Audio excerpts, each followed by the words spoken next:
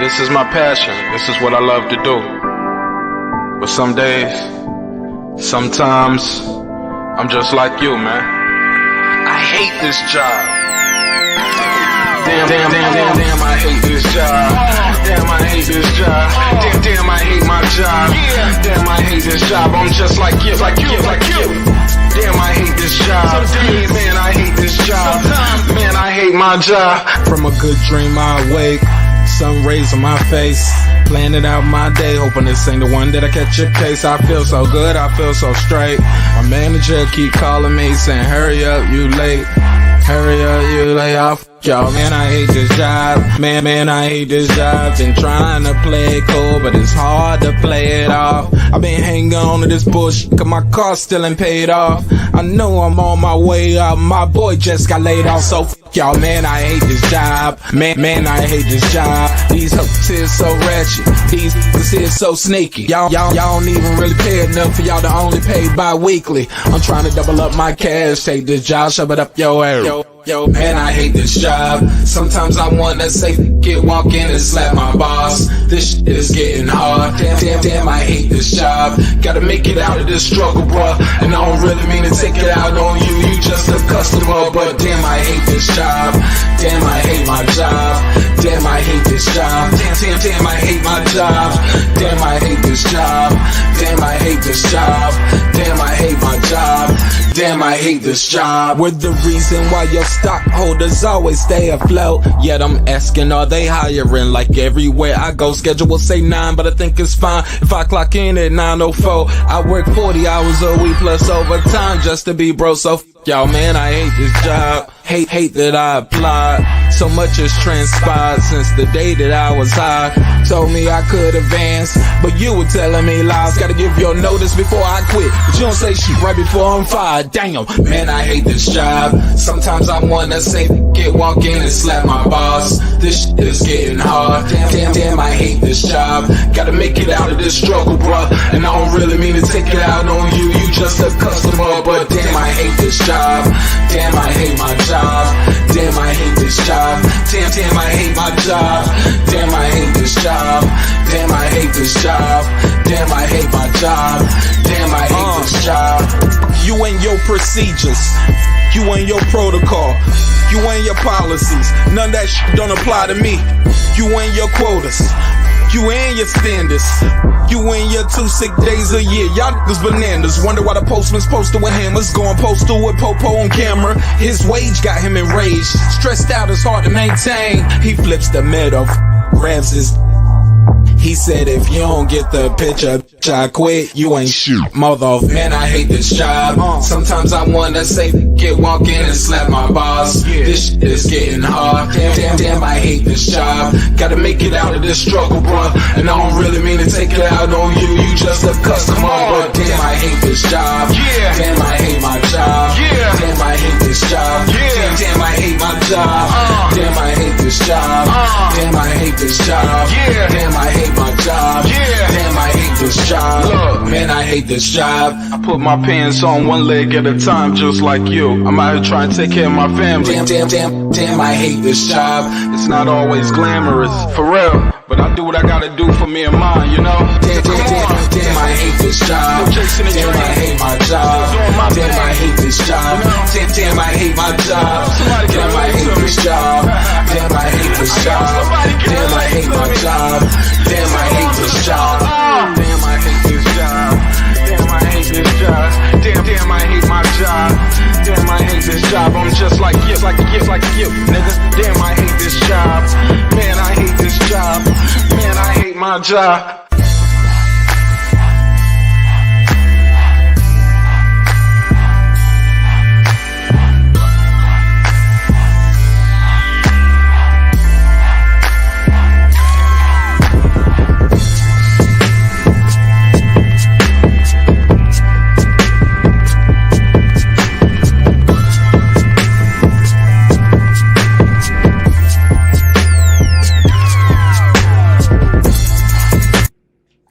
The views and opinions expressed in this program are those of the speakers, commentators, experts, and/or the host. They do not explicitly nor necessarily reflect nor represent the channel's policy or the views held by the channel or broadcaster. The broadcaster or its channel cannot be held accountable for all or any views expressed during the program. Basically, if I didn't say it, don't come for me. You come for the person who said it. And please don't sue me for somebody else's words. With that said, let's start the show, motherfucker. This that squad sound.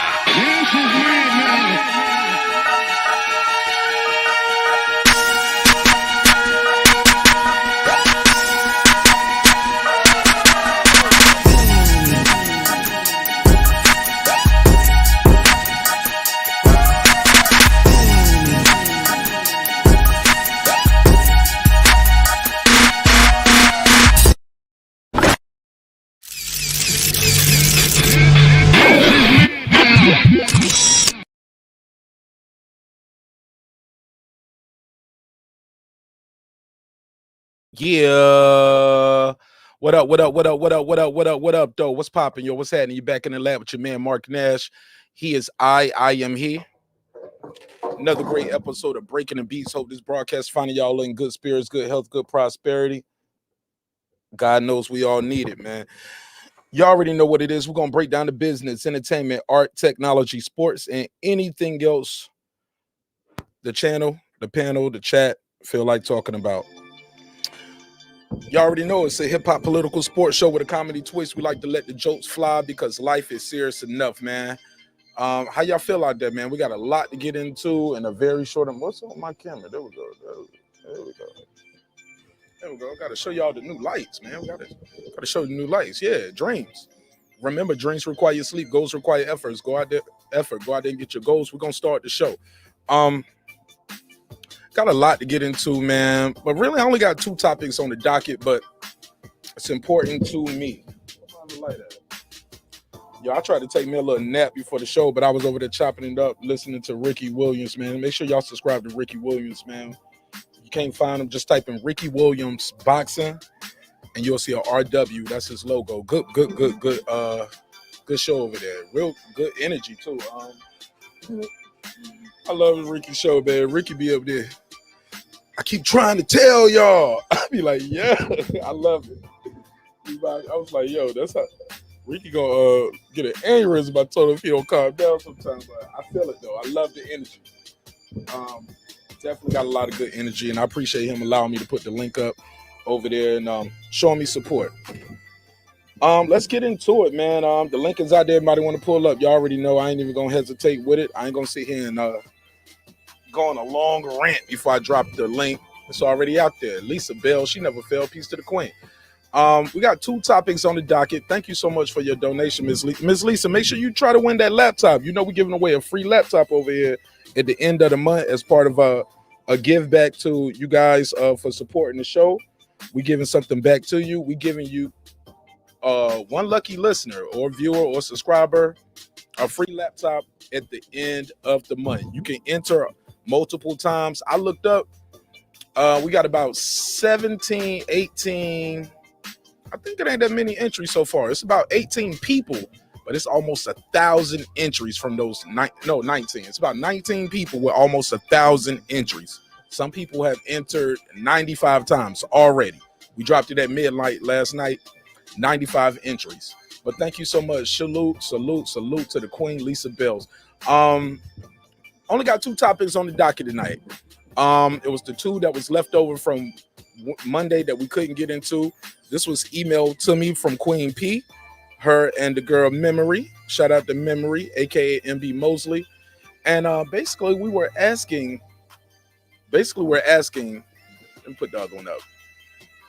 Top 20 most influential albums, because we were doing videos and people kept naming songs and they were naming different things. I was like, no, it's the album though. That album influential. So that's where we at with it. We're trying to do most influential albums. Top 20 most influential albums. And also we're gonna ask the ladies and the guys. So this ain't just singling out ladies, because that other question was kind of geared more towards ladies. The one we talked about on Monday. This one is for everybody. Top, what are your deal breakers, red flags, and turnoffs get in relationships? Like, what are things you need to know before you get into a relationship? With that said, without further ado, we're gonna get into the hip hop talk. But before I do that, let me introduce the homie, my Carolina brethren. Sir Senior, what up, man? How you feel, my guy? I'm good, bro. How are you? Oh man, I'm always good, even when it's bad, man. God don't make mistakes, so I'm here for a reason, and we're gonna do God's work over here tonight. Amen.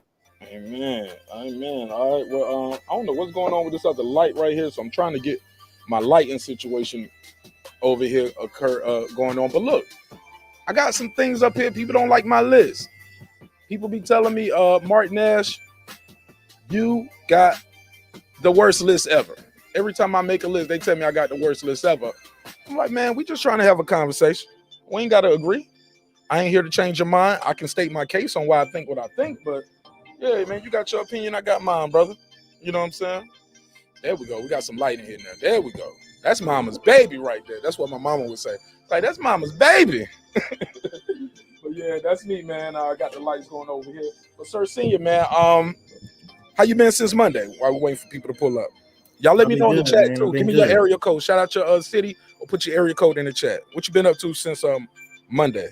Yeah, making some moves. Had to handle some stuff for, my uncle and everything, and got him squared away. So Everything it's okay? always a blessing to take care of, the elders. Everything okay with your uncle? Yeah, he's good now. He's doing better. Got him in a new rehab, so he's fighting back.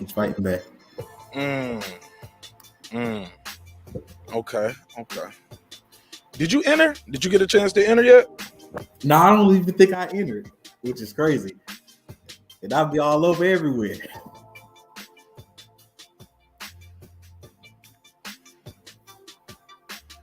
But yeah, I'm definitely gonna have to enter to get that free laptop. Ain't nothing better than free. Boy, who you telling, man? Who you telling? Well, with laptops, because sometimes that. Oh yes. That free will cost you. He started early. He early on it. Let me get this soundboard open up here. I don't know what's gonna come. What Sir Senior gonna say next? Hold on. That's just a test right there to make sure, see how loud it was. All right, yeah, let's turn that down a little bit. How the music sound out there? How my audio sound? Y'all let me know how it sound out there. You might need to turn the music back up a little bit. Just a little bit. Just a smidge. There we go. There we go. How that sound right there? Just a little bit more. That'll be perfect. Right there? Cool. Yeah, All right, look, man, let's jump right into it, man. Let's have a little hip-hop conversation, man.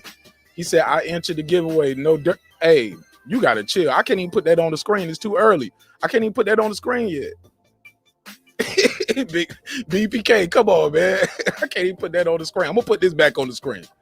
Salute to the Queen Lisa Bells. Thank you so much, man. Like I said, this is the reason why we're able to give away a laptop, because of people like this, taking their time, their energy, but more importantly, putting their dollars behind the content that they like to see.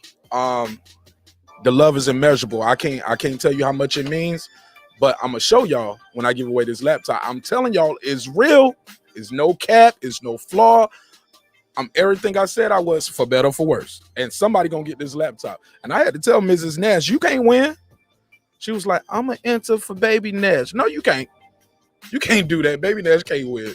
My daughter cannot. She is not 18 years old. So I and you live in the house, so we can't mail it to ourselves. Your name cannot pop up in that drawing. But let's get into some hip hop talk, man. Let's get into some hip hop talk. Just dropping through. Appreciate you, DJ Drama. That's my guy. Let's get into this hip hop talk. 20 most influential albums. I'm gonna read off my list. Y'all can kill me in the comments. Join the panel. Let's debate it. Let's switch out some of these topics. Switch out some of these I got on the list. I only put one for each artist. Now I get it. You might say Tupac has more than one influential album. You might say Machiavelli, All Eyes on Me, Strictly for My Niggas, whatever. I only pick one. So at number one, this is not in any order. 20 most influential albums. 20 most influential albums. Yo, Lauryn Hill was close to being on that list. I should have put her up here, man. But I took Lauryn Hill off, and I put, who did I put in Lauryn Hill's spot? Oh, y'all gonna kill me for this. I put Little Kim in Lauryn Hill's spot. Don't get mad at me. But yeah, Public Enemy is on the list though. And I put Nas on the list, but I didn't pick Illmatic. Illmatic wasn't the album for me.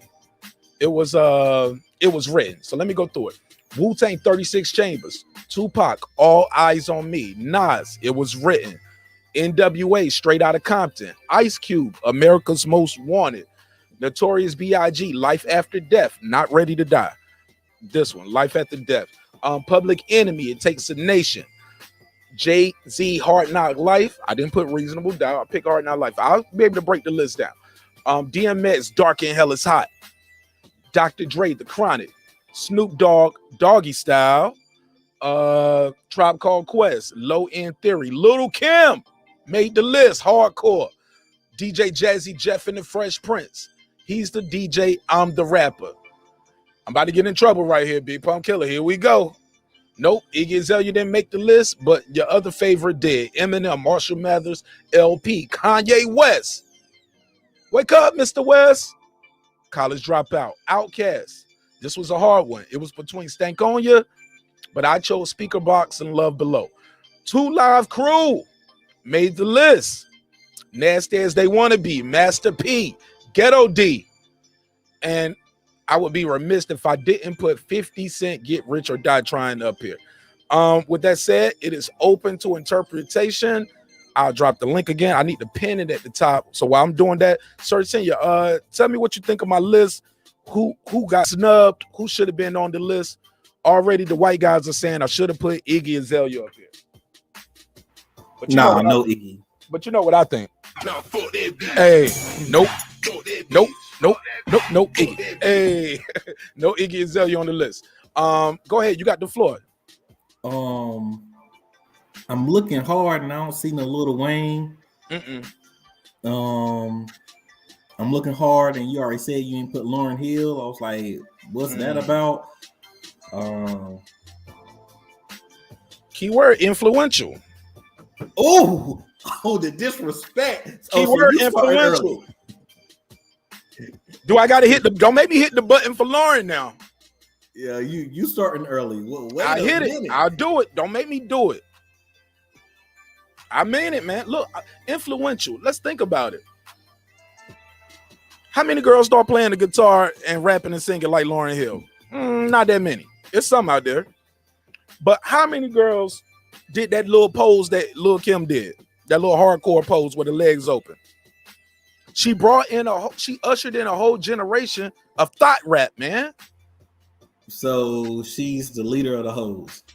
I ain't gonna say that, but she's the leader of that culture. Of that, like, look, Lil Kim came out before Foxy. Look, before Lil Kim was out here, bro. I remember girls wearing baggy shit. I remember. You remember Rage? I rock rough and stuff with my Afro puffs. Yeah, I remember that. Some girls was rocking it. Lil Kim came out, Crush on You. It's been colorful wigs on all your favorite female rappers ever since.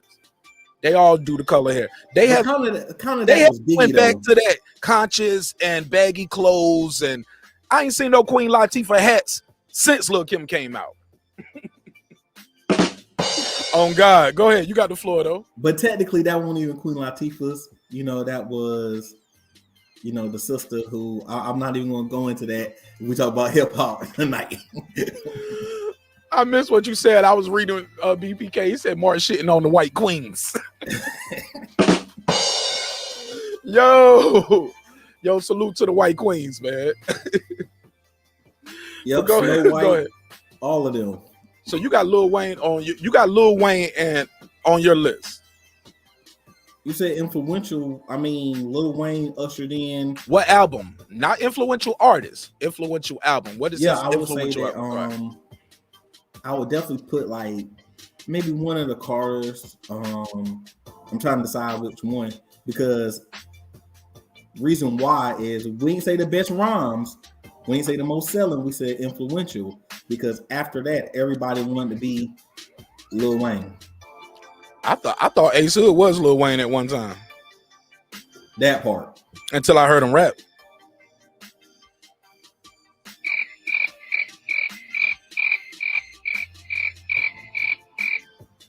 Good guy. Not the best MC. Like, You know what I'm saying? I mean, Not trash, neither but was he. Lil Wayne until after Gilly, but that's another conversation. Oh shit! You got. Hold on. Wrong drop. That's the one. Oh shit! There you go. So you think?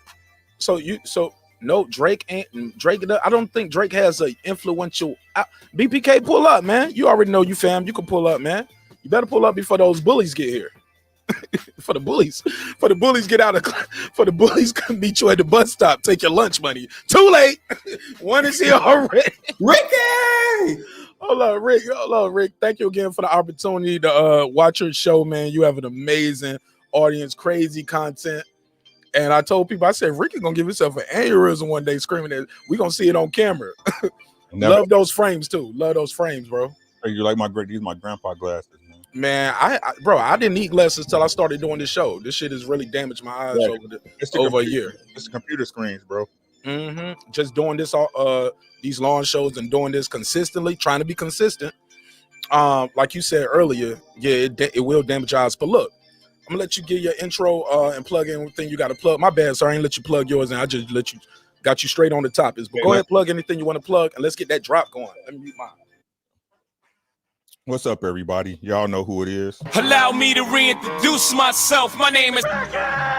We looking to be your favorite YouTuber's favorite YouTuber. Make sure y'all follow me on YouTube. Do a search for Ricky Jones Boston. What you want to do is just look for that RW with that Nipsey blue. That's how you know you right there. And you can also follow me on Twitter at rdubs1 and Instagram at r_dubs. What's up, sir? How you doing, bro? What's up with you, Ricky? Oh man, I forgot Kendrick. Everything is everything, God. Ricky, we got two little topics on the docket. I didn't load it up this time because I figured we can eat up the whole clock with this one. But we had two topics. Albums, because last time when we was talking about most influential videos, people was bringing up influential artists, influential moments, or things of that nature, or a good song, but not the video. So we're talking about the albums, and also you and the ladies had a very interesting conversation as the show went on, and that's going to be part of the second half of the show. I'm gonna put the image back on the screen, and for those who just pulling up, please smash the like button and consider subscribing to the show if you're new. What do you think of my list right here? How bad is it? Who do we need to switch out? Who got snubbed off this list? I got Wu-Tang 36 Chambers, Pac All Eyes on Me, Nas It Was Written, not Illmatic, It Was Written, NWA Straight Outta Compton, Ice Cube America's Most Wanted, not the one with No Vaseline, that was the next album. That was Death Certificate. I got America's Most Wanted, his debut. Biggie, Life After Death, not the first album. Public Enemy, Takes a Nation. Jay-Z, Hard Knock Life, not Reasonable Doubt, so some people don't like that. DMX, Dark and Hell Is Hot. The Chronic, Snoop Dogg, Doggy Style, Tribe Called Quest, Low End Theory. Lil Kim brought in the whole culture with hardcore. Jazzy Jeff, Fresh Prince, The DJ and the Rapper, Eminem, Marshall Mathers, Kanye West, College Dropout, Outkast, Speaker Box, Love Below. That was a hard one to pick one for them. 2 Live Crew, yep, they on the list. Nasty As They Wanna Be, Master P, Ghetto D, 50 Cent, Get Rich or Die Trying. How did I do, brother? You muted. He said, damn. Damn. How did I do, man? To be honest with you, man, ain't too many of those you can question. I'm just being. I mean, if you're talking about influencing hip hop, right? Ain't too many of those to me you can question, bro. I think, again, this is my personal opinion, bro. Shit, God, yo, this is a tough one, bro. You know what? Come back to me, bro. Come back, bro. Okay. Well, let me go to the chat and then Pat this Sir Senior. They said Carter 3 need to be up here. They're telling me shout out to Corey. Corey said Carter 3. BPK is telling me Take Care should be on the list. He said it ushered in the sad sound, which is true. Definitely got a lot of people singing, but I think Andre 3000 did that on Love Below. I think more people are singing because of Andre 3000, more than you know. That's my opinion. Also, honorable mention. I'm gonna mute you real quick, Asian man. Honorable mention: Kendrick Lamar, Pimp a Butterfly. Got it. I like that, but I don't know who I would take off to put Kendrick up there. Champion Heart. This is my guy right here. He said, "Pull up before the bullies get here." I like the guy. You know what I'm saying? NWA had the most influential album in rap. They shifted the sound of rap music, followed by Dr. Dre's The Chronic. That added another shift in the sound and culture. But Reggie, you are biased. Let's be clear. You got a West Coast bias, my G. California love. I know it. I know you love your town. Love your coast. But I think he's an honest person. But yeah, man, every time we bring a rap album up, he go straight to DJ Quick. But who else we got? He said, what about Man on the Moon? I don't know who Kid Cudi else he influenced. He was, I don't know. But we'll talk about it. Lisa Bell, she said, yes, they have. That's why they early on the list, even though the list ain't in no order. Reggie Owens, she said, Lisa Bell said peace. Everybody saying big facts, Reggie. Okay, let me shut up. Leave Reggie alone. Reggie got a cult following too, though, so they just don't want Reggie to drop 20 videos on him. Reggie, man, he's super hard. They call him hard working man in the YouTube. They call me one of the hardest working men in the YouTube. Nah, Reggie might have me beat, man. Nas Illmatic is fire, but it's not the most influential one to me over the second album. All right. Comments are still going. UGK need to mention. Who are you gonna take off? And what's the album that you're gonna take off and put UGK up there? Also, he said, nah, no West Coast bias. Even New York artists spoke on it. Respect. All right, King HMF, welcome back home. Welcome back to the neighborhood. Tell people your name and tell us how you feel. You know how I feel as usual. 56 sitting on 56 mil as we all should feel. Salute to the panel. Salute to the chat. Tell a friend. Tune on in. Yeah, Johnny Blaze, Snoop Dogg on the list. I have to agree with Reggie. Yes, straight out of Compton, man. Because when we say most influential, time matters, and it's still standing the test of time. But it's a good list. I will give you definitely a solid A. Only thing that might be edging it to an A minus is old girl. Look here. No, from the Fuji, she should be on Hill. Lauryn Hill should. I think she for her Miseducation album. Yes, Miseducation. But it's hard to. Who you gonna take off? Say, man, I might have to pick on Master P and probably Jazzy. Jazzy Jeff was the first crossover success rap album. I mean, it was. Hey, look, I think that didn't they win the first Grammy in hip hop? Exactly, that was the first, and it was the first double album. Exactly. Yeah, the Euros that was one of the first albums that the hardcore Euros gravitated to. So it's hard to pick on them as well. Ah man, you got a damn good list, man. You're making it Big tough. Pun? Did Big Pun get snubbed? Should Big Pun been on this list? No, man. You got a hardcore list, man. You almost got a bulletproof list. Shit, man. I'm in a group chat with my homies. It's about 12 of us in that group chat. They told me my list was trash, yo. The one I would switch that I think about it, bro. I think that was Jay-Z Hard Knock Life. I think the Blueprint was more influential than Hard Knock Life. Okay. Hold up. Okay, Ricky put a case on me. Go ahead. Open up the case file. What you got for me? Why? I mean, if you look at the time frames of when the albums happen, like, okay, so I look at it like this. Hard Knock Life put Jay-Z on the map, right? The Blueprint took over the game and put the game on notice. Right? Once Jay-Z came out with the Blueprint, everybody was running behind that album. Everybody was, especially East Coast rappers, everybody that was somebody that was rapping was trying to match the Blueprint, bro. And don't forget, he then was able to come out with the Blueprint too. You had I don't know how many remixes of the albums on there, bro. The Blueprint's a classic, bro. Facts. Everybody was like, "Give me a beat that sound like Jay-Z." You know why? I think that, but low key, I think that happened before the Blueprint. I think it happened with "It's Hard Not that Annie shit."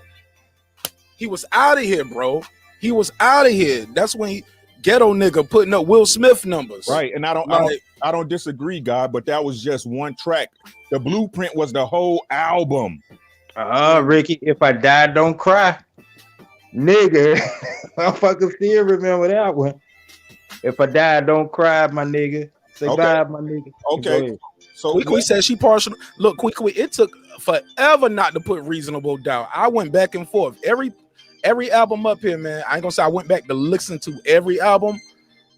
Because all of these albums combined is the length of Kanye's last album, Donda. So I didn't have time. But what I will say is, I definitely went back and looked at the track list, and I had to look at what came out around that time. Not only where it charted, what else came out after that. But with that, I digress, man. Let me grab me a cup of water real quick. Y'all got the floor. Megazord, introduce yourself to the channel, the panel, and the chat. Welcome back home to the neighborhood, my brother.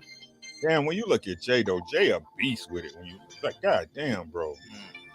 But to be honest, nobody liked Reasonable Doubt until later on. Like, they liked it when it came out, but nobody really was like, oh, it's a great album until later on. Like, he had 2, 3, maybe even 4 or 5 albums out. Then people started going, oh yeah, Reasonable Doubt.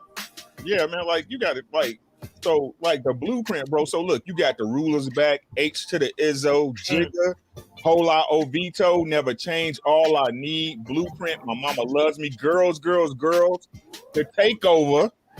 So the diss against Nas, right? Yeah, every song was pretty much fire on the Heart of the City, Song Cry, Renegade, Ambry. You just come on, man. Oh no, you made a good point, but it's hard. It's almost like picking your favorite child and you have triplets. You know what I'm saying? So no, I agree with you though, Ricky. Yeah, Blueprint probably could replace Hard Knock Life, but that's not to say Hard Knock Life wasn't a good choice. No, Hard Knock Volume 2, it had more impact than Blueprint. Blueprint was the better album by far. Right, but right. As far as impact, it's like if we just strictly talking about impact, that's the album that made Jay-Z a household name. That solidified him as the guy in rap at that time. You know, that album went like 3 times platinum in like a 2-month span. You know what I'm saying? Yeah, and the Blueprint took it to a whole nother level on top of that. The Blueprint solidified him as that guy. Volume 2 was him becoming the guy. You know what I'm saying? Right. In terms of being the impactful rap superstar, the most impactful rap superstar in the history of rap, in my humble opinion. But yeah, Volume 2 is more impactful than the Blueprint. The Blueprint, by far and large, the better album, and can be argued as Jay-Z's best album, which I would go with Reasonable Doubt. But if we just turn for conversation, I couldn't argue with anyone that said Blueprint was his best project because we didn't say best though. We're not arguing best. We're saying no. That's what I was just talking. I was just talking to Brother Rick's point. I believe Volume 2 is the most impactful by far, hands down. What? Like I believe Volume. Because that's what made Jay-Z. That's what made him a superstar. Volume 2. When you talk about the singles he had on there, every single went platinum. Money Cash Hoes. He had Money and a Thing. He had Jigga What, Jigga Who. He had Can I Get a What? You know what I'm saying? Like that. Here, bro. And then not even mentioning all the shit work he was doing around there outside of that album. The shit he he was on the DMX album. He did he was on the Jermaine Dupri album. Yeah. He was on Lobster and Shrimp with Timberland. You couldn't miss the nigga, man. Well, no, that's when the album went like Drake. It went 2 times platinum, 3 times platinum in a 2-month span. You know what I'm saying? He was also on R. Kelly's double disc that same year. The R. Kelly double disc came out. He was on that. 1998 is the year that solidified Jay-Z is Jay-Z. Like, every effort, I feel like every effort after that, Volume 3, Dynasty, Blueprint 1, Blueprint 2, like everything just solidified Jay-Z is who he was at the time. If we talking about just strictly impact, I'm gonna go Volume 2 every time. Just like with Tupac, I would say before I say All Eyes on Me and Machiavelli, I'm gonna say Me Against the World. People forget he was in jail. He had he was in jail. In prison. He was in jail at the time. With a #1 album. And then if we look at the singles, So Many Tears, Temptations. You broke up, Megazord. And at that time, I was what, 11, and you know that shit that made me want to rap. Like, of course, hearing the Chronic, which is another impactful album to me, I will put up Right. there. It's up The here. Chronic, yeah, the Chronic made me fall in love. Definitely made me fall in love with rap. But what made me want to rap was Me Against the World. Okay. But Megazord, let me go through the list for the people who don't know, because I'm seeing a couple people saying names that are on the list, right? Which album, Lisa? Lisa said Tribe Called Quest. Which album? Because for me, it was going to be Beats, Rhymes, and Life or Low End Theory. I couldn't decide, so I went with Popular Opinion. You get what I'm saying? But what I want to say is this. I'll go through the list for the people who can't see it because the print is small, or they're just driving in the car, they're doing other things, right?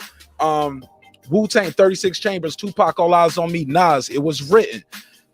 What I got next? NWA, Straight Outta Compton, Ice Cube, America's Most Wanted, Biggie Smalls, Life After Death, Public Enemy, It Takes a Nation, Jay-Z, Hard Knock Life, DMX, Dark and Hell Is Hot, Dr. Dre, The Chronic, Snoop Dogg, Doggy Style, Tribe Called Quest, Low End Theory, Lil Kim, Hardcore, Jazzy Jeff, the DJ and the rapper, Eminem, Marshall Mathers, Kanye West, College Dropout, Ice Cube, Speaker Box, Love Below, NW, Two Live Crew, Nasty As They Wanna Be, Master P, Ghetto Dope, 50 Cent, Get Rich or Die Trying.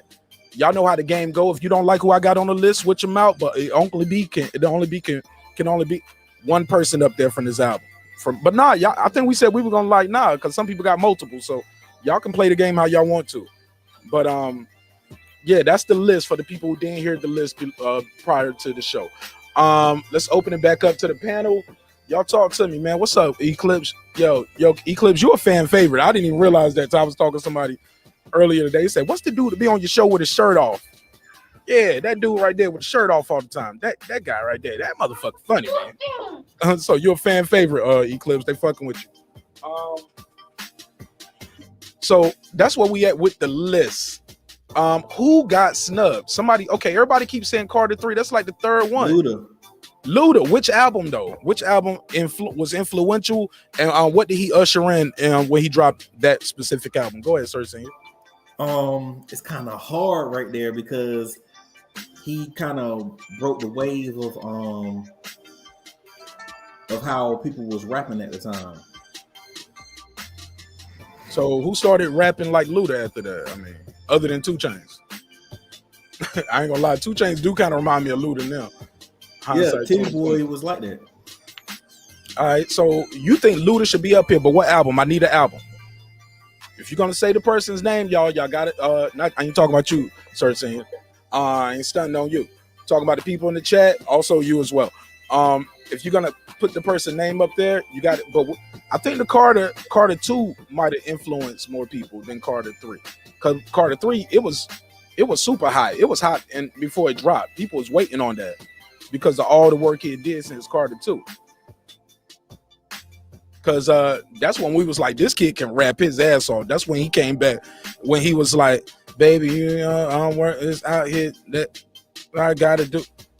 Me and you and we eat, and like whatever that song is. Y'all know the song I'm talking about, right? Yeah, and we hustling. This hustling, man. That song was really there. That was when it was like, damn, Wayne's finding his stride. So who you want? Oh my God, that album. Hey, look, real quick. Introduce yourself to the channel, pen on the chat for the people who don't know, and plug anything you want to plug. Man, first of all, I want to plug the Nash Nation and let all y'all know y'all welcome to the Nash neighborhood. It's good to be home. Good to see my brother Ricky Williams. Good to see King Angel Math. Good to see my good brother Sir Senior. And what's up, Major Czar? How you doing, Nash? How's everybody doing? Is that guy Cliff? And I'm here for the shits. What's happening? All right, man. Well, look, we're going through the 20 most influential albums this time. Based off the conversation we had on Monday, a lot of people was bringing up certain individuals that I didn't think they had. Like Jay-Z won't on my list for top 20 videos right here. I love Jay-Z. I don't think a lot of his videos were super influential. Maybe 99 Problems, but nah, I don't know what they ushered in. Jay-Z always picked the biggest and best directors for the most part. The video I wanted to put up there, I couldn't put it up there. It was the one when he does the Kaiser Soze thing. But that's neither here nor there. So what you got? How you feel about this 20 most influential album list that we got right here, bro? You got the floor. Welcome back again. Put the list up real quick. Of course, shout out to the gods. Ooh, that end of the 36 was dope, but I'd swap that out with the double album, Rule Forever. Okay. Hold on. I got to put a case on you. Got to put a case on you, man. Let's bring it to the table. Let's stop right there. You're the first one to say that. How do y'all feel about it in the chat, and what y'all think on the panel? We got to bring that. We got to speak about that. You tell me why first, Eclipse. Make your case, and let's put him on trial for this.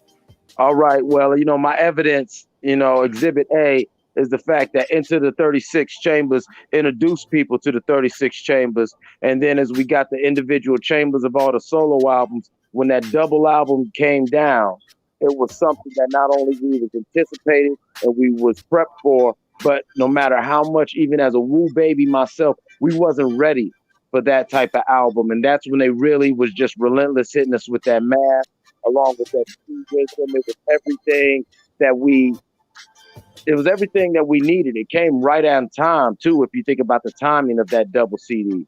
You feel what I'm saying? And then when you look at the high point of Wu-Tang's career and their true influence and scope, yeah, people will talk about, the first time we got a taste of that was the 36. But once Wu Forever dropped, that's when that W was definitely cemented all around the globe. I 100% agree. Okay, shit. You want to elaborate, or you want to pass it? I object, Your Honor. All right, go. Because I object too. Go ahead, counselor. Well, the Wu-Tang definitely impactful, but it created a cult following, which to me you can compare it to the Carter 3 cult following, which ushered in something.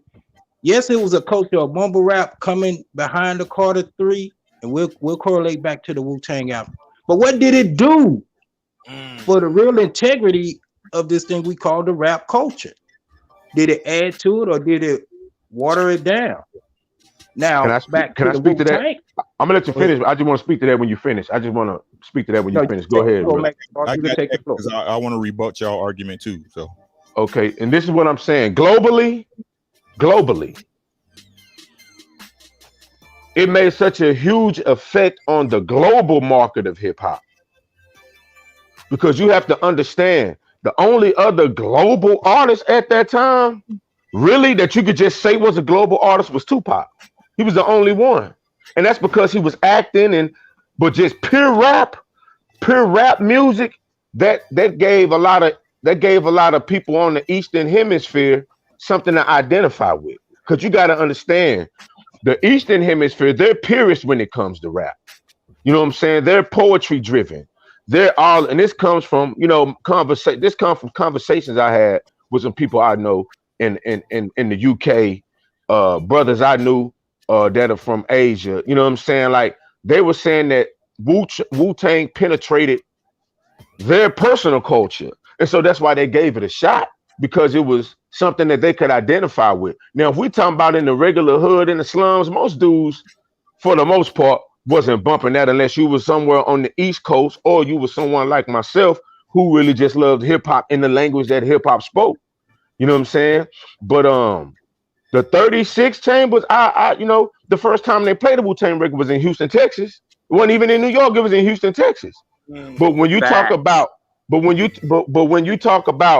impact, influence, no, when the bees swarmed on New York from that video, the Triumph video, you got to understand that went with that double album. Oh. It went with that double album, and you got to understand they were coming off of Iron Man. They was coming off of Only Built for Cuban Links. They were coming off the 36 Chambers, bro. It all started there. You're right. No, that's where it started. That's where I agree with you. But none of those, but the 36 Chambers is a seminal. I wouldn't say it's the seminal Wu-Tang album.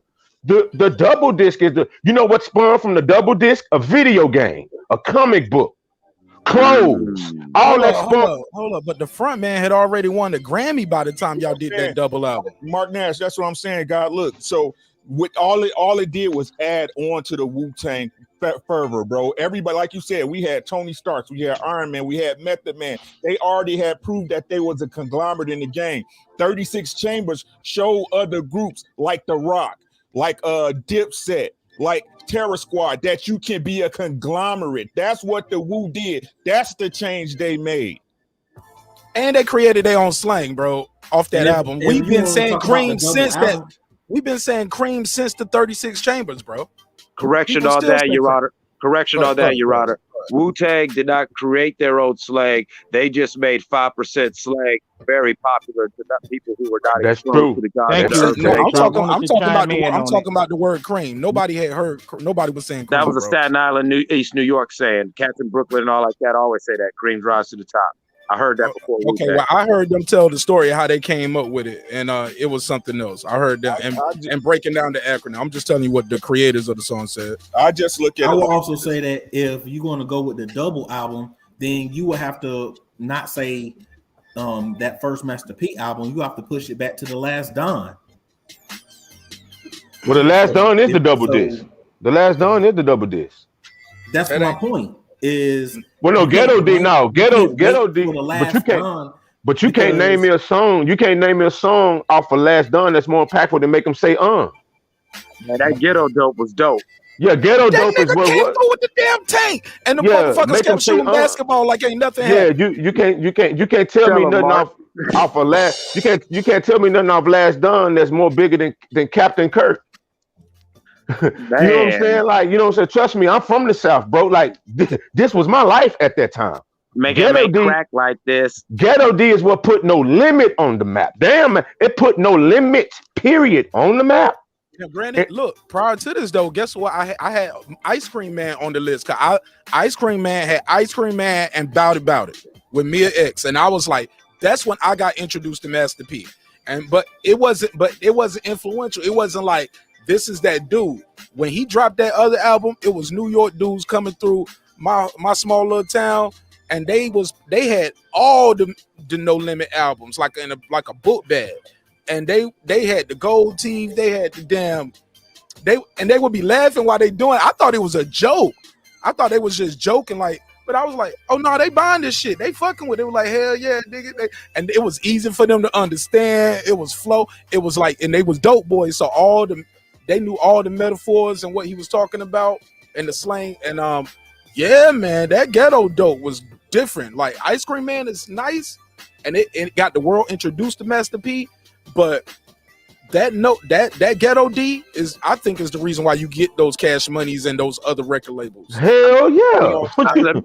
Can I chime in real quick on Master P? Cook up. Weird for me. I was living in Arizona at the time, so the first time I got when I first got a wind of OG Percy Miller. I don't even like calling him Master P. I like calling him Mr. Miller.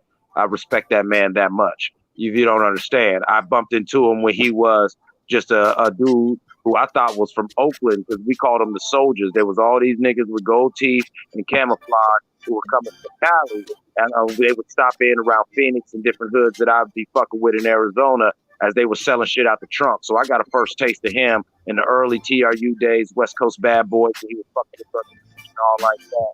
So by the time I'd been telling niggas about him, so when Bout It hit, I was like, yo, I really don't fuck with his music, but he got the slappers and he's a real nigga. Talking about Mr. Miller.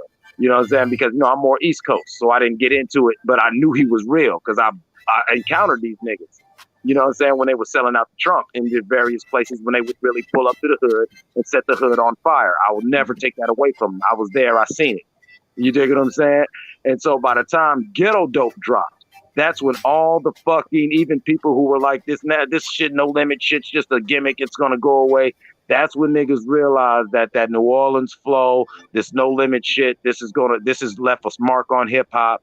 And it was like, you was hearing the conversations. I'll just leave it at that. You was hearing the conversations when we talked hip hop, where you had to bring up P. That's why, like, nobody got mad when P was on the 4321 remix, because yes, he's relevant.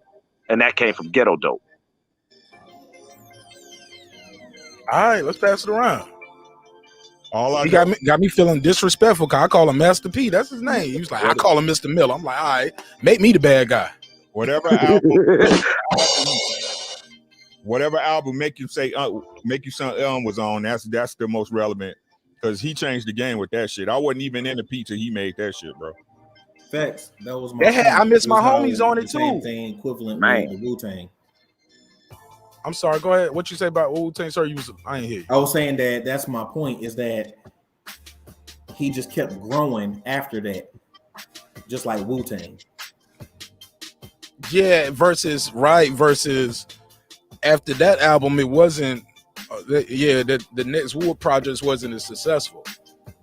I'm saying to me, that was their apex. That's not their most Exactly. influential album. That's their apex. To me, the double album with the Wu was like the icing on the cake. It didn't change what they was going through. Everybody already knew who Wu was, right? Who didn't have, like I said, who didn't have shit? Who didn't have fucking Raekwon shit? Who didn't have Method Man shit? You know what I'm saying? Who didn't have Tony Stark shit? You know what I'm saying? You had everybody shit already because the impact had already been made. They was just building the brand from that point. I would say that solidified the brand. You know what I'm saying? Because like Clip said, wasn't nobody expecting them to form like Voltron for a second time and drop 2 ciphers. They dropped 2 ciphers. You know what I'm saying? Wasn't nobody expecting that. They dropped 2 ciphers. And like I said, when the bees swarmed out of New York for the Triumph video, it wasn't they never had a bigger moment than that. Not solo, not together. That was their biggest moment. That was their biggest moment. That was their biggest. Are we talking?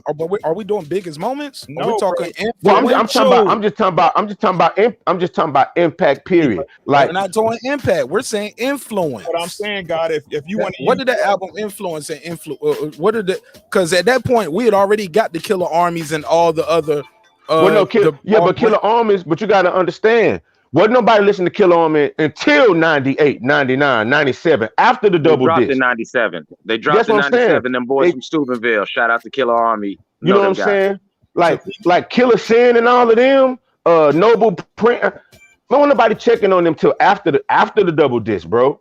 Like before, I didn't hear no murmurs. Like Soul in the Hole was the only thing that I heard, and Shaheem the Rugged Child was the only one that was kind of being touted. But no other Wu affiliate was being touted like that. No, but again, we're talking about. Let's table. Look, after Ricky make his closing statement, let's put it to a vote. Why not? To me, I hear what he's saying, bro, but I just think it's being used in the wrong context, right? We talking about the impact the album had, so you can use Triumph, but to me, Protect Your Neck was just as influential as that song was. Protect Your Neck tore the country down once it got out. So, but like I said, the thing is that the 36 Chambers was the God. You know what I'm saying? The Triumph album was the celebration. You see what I'm saying? But the 36 Chambers was the God that birthed all of them, bro. Without the 36 Chambers, the culture don't change for Wu-Tang, right? Wu-Tang don't get on. You don't hear Method Man and none of them if it's not for the 36 Chambers. That's the key that opened the lock. Everything else you got after you was already in. Now with that said, I will say I can see that point to Ricky, and if that's what you're saying overall, Mark, I'll agree with you. But if you're talking about impact as somebody who was living in Hawaii and came back to Ohio at the time when the double disc dropped, like, yo, when they did the It's Yours video, they had my island crazy. 2 months prior, I left the week that they came because I had tickets to that show, and I'll never forget being so salty about leaving the week that they came, and they recorded all that. They did the concert and recorded that footage for the It's Yours video. Like, niggas have, like, I lived in an international place where you had niggas who could not speak English, but they could straight up mimic the gods and talk like they from East New York or Staten Island because that double disc had them going zany bars. Okay, well, look, let's put it to a vote. Obviously, I'm not just sticking to my guns on this one because I made the list. but I gotta say 36 Chambers is more influential to me because that's how many of us got introduced to all the, I don't want to say characters, I'll say members of the group, but they all have their own different character. Like they're not they don't all rap the same, they don't all move the same, they don't dress the same. So that's when I mean, like they all showed that they had different personality. So 36 Chambers for me. Ricky, who you got? Up from the 36 chamber. All right, Megazar, what you got? I'm gonna go with the double disc. Woo Forever. I'm gonna go with Woo Forever. Woo Forever. Clips, what you got? I'm gonna stick with Woo Forever, but I do see where you and Ricky coming from. Okay, King Asia Mav, what you gonna do? You are you gonna is it Woo Forever or is it Enter 36 Chambers? I would say Enter the 36 Chambers. Okay. And salute to Eclipse. Your mic is sounding real good tonight. Real good. And Megazord, there were other. Yo, he's slick joking on. He's slick joning on you a little bit. Slick Jones, that's my guy, man. Ain't no. I just like it when it's. I'm fucking with you. Look, I'm just trying to keep it going, man. Okay. Oh yeah. But you know, that's my running joke on his ass. Like, come on, man. But should have been giving away a mic instead of a laptop this month. But yeah, I still will have to say, yeah, they created a cult following, but in the grand scheme of things, yeah, they penetrated the global market, but there were other acts that was there, and they are deserving to be on the list. But I just feel, you know, I get it. Okay, all right. This hip hop thing emotional, man. Hey, look, it ain't as toxic as boxing. Like these conversations be a lot smoother. Tupac, All Eyes on Me. Did we all agree on that one, or did you or is Megazard the only one that wanted Me Against the World? I know Megazard said Me Against the World. Did anybody else have a different Pac album? So I mean, I want to go. I really, a part of me wants to say. I'm sorry. Now, I don't know if that was Ricky doing the drop or somebody had the TV on. Ricky, you got a drop or something? My bad. Okay, go ahead. You want Tupac, All Eyes on Me up here, or is it Me Against the World, Machiavelli? What you got? The only reason why I'm staying with All Eyes on Me is because it had more songs than Me Against the World. And you dig what I'm saying? Because both of those albums, every track is iconic, but you got a double dip of every track is iconic versus one CD where every track is iconic. Influential though. Yeah, iconic, influential. Like, come on, man. All them Shorty Wanna Be a Thug on Me Against the World, that whole album is dope. But when you put it against that double CD of All Eyes on Me, you gotta go All Eyes on Me. You ain't got to. Megazar said otherwise. Anybody else on the Tupac one? Right now, Megazar, it ain't even close enough for a vote right now. Anybody want to make an argument for Me Against the World? Or can we argue this Nas topic? Because this is the one that got me in a lot of trouble in my group chat. Well, yeah, we can go to the Nas because All Eyes on Me. Okay, because Nas, it was written. Don't start that shit with my mic, goddammit. No, you doing good tonight. This shit is working. Nas, it was written. To me, it's a better album, better songs. It's better constructed. He got better stories, the videos. That's when, to me, yeah, everybody knew the first album Nas could rap. But after Nas did this album, people started rapping like Nas. Like people started measuring their bars like Nas. Like I want to say the first album because Nas was the first nigga to put the baby cover up there, baby picture on his album. You know what I'm saying? But when he kept it going and with the projects behind it, even where you just see Nas written in the corner. Look, man, look at my Marq Nash covers. He the reason why my Marq Nash logo is in the corner the way it is on every project. But more importantly, he was doing different things. That Street Dreamers R. Kelly remix came out of nowhere. Before that, you were just hearing, you might have heard R. Kelly on the R&B joints and Make You Happy. You Deserve to Be Happy joint. I remember seeing it on the shirt. But Street Dreamers, crazy. The joint with Lauren, with her, like that's when you the videos, Nas in the pink suit, but more importantly, the records. The records. When he does the I Gave You Power, We had never heard that before in hip hop, where a rapper is using personification. Man, Never was done before, so never been done again. Go ahead. You so right, man, but it still wasn't more impactful than Illmatic. Yeah, it wasn't influence. It Hey, wasn't look, influential like I had that. to It was make my better. case. I'm gonna give Yeah, you. It was I written. gotta go with the gods. Ricky and Czar on you. Yeah, Because Illmatic is the reason why people started borrowing Nas flow. The Come on, man. 464. that's true. The monkey That's flipping true. with He the told funky New York rhythm, I be down, bro. kicking musician. That came from I don't think he Illmatic. rapped the same up there. I don't even think he's rapping the same on It Was Written that he was on Illmatic. He ain't Illmatic even rapping the same. He rapping way better. He told it doesn't matter. You said influential. You didn't say the best project. Yep, y'all caught me with my own words. Got me. It Yeah. Was Written was a better project, but Illmatic set the tone. I'm with Ricky. One So Ricky, Illmatic, I'm with you hard body on that. Illmatic set the goddamn tone. Hey, Rick and Clips, correct me if I'm wrong. Illmatic is seen as the seminal hip hop album by New Yorkers. Is that not considered the seminal hip hop album? It definitely is a standard. It definitely is a standard. It defines modern hip hop by New York standards. That's what they said.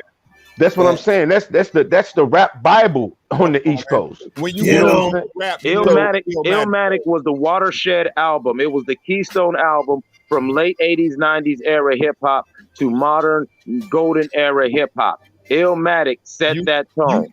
You debate a Nas fan, bro. They gonna always go back to Illmatic because it changed the game, bro. I am a Nas fan. And I told the other Nas fans about this list. Obviously not. You low key hating, nigga. Stop. No, me personally, Nas and Jay-Z are the gods to me. They've exalted above a ranking to me. So whenever we talking Nas and Jay, I'm always wax poetic about them in general. Like you said, Blueprint is the better album than Volume 2. It Was Written is way better than Illmatic. But Nas was the first person to work with other than one producer for an album to gather multiple. That's the influence. Got me. To get multiple producers. And not at the time, they were the quintessential hip hop producers at that time. Primo, Pete Rock. If that's the case, then like even saying it was a good album when he was beefing with him. Yep. If that's the case, then Jay-Z album should be Reasonable Doubt. Then Nah, it wasn't. No, Reasonable Doubt. I'm gonna be real. Reasonable Doubt adds more credence to Illmatic because it was Reasonable Doubt was a copy of Illmatic. It was a But the Brooklyn version impact of a wasn't Queens there album. at that time. It was a hustling. It was a hustling version. Only built for Cuban links was another version of Illmatic. Like we could name the album. Had Illmatic. Ready to Die had Illmatic elements all in it. Hence why the Nas and Biggie beef. You can't talk about hip hop without Illmatic. You can't. It makes as though you making good points, but those are all points made in retrospect. That I'm talking about at the time. It was the first album to ever get 5 mics. That's the first ever 5 mic album. Also, and But we remember learned how they went later on too, though. And remember at the the mics time, lost all credibility. Well, no, they did, but you got to understand that's when the internet era came. But before that, no, the mic lost the credibility when Benzino got 5 mics himself, bro. And guess what? And that was in the 2000s. I don't know when that was. I want niggas going on YouTube like that. It was in the 2000s because Benzino owned Double XL. Like, I just know that happened before I was done with it. Let me Google Benzino 5 mics. Let me find out. And Mark, Nas wasn't the first to put that Biggie Ready to Die. He had it was Illmatic. Nas came out before Illmatic Biggie. dropped 91, 92. Illmatic dropped 94 in April. And low key, the Wu-Tang actually kind of diss Biggie on their skit. They was like, niggas biting Nas out. That wasn't no low key. That wasn't low key at all. Well, I'm just saying, they ain't say his name. You ain't say his name. And me being a little kid at the time, I didn't know who he was talking about. I didn't catch the correlation. Nigga even bit the Nas. Nigga bit off of Nas shit. He see the Nas shit, do Nas, then boom, he gonna die this shit. Put a baby on his album cover. We approaching niggas. Yeah, that shit is out. That was crazy. Low key, that was crazy. Shout out to Reggie in the chat, and shout out to Queen Patricia. My bad. Shout out to the panel. I didn't even give you brother salutations. My bad for that. Oh, you already know it's all good. It's all love, man. But yo, the craziest Wu-Tang diss that wasn't even low key was when Ninth Prince went at motherfucking 50 Cent on that Ghostface album. Yeah, this Knuckles. This Lucky Knuckles, nigga. Yes, that's it. It's hilarious. He said, nigga, and nigga said, and your haircut game is fucked up. He said, I got 50 wolves on you at every concert, my nigga. He said they're gonna be, he said, I'm gonna put 50 wolves on you, and it's gonna be mwah. But speaking of that, Hey, rap and you know the only did reason why I 50 brought that win up? You other know the than only Ja reason I Rule? brought that up, not to get us sidetracked, but did you see what Night Prince said to Noriega a couple days ago? Yeah. Yeah, He said, yo, this Knuckles, nigga. You remember the skit? He said, I just talked to my older brother RZA. What's up? We got $1 million, man. Let's set it up. Me and you fight. What's happening? They don't know Night Prince is young nigga, man. He's wild like that. I know, I hope I'm going to say a sidebar. I hope that Norian, gets everything right with the gods and everything. And we just got to thank God, Killer. I mean, I want Killer Sin to be free, but for this situation, it's a good thing that Killer Sin's locked up. Because if y'all let's know keep it moving. Yo, but let's keep this moving though, man. I promise. I don't mean no disrespect, but nobody care about that shit, man. That shit was funny to me. That shit is like that nigga already like that shit was out of pocket. That shit was wrong, and I don't think Nori got no influential album, bro. He had some big singles, but I love seeing the War Report, but it ain't better. No, man, it wasn't super. It did great for Nori. Capone couldn't stay out of jail, and I love Nori. I love his show, love what he doing, love his energy. But that shit was out of pocket. The nigga was out of pocket, yo. Yeah, man, move it on. We all love everybody, man. We move it on. I'm with you, Mark. Yeah, man. That nigga, he ain't mean that shit. Hey, like I told them niggas, man, Tiger bombs were just flowing a little too heavy that night. And Joe Budden already got punched in his face for talking crazy about the Wu. I don't know what the fuck he was on chiming in on that shit. Man, I'm trying to tell you, man. If that nigga was on camera beside Nikki Fax, like, y'all, this is what happened. Yeah. Yo, I'll tell you a Youngstown story real quick. In fairness to Nori ain't no hoe either now. Don't. No, Nori's no hoe. No. Nori ain't no. Come on, man. Nori, come on, man. Nori ain't active like that, man. He point the finger now. And you know what I'm saying? And it's not good business. These are people, man. I don't think he meant it the way he meant it, and he didn't think other people would. I don't think. Look, we talk loose over here, the same way, except we ain't taking shots on cue with each other. So that shit gets a little crazy sometimes, yo. I get it, man. Sometimes you talk a little crazy when you're on that sauce, my G. So I think people should give him a pass, yo, especially when he apologized, right? He did apologize, right? Yeah, he did. He apologized. Yeah, I ain't hearing it, but he apologized though. Come on, bro. You got to move forward, man. It's all love, man. Brothers having drinks, smoking. Look, they're altered, bro. You're in an altered state right now. It ain't always true service for some people. Some people is courage, as into joke. You know what I'm saying? Like, I'm just trying out jokes, having fun. I get it, man. But look, man, let's get back to this list, y'all. Let's get back to this list, man. Let's stay on topic, man. Stay on topic. I think T-Pain should be on the list. He got a rap album? I'm gonna put Tyrese Black Tie up here then if you're gonna do that. No, I was saying T-Pain's supposedly rapping. And that's what made all B, we ain't about to do that. No, that's what made Cersei, are you trolling me? Are you being the black BPK right now? No, don't. Because you be acting like the black BPK sometimes. You saying we having the most real conversation right here. I'm trying. This nigga just said. Yo, come on, all right, let's put this list back up. Yo, Reggie just told the illest story in the chat. He said he was talking about his cousin used to play Master P every day, and then one day, unfortunately, he got shot 9 times. 9 times. He said, I thought he was dead, and then we went over there. My homie picked him up, and we heard him scream at the top of his lungs, I told you I'm a no-limit soldier. Like, wow. Shit. Yo, come on, B. You can't make this shit up. You said true story.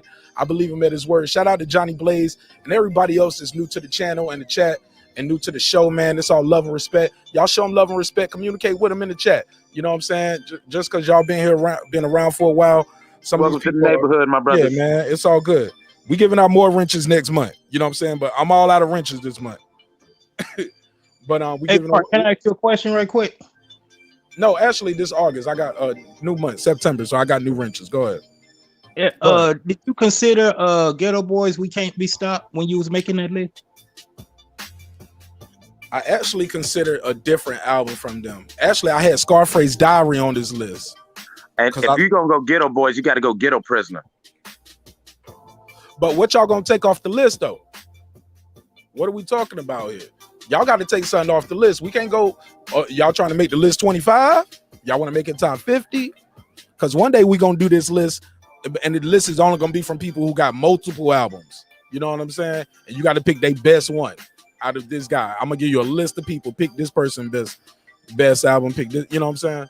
But and we'll just do that because some people got multiple albums, and we might have to do it 25 because I don't see none of these albums to be off the list. And that won't be 20 that day. That'll be like 5 artists, and I'm gonna give you, my best. You know what I'm saying? Like it might be Pac, and I'm gonna say this is why this Tupac's best album, or whatever. But or maybe not, because y'all sending in topics at a rapid pace too. Like we got the topic for Friday already. Shout out to y'all. So what we doing with this Nas? I got to take it off. I'm sorry. I made the list, but I got to disagree with myself. The chat and the panel is correct. You guys, y'all, bro, y'all, what the bill at? 100% correct. You guys got it right. I'm wrong. All right. Everybody whipped that on Illmatic, right? Straight out of Compton. Do we got to have a conversation about this being on the list? Negative. Next. So far, I got one unanimous decision. All right, that's cool. Here we go. Ice Cube, America's Most Wanted. Some people wanted Death Certificate. Some people wanted Predator because,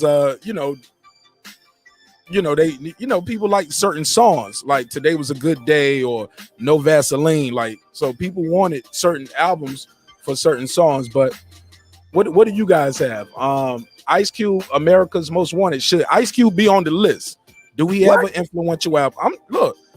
I gotta ask the tough questions. Okay, I gotta ask the tough questions. Should Ice Cube be on the list? I say yes. That's why he's on. But I picked his debut album when he first broke away for NWA. I thought it was influential because I thought it ushered in a different sound of gangster rap, and then you realize he's the pen behind everything. And then also you see they kind of crumbled after that. Respectful. Well, I'll agree with you, and I'll add these. I'll submit these other points to the panel and to the court.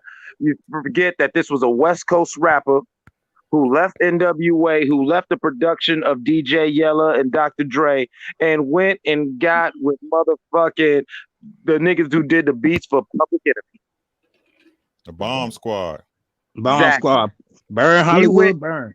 And he went and got the Bomb Squad. And he got that Public Enemy militant right there, perfect for the early 90s, late 80s sound.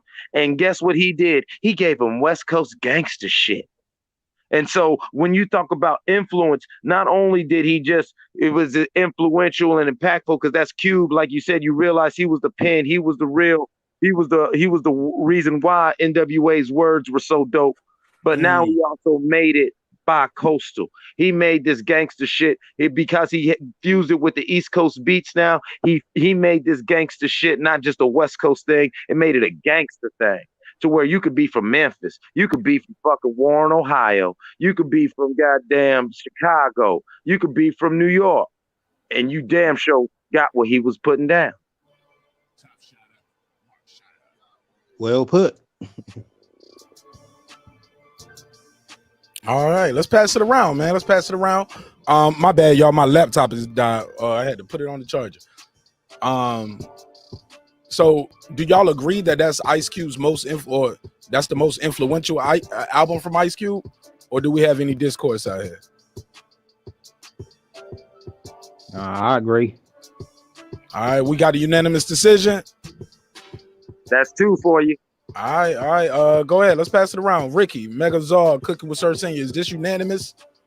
Yeah, I got it. All right. Yeah, all right. I don't disagree. I agree. Yeah, that's 2 right there. See, look at this guy. This is how unique the show is. His show is called Blueprint Sports, but you see the logo. It's Hove. Like, our worlds collide, man. We all love sports. We all love boxing. We love a good conversation. You know what I'm saying? We all love relationships. No matter what kind of relationship you in, you know what I'm saying? That ain't my business. That's your business. You know what I'm saying? Also, stick around, y'all. We're gonna get into this other topic at the end of this, and we're gonna get the ladies to pull up on the show. Hopefully, they got time and they can pull up. And yeah, we're gonna talk about relationship red flags, turn-offs, and deal breakers. So stick around. That should be interesting. This would be a great time. No better time than now. Let me play this real quick word from my sponsor. I partner with Extensions of You to give one of you lucky YouTubers a free laptop. A free laptop. A free laptop. All right. Check my video list. It was the video I dropped at midnight. And shout out to Extensions of You for partnering with me. And we're gonna give one of you guys a free laptop. You got mad ways to enter. I've seen some people enter 95 times. That's the sweet spot. That's when you know you enter as many times I think you can enter that day. So yeah, we got almost 1,000 entries in one day from about 20 people. About 19, 20 people don't enter almost 1,000 times because some people can enter 95. So if you only entered and you only see 3, scroll down. You can watch my Collards and Yams video, get some points there. You know what I'm saying? Well, not points, get entries. You're getting entries. You're getting entries. It's like you just getting a ticket with your number on it. Somebody gonna have number 1 through 95. Somebody gonna have number 1 through 2,000. Who knows? But we're gonna do this drawing, and we just gonna pick one number. We're gonna do a live with a random number picker. I'm gonna type in how many we got, pick a number between 1 and whatever number that is, and I'm gonna go over there and I'm gonna find that person's number. Simple as that. Can't make it up. Let's run this quick ad. We'll be right back. 20 seconds. Since our first day in business, Extensions of You has been offering our customers the best selection of products at unbeatable prices. Our online store has been synonymous with quality, and we ensure our continuous variety of fantastic merchandise along with unique limited edition and seasonal items that fit any budget. Check it out and start shopping today.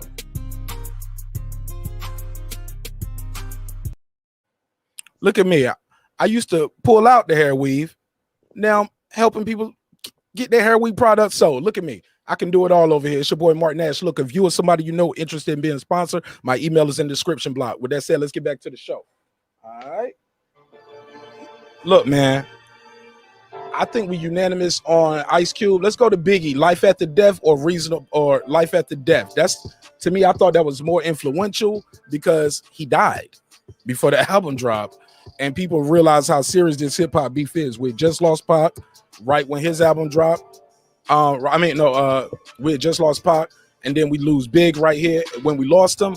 I think plus he put the songs together different, did the storytelling like we never seen. That was the first time we seen him smile, and I think it definitely influenced people to realize this rap beef shit can get serious. So that's why I'm at with that. But also, I think it was a better song. I think people started doing what Big was doing. You know what I'm saying? I think about 4 or 5 dudes came out with then we get Gorilla Black, we got Shine. Who else out there sounding like Big? You know what I'm saying? So right. I think some would say Raw Style is kind of the Biggie persona. You get what I'm saying? He made the fat dudes cool. Prior to him, it was only Heavy D. He did it a different way.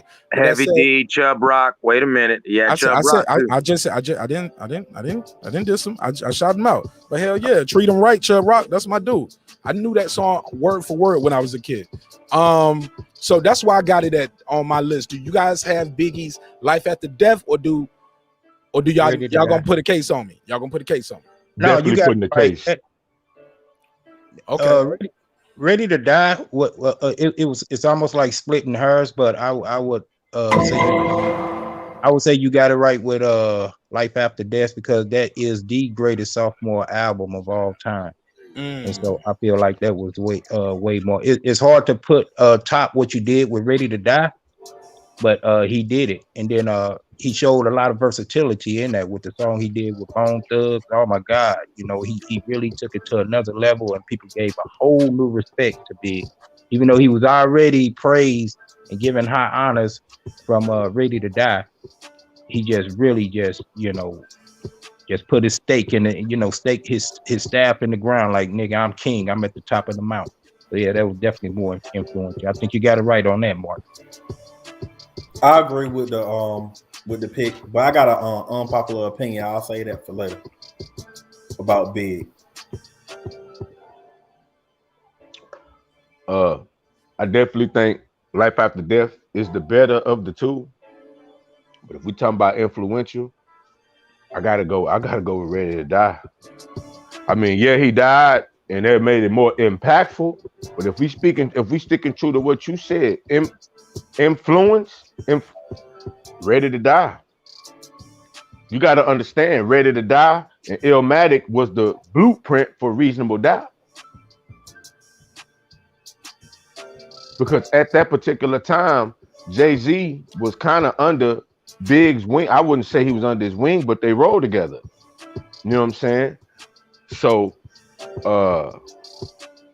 in true whole fashion, he studied both of those works, and that's where Reasonable Doubt come from. Because Ready to Die came out in '94 too, after Nas, and you have to understand, like Juicy, like we could say, like when we first heard Juicy, I don't like going back to Cali. None of those songs felt the same as when we first heard Juicy.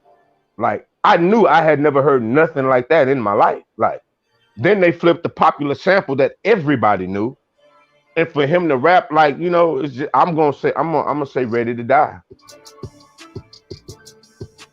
I'm gonna give an honorable mention to Ready to Die, but I'm gonna elaborate on some of the things King Asia Math was touching on, and this is the reason why I'm gonna choose Life After Death. That was the best sophomore album ever, because unlike most artists, Ready to Die was a true introduction, but Life After Death was This Is Who I Am. And so you gotta just, in my mind, you just gotta see that, like, as far as influence, yeah, people were already bowing down in the rap world. He already had the gangsters locked. He already had the streets locked. It's kind of like what I said about Wu Forever. But when that Life After Death hit, it definitely hit different. Not only was he showing you everything he showed you in Ready to Die, but like he said, he's showing you range. He's actually giving you a more personal story with Sky's the Limit. He's showing you the storytelling with Niggas Bleed. You feel what I'm saying? He's doing like, damn, the nigga did everything. Like, you know what I'm saying? He was the MVP of the game. He was the ref. He was goddamn selling hot dogs in the stands. He was parking cars. Like, he did everything. And the influence of that, like after Life After Death, that's when you had this period, Mark, you being an engineer and producer, we had this long period of niggas dropping these more Donda style 27, 20 albums, Capital Punishment, for example, these bigger albums, because people are trying to keep up with what Life After Death was doing. Well, Life After Death was keeping up with All Eyes on Me. If we You're being true. real. You're 100% right. You're 100% right. I was getting ready to say that, but I didn't want to throw any shade on Big's flowers. Yeah, no, I'm not gonna say. Everybody in here knows Life After Death by far is it trumps Life After Death. You know what I'm saying? Like, it's no question about it. But if we just speaking about influence, say that again. You said everybody here knows what? I hate when people speak for me. What did you say? Well, no, I said okay. Well, I'm just reading the room, and my personal opinion is everybody in here knows, and my evidence is you put it on your list. Eclipse has talked about it. King Asia Math just talked about it. And I definitely agree, Megazord. I definitely agree. That Life After Death is better. I mean, Life After Death is better than Ready to Die. That's not even up for question. Oh, I thought you said All Eyes on Me. No. We're talking about Big. Yeah, we're talking about Big. No, that's what I'm saying. Everybody would agree that that's the better album. Like, we all would agree that Blueprint is better than Volume 2. But we talking about influence. And if we making it, I think we can't get past how special Life After Death was. But if we just talking about influence, it got to be Ready to Die. Yeah. I normally don't like when people speak for me, but yeah, you did a good job right there. Go ahead, Ricky. What was you about to say, bro? It's as simple as this to me, bro. I still got Ready to Die on my phone as an album I listen to, along with the Project Edith. Make sure y'all check it out on all streaming platforms: Apple Music, Spotify, YouTube Music. I don't have Life After Death as a playlist, bro. I still bang out Ready to Die. Ready to Die is what turned the game on to Biggie, bro. It's Ready to Die, hands down. Sorry, bro. Ready to Die. And I'm gonna say this. You said Ready to Die, but when Ready to Die drop, yeah, he did. Yo, he had those 2 smash sync. Well, actually, let's be clear that Osley Brother joint wasn't on the album that we had. Like that shit came out later. Like that was like a single, or they flipped it. Like that one, a traditional Puffy remix. You know what I'm saying? Like that's what that was. Yeah, but that's a single. But yeah, the album was out, and I get it. And the album is part of the single. I get it. But they did flip it. I get it. But the whole point I'm trying to say, I lost my spot. Go ahead. There. Oh, people were looking at Biggie like the guy, bro. And I get it. It probably came because the success of the album, but not on the first album. But when that album dropped, he became king, bro. Like he was saying it leading up to the album. But when you hear that album, you like, whoa. Like after that, every New York rapper started doing a fast rap song with somebody. Dudes in the South was doing it like, yo, we got to have a fast rap song.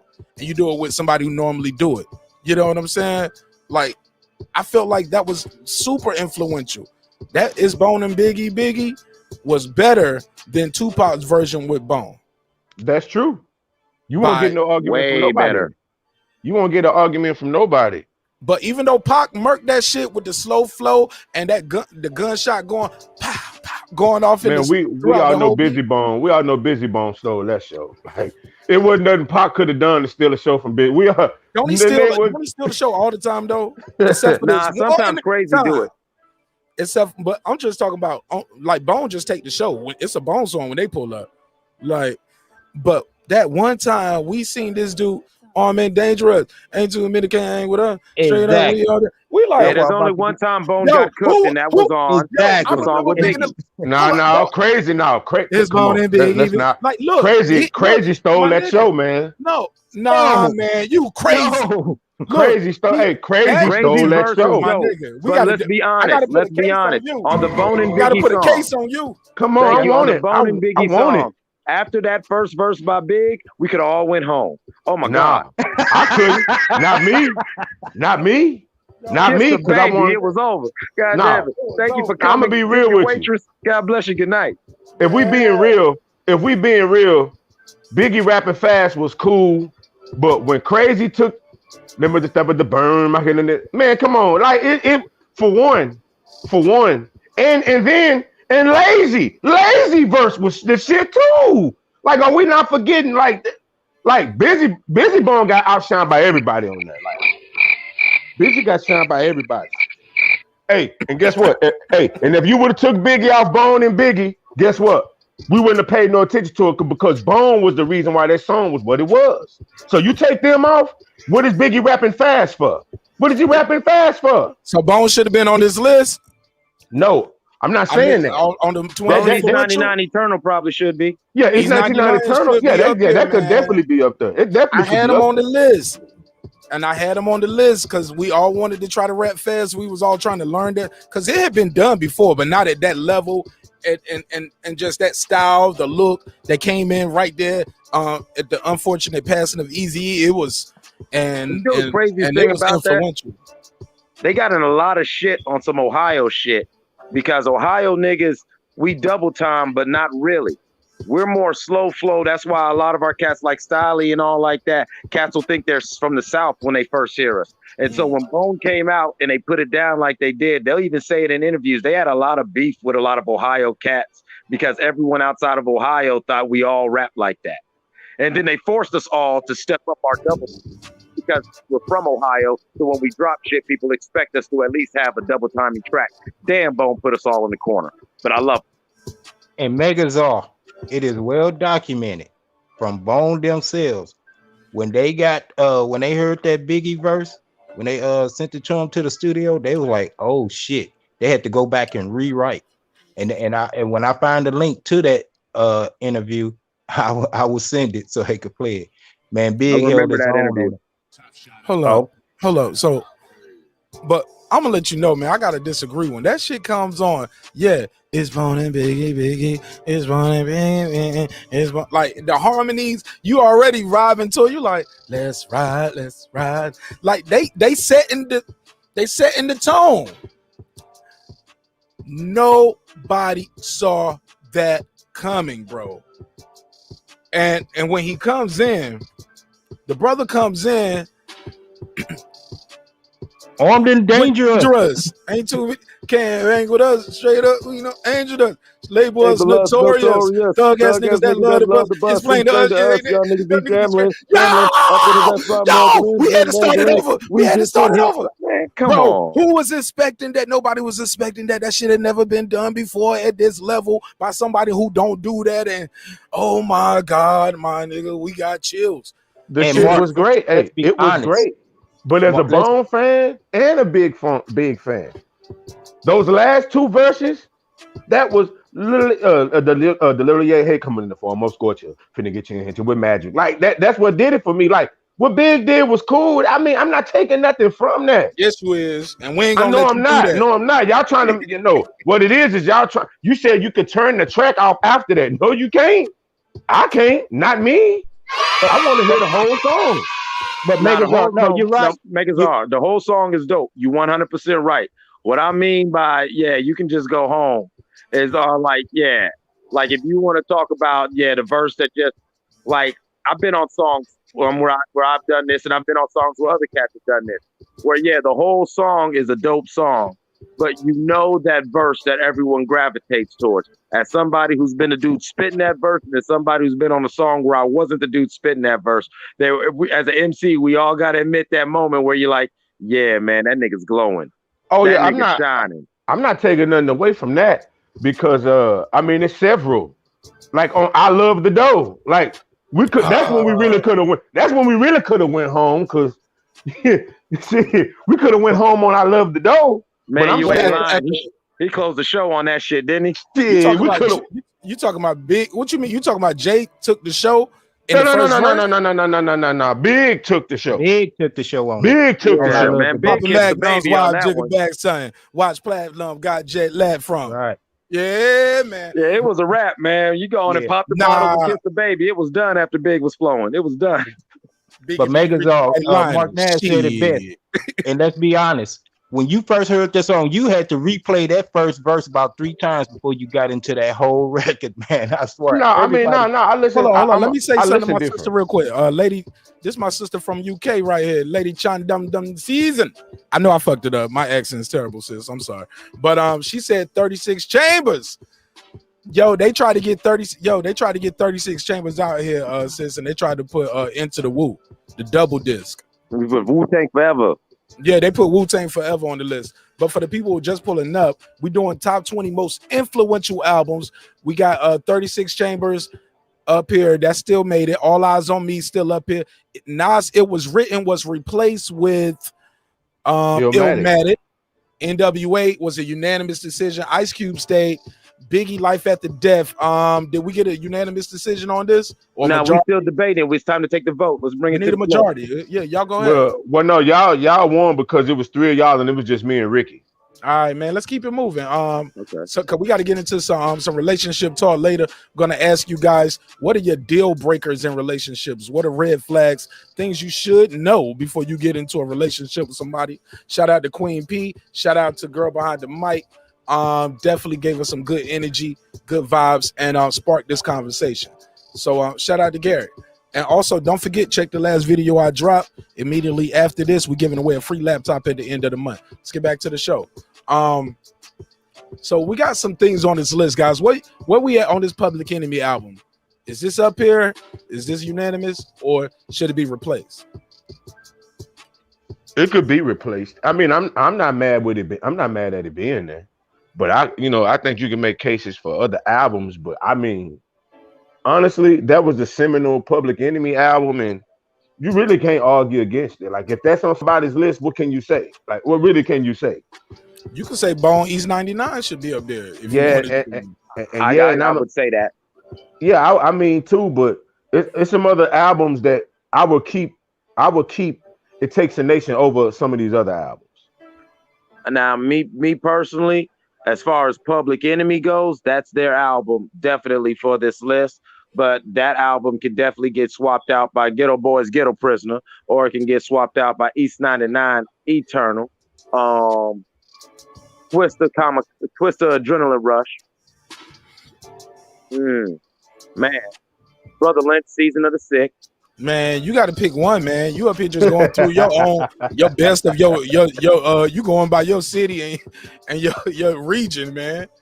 I love Brother Lynch, but Brother Lynch don't have no project that can replace the Public Enemy project. And I love Brother Lynch. I'm talking, man. Listen, Season of the Sick, man. Season of the Sick, man. You know a lot that increased the murder rate. That album. Oh yeah. I don't want it on my list for that for that reason. You know, a lot of niggas died after this album dropped. Like, brother, no. Niggas did. Yeah, I ain't gonna lie. Like, I don't want it on the album for that, though, baby. God, wait. I don't want to buy for that.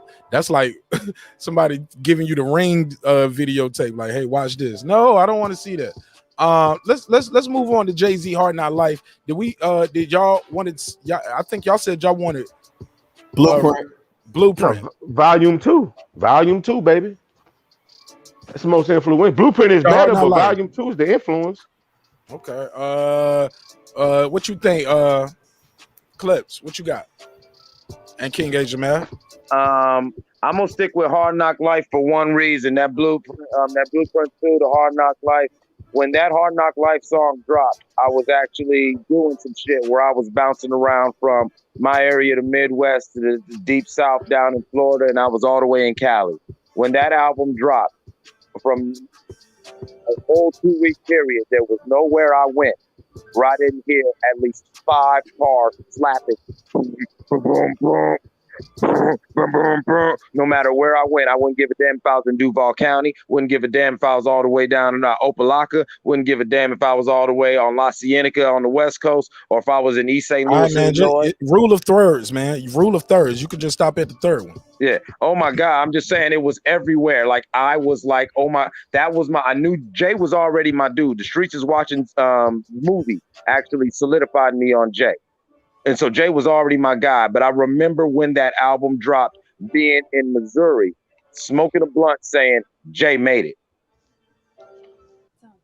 I missed a lot of these chats, yo. I'm so sorry. Shout out to Gary Lane. Thanks for pulling up. He said, man, y'all niggas grew up in the suburbs. Bones banging heavy in the hood back in the 90s, man. Yo, we fuck with Bones. In the suburbs, in the hoods, I know I was in the hood. I know I was in Section 8 housing. I know I lived when Bone came out. But yeah, man.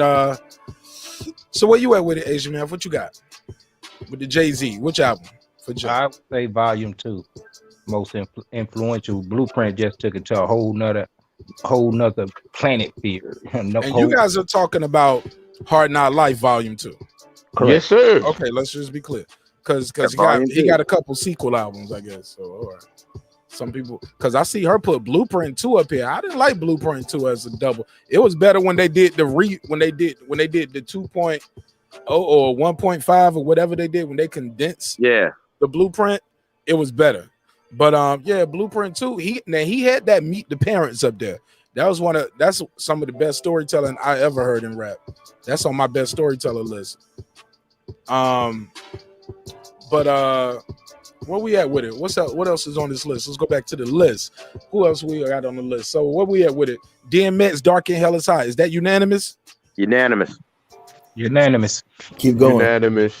Keep going. Hey, look. Yo, DMX. Hey, look. That's how dope DMX is, my brother. Like, it ain't no conversation about DMX should be on this list. All right. Dr. Dre, The Chronic. Do we got to talk about this? Unanimous. Unanimous. Snoop Dogg, Doggy Style. Is this unanimous? Unanimous. Okay, man. I did pretty damn good with my list. Fuck what they was talking about. My group chat. He said skip down the look. Yeah, we got to get her the fuck out of here. Hold up. What about Tribe Called Quest, Low End Theory? That's unanimous, man. That's unanimous. What about Midnight Marauders, though? I mean, you can make an argument for Midnight Marauders. I mean, I think that's their best shit. He said, if it ain't unanimous, it's going to be a majority decision. I think that's their best shit, but come on, man. We know how people romanticize. No. Beats, Rhymes, and Life might be the best shit. I'm going to go with Midnight Marauders. We know Low End Theory is what people romanticize, though. So I would have to say Low End. I would have to say Low End Theory. Lady Chan, pull up if you got time, sis. It's open. open channel. I don't do that closed panel shit where it's just me and the homies right here. Nah, man. If that link out there, Shots you know what I'm fired. saying? It ain't no shots. It is what it is. It ain't no shots from me. I'm just saying some people do that. To each his own. But if you see that link, you can pull up. You know what I'm saying? Yo, shout out to D Hodges. And you ain't got to show Busta you, and you ain't got to have your camera on if you don't feel like it. It's cool. Yeah, that Busta Rhymes. I was gonna say like Busta Rhymes, but I couldn't think of like how it was more influential than the stuff we already got up here. So, but that Busta Rhymes was fire. All right. And again, it ain't no shots fired, man. Y'all know how I do it. It's headshots over here. Pause. You know what I'm saying? You know what I'm saying? But if it was on, it would be on, bro. It's all love on this side with everybody. I got love for you, even if you don't love me, brother. Trust me. It ain't that type of party. It's not that type of energy. It's all love. Speaking of headshots, what's up with this Lil Kim? Yo, let's get it popping. Let's get her out of here. It was she was the Harriet Tubman of thoughts everywhere. True. And she got the thoughts off the whole stroll and got them into mainstream. He got them in the studio. She took them off the pole. She led them from the whole stroll to the studio to the red carpet. And that's why she on this list, bro. That's why she on this list. Look, before Little Kim, we had Rage with the Afro Puss. We had Queen Latifah hat, African hats. We had the homeboy, the cute homeboy, tomboy dress girl. You know how the girls be dressed up with we had Boss, we had Brat, we had MC Trouble. I'm talking about MC Light. You know what I'm saying? Well, she cute as fuck, but she dressed like one of the homeboys. You know what I'm saying? With the baggy shit on and the boots and like the beautiful sister though. Queen Latifah, super talented. Rage, Bahamut, all those people you name. But Little Kim, it ain't been the same since, yo. Yo, MC Light was my favorite, yo. Like she was one, and Salt and Pepper, those are my favorite. But like the Brat was my favorite. We talking about the Brat. But I'm talking about influential.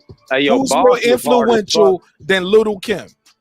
That Boss album was hard, but you know, when AMG, her older brother, exposed her for being a studio gangster, it just ruined her career. But in her shine, what that we Boss talking album about right here? We talking about Lil Kim. She's on this list. Lil You Kim, make a case against Little Kim or not? I mean, Foxy Brown, I see you Blueprint Sports, but no, Kim was first. Fuck out of here, nigga. I'm riding for this topic right here. Let's get it. I'll replace Little Kim's thought ass with Missy Elliott because she was a more complete woman. What album? We're not picking artists. Pick the album. Her first album with I Can't Stand the Rain. Super Duper Fly. Super Duper Fly, man. That's super dope. Even great videos. Not more influential. Shit, how wasn't it? Why wasn't it? These girls weren't trying to be Missy. They was trying to be Little Kim. Man, we didn't get no other outside of Lil Kim and Foxy Brown. We didn't get no other females that presented themselves like that for a while. Nicki Minaj. Still doing 10 years later. 10 years later, though. Everybody kept trying. They had No Limit had Mercedes. Say, bro, and what did she do? She went wood. She got niggas. She got niggas wood. No, she got niggas wood, and then she went wood. Oh my god. Basically, Ghetto Boys MC Choice. Look, man, look. I can't take that. Listen, man, Master P. I seen how Master P turned up on Charlamagne. I don't want no part of no Mercedes talk about getting the dick down. But look, what I want to say is this before I bring on Lady Shan.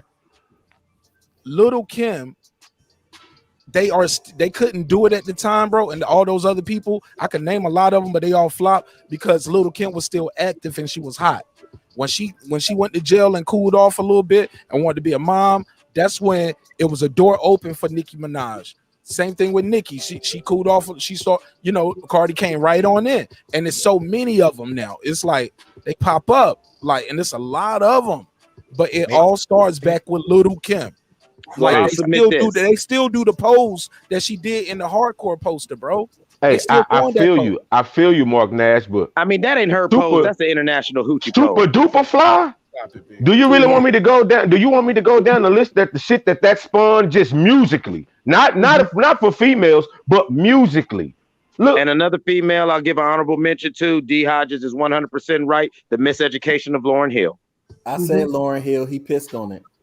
I mean, no, she's a singer, bro. She rap, but that was in the R&B. Like she won a Grammy. That Pop was the album, bro. R&B, an Pop, album. and one of I think that was more pop too. It was she sung on it more than anything. But look, real quick, we got another super talented individual who is also an artist, all the way from the UK. Her name is Lady Shan. I'll let her introduce herself, and also please plug your channel and what you got going on. You got the floor, sis. Hi, Mark. Hi, salute to the channel and the chat and the panel. I'm Lady Shan. I'm from London. Nah, England. you got to give me that intro the right way. Come on, how you say? Yo, how you girl? It's Lady Shan, but nonetheless, welcome to Marq Nash. You know, say a large each and every blood clot time. Rah, rah, rah, rah. Yeah, I love that shit. Love that energy. Super dope energy. How can they find you on YouTube? And when do you go live and when do you drop your videos?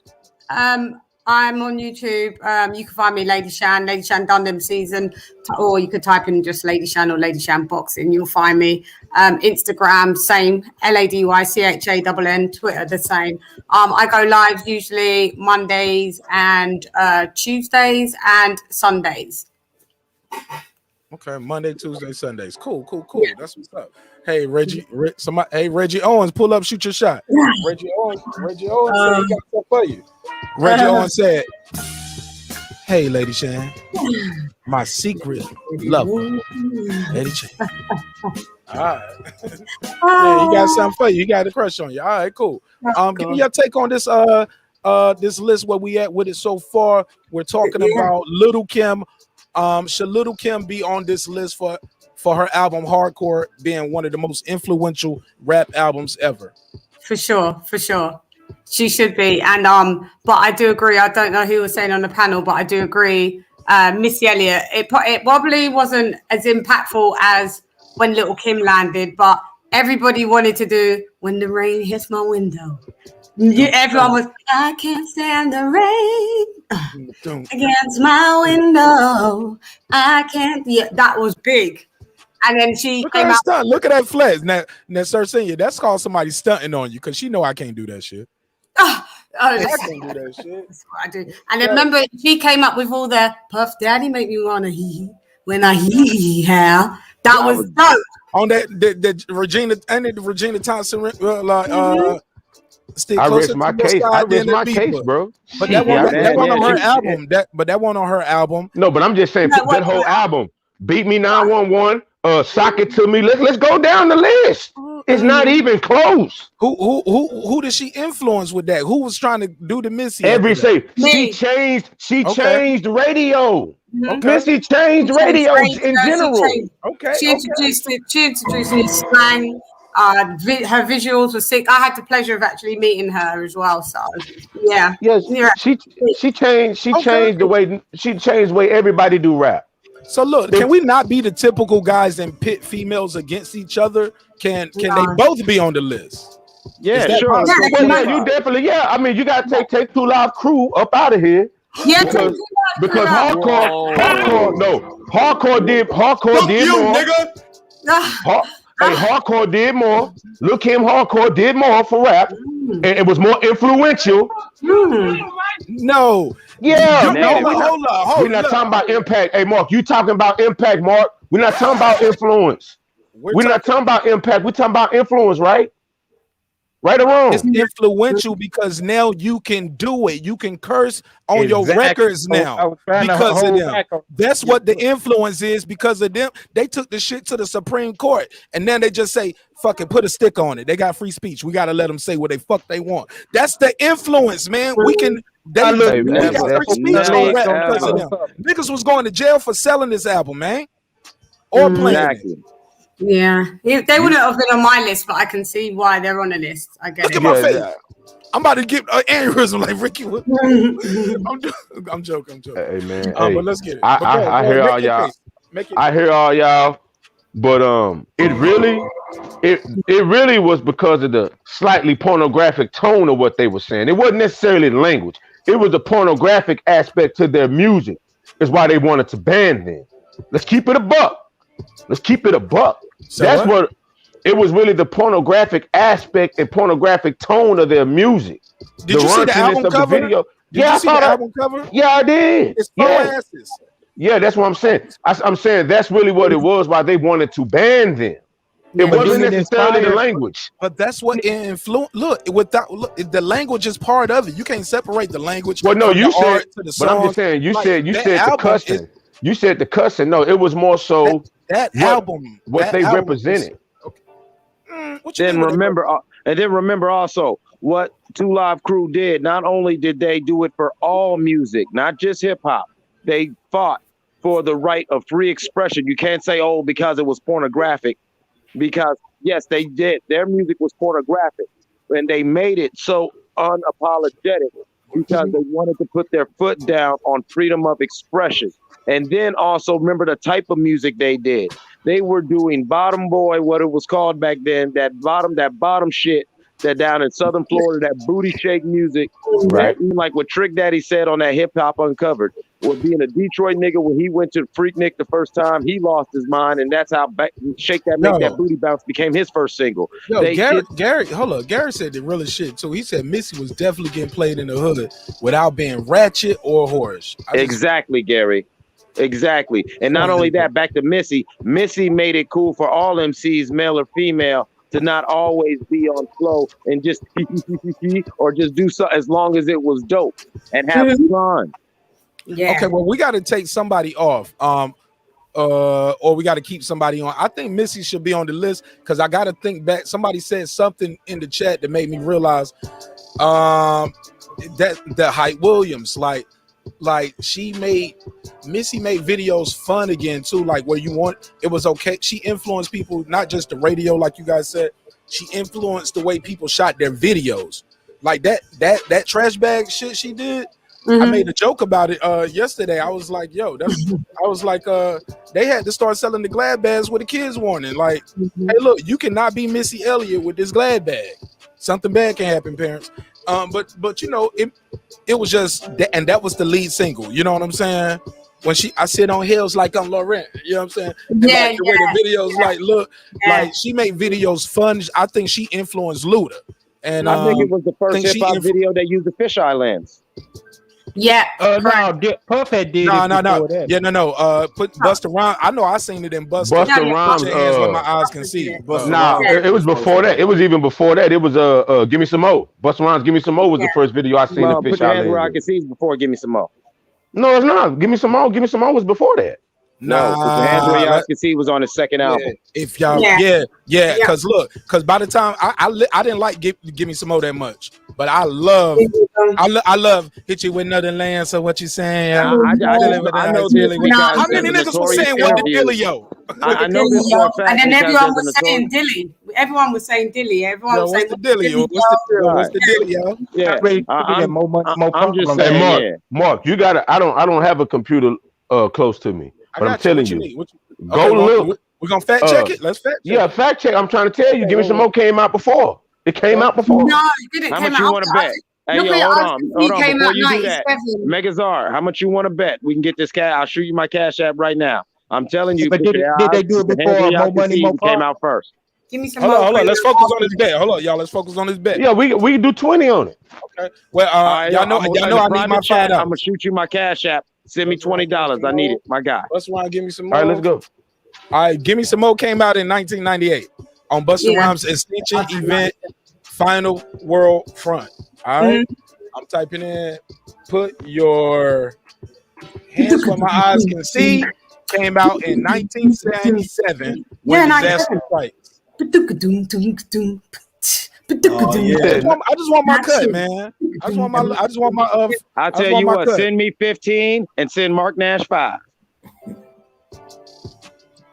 I appreciate that. And my cash app scrolling at the bottom. It's Marq Nash. I appreciate that. You a man of your word. I like these. Hey, look, don't forget, Ricky Williams got a live bet, $100 against Major Key Boxing. He's picking Caleb Plant over Canelo. Major Key said, "Oh, this easy money." Shout out to Major Key for giving me my $10, my 10%. Find his fee for that bet. And yeah, man, we got a bet. And I chopped up the clip and I sent them both the video as evidence. If you don't get paid, put them on blast. So yeah, put them on blast. Real Y'all both talk. got- Before we move I on, agree with the Mike reason why. Jones that Missy was the female Busta Rhymes. Yeah. Maybe Yes, even a I little could go better with that. because she's singing and Busta Rhymes nah. don't sing. Yeah, We're she's talking about better. with videos and, She was, and yeah. creativity. You could Okay. compare her to that. But yeah. but is that her or is that the director? Is that No, Hype it's Williams? her as well. It's her as well. It's her as I well. think it's her definitely because even when her videos without Hype Williams, she had still creativity. She don't have one boring video that I could think of. None. Wow. She might have one, but not. You have to think about it. She's got none. She's got no boring vids. None. You may find a song. She's only competing with herself at this point, right? Yeah. Exactly. That's what I mean by that. She's probably got one, but it's in comparison to the other ones. Okay. Let's keep it moving. What we got right here? We got Jazzy Jeff. Jazzy Jeff and the Fresh Prince. I got this up here. Is this unanimous? Because this is the first Grammy. This album was so influential that they made a category for the Grammys for it. It's also Unanimous. the first double hip hop album ever, where people was like, "Oh, we'll listen to 2 albums of hip hop." Is Will Smith up here for a reason? I think his name is his name. The guy should be on this list. And if we're gonna pick an album, we're gonna do an album. Unlike Jordan Lucas, I ain't gonna do a whole album. I ain't gonna do a whole song about Will Smith. Was that the album that had Summertime on it? Summer. Oh no, that was later. That was later. That wasn't this later. album. That had parents just don't Yeah, because understand. he had this had parents just don't understand. Wonder if parents can't understand. Oh yeah. And Girls It's of the World definitely Ain't Nothing unanimous But in my Trouble. I don't think for me that wouldn't be on my list. No. Okay, you want to make a case? It ain't unanimous, even though it's the reason why raps have Grammys right now. That's influence, right? Yeah. I guess it influenced the masses. Yeah, I still wouldn't be on my list, but I can get why it's on the list. All right, let's get to the white boy. Eminem, Marshall Mathers. His first album was but this album had Stan on it. We to this day call people a Stan. If you up here D-riding too much, we're gonna call you a Stan. He was the first. He ushered in he influenced a world of white rappers. He's the reason why we got a BPK. I can't even stop because without Eminem, white rap would have ended with Vanilla Ice. Negative. So, kick him off the list.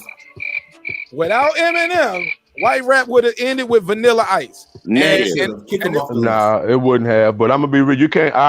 I'm Who gonna was let you better bum than on Vanilla Eminem? Ice. Where was white rap at? I ain't gonna let you bum on Vanilla I ain't even Ice. saying white rap. I ain't even saying white rap. I'm just talking about like the guy is good. And he was at an all-time high. He is, but you don't know who House of Pain. He had them damn Dre beats. Different. It's different. I mean, no, that's what made it. No, Dr. Dre. You said the key ingredient was Dr. Dre. Let's not fool ourselves because he had albums before Dr. Dre, and we didn't hear about it. Like this though. No, I'm just saying. All-time high right here. Well, no, Eminem is the best white rapper of all time. So just okay. You know what I'm saying? We ain't saying he's one of the best rappers of all time. One of the best. White or black, man. Like that's what I'm saying. He's one of the best. People say technically when you put together the technical man, rapping no, is rapping. You make words rhyme. That's the technical part, making words rhyme. Eminem got probably arguably the best first 3 album run. You can't really argue with that. He got one of the best first 3 album run in rap.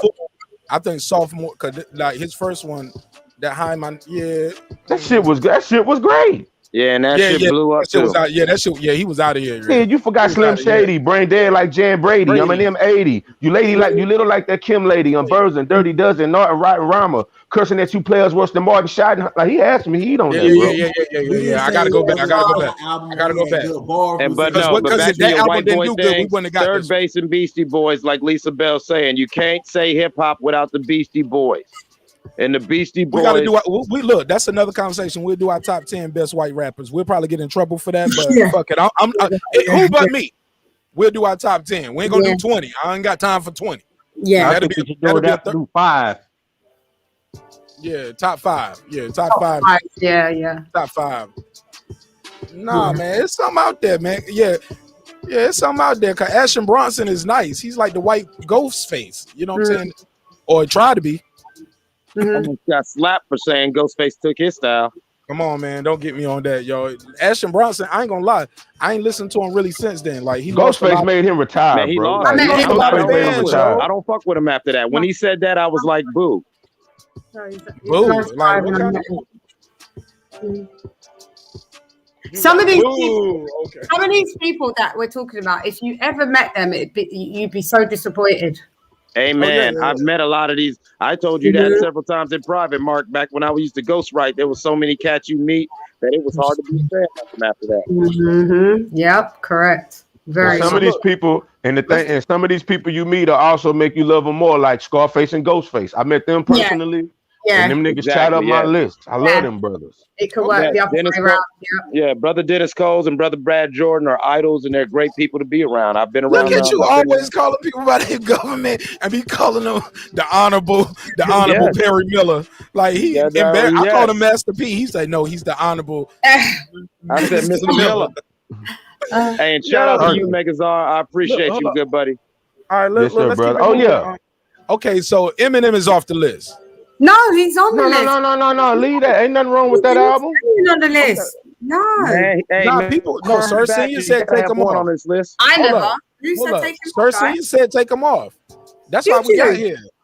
No, we talking about influence, though. We talking about influence. He did. Sir Senior said take him off. Sir Senior, make your case. Let me. Not thanks. You said influential. You did not say good bars. This is not the best bars albums. This is influential. He ain't influenced nobody more than anybody else. He just had better bars as a white boy. You're giving him credit because he's white. No, that's part of it. Hold on. That's why he up here, because he influenced a new generation of white rappers. He also influenced the Oscars to take rap serious. He got an Oscar, man, for his song "Lose Yourself," and after that, guess who got an Oscar? Some black folks for "Hard Out Here for a Pimp." You know what I'm saying? That's just racism. No, bro, that's called influence. Like, you getting people to pay attention. You getting people to pay attention. It's actually anti-racism because he's. I don't get it, but go ahead. I'm gonna let you make it. They gave it to him because he was white. Why they give it to 3 6 Mafia then? They gave it to him because he was white. Why they give it to 3 6 Mafia though? He's not white. Talk about pimping and hoeing. I think everybody in the category for that year might have been white. Hold up, but look, everybody in that category might have been. It's the Oscars. It's all white. Eminem on, yeah, he's great. 9 times out of 10, like I'm just saying, you can't, Sir Sing, you don't think it's a million white folks out there rapping because of Eminem told them they could do it? It's a million white folks rapping off because of Mark Wahlberg. No, they're not. Nah. No, Mark Wahlberg was hot though. Okay, so Sir Senior, is that your argument? You want to replace him with Mark Wahlberg? Hey, they got a good point in the chat. You know, hold on. I asked Sir Senior. Open direct, man. I'm trading about this.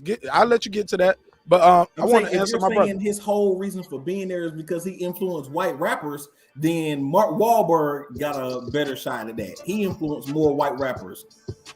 He probably started rhyming. Pick the album. The album got to be good too, though. Right. We're not doing most influential artists because we're gonna do that, and when we do that, it ain't gonna be just not hip hop. It'll be from Michael Jackson to Lady Gaga to Biggie Smalls to Tupac. So yeah, we'll do influential artists next week on Monday. Actually, I don't think I'm gonna do a show on Monday, y'all. I'm sorry. Why? I'm going to a wedding on Sunday. Oh, okay, yeah. You need rest. And yeah. And I think I might still be chilling on the beach, chilling, man. You know what I'm saying? Still, you know what I'm saying? I might do the laptop. It ain't gonna be the full effect right here, the show where y'all got background music and drops and all that.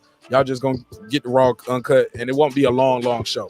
But I do an on location show for y'all. But look, let Queen P, what up, sis? Hello. Hey, look, Queen P, we got an argument going on right here. Sir Senior. Do you know why 3 6 Mafia won an Oscar though? They only got that Oscar to influence the younger crowd, you know, to watch it, but it was a fail. But I'm happy they got the Oscar. Who said that? What? That's what was said. How they got that Oscar.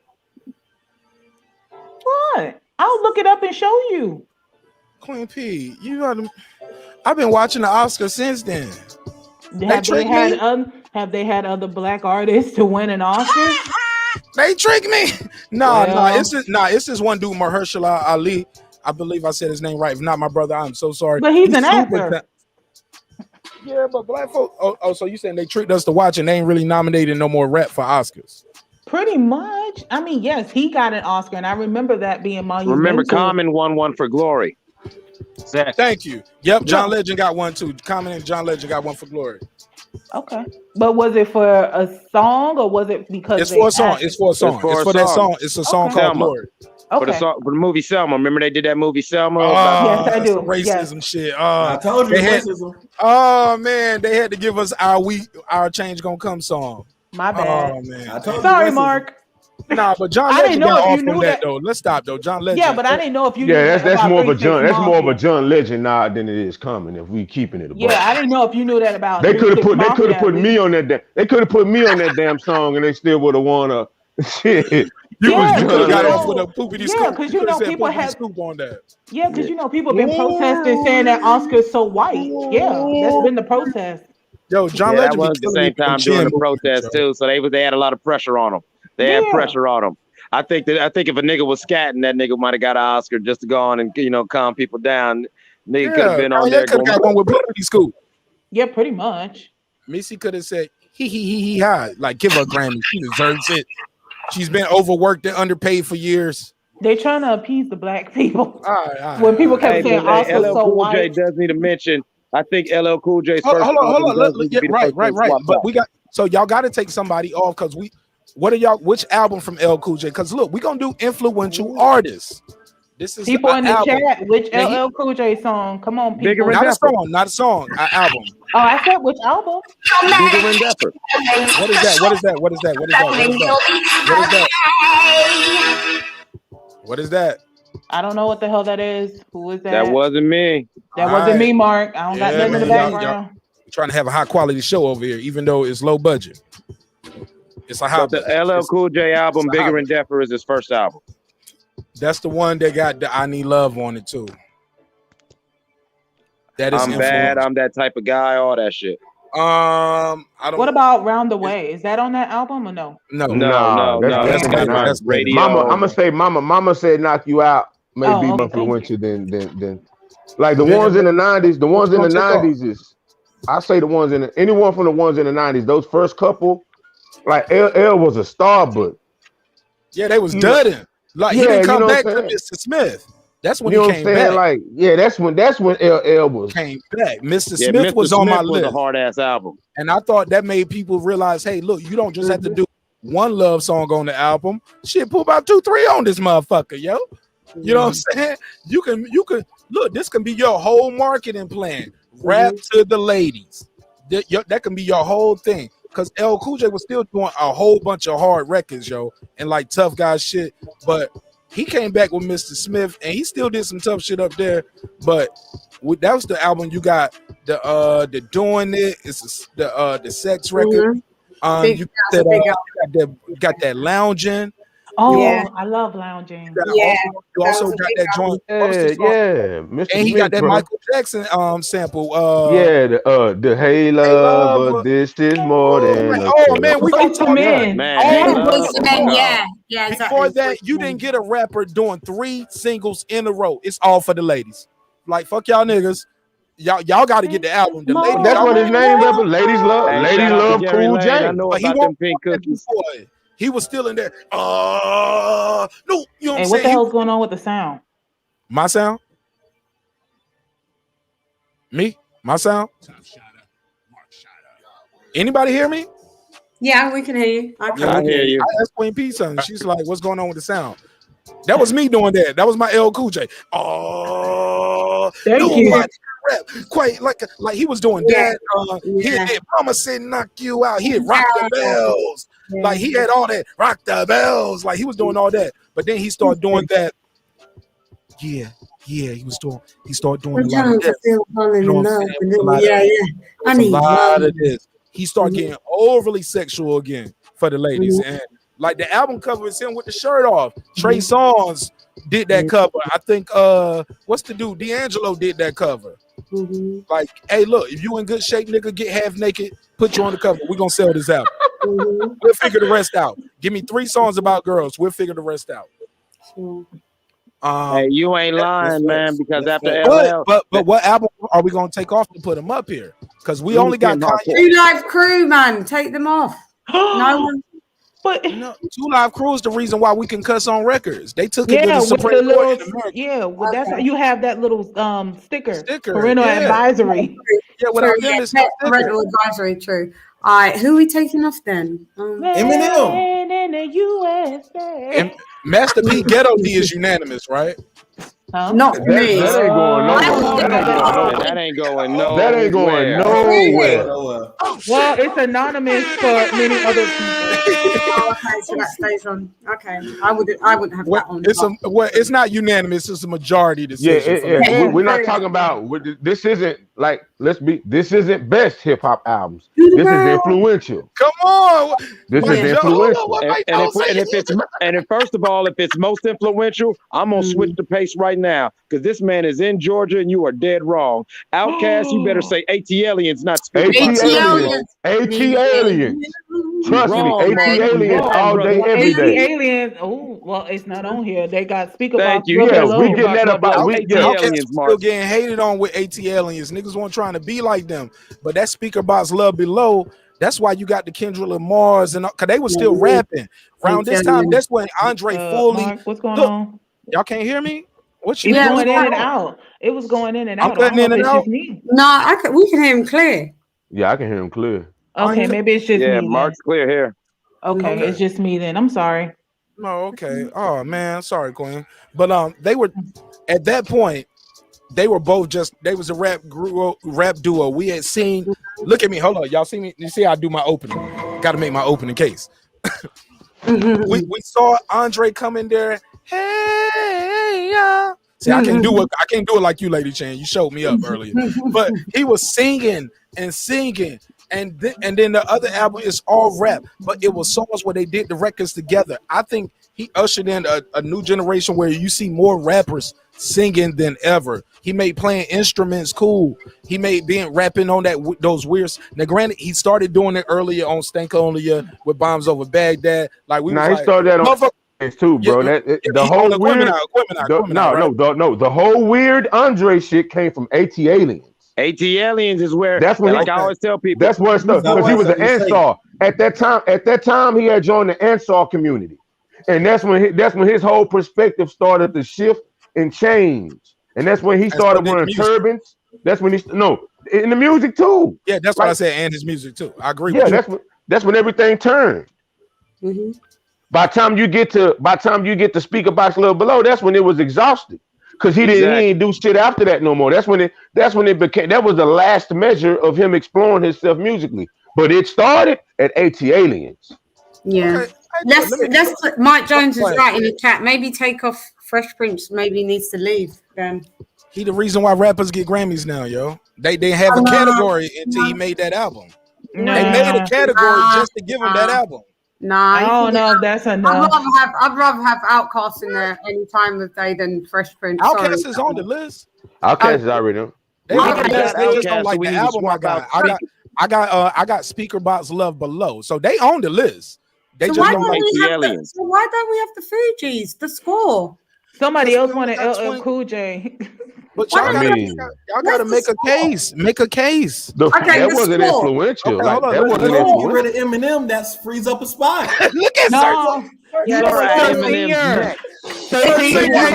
young man to come on here and come for you again because he feels like you're being mean. Hold on, what happened? Man, don't speak up on it, Quincy Ocha. What I missed? What I missed? You know who I'm talking about, Mark. This person whose name shall not be said. I ain't even here. Like, what? But he be listening in the chat. You remember when he came in? He's already in the chat under another name. A million people could and couldn't be in the chat. You love that kid. I think you got a crush on him. No. What I'm saying is because you want some of that white boy meat. No. What I'm saying is.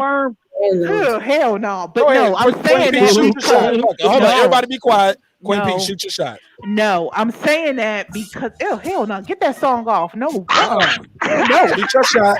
no. There is no shot. No, cut that off.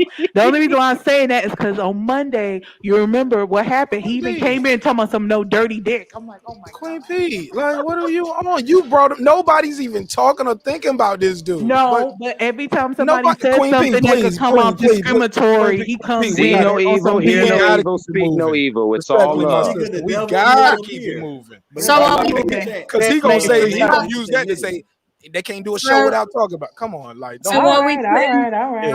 Put that in the private chat next time. Yes, sir. Go ahead, Lady Shan. Like, we got Outcasts up here. We just Are we don't. putting the score in?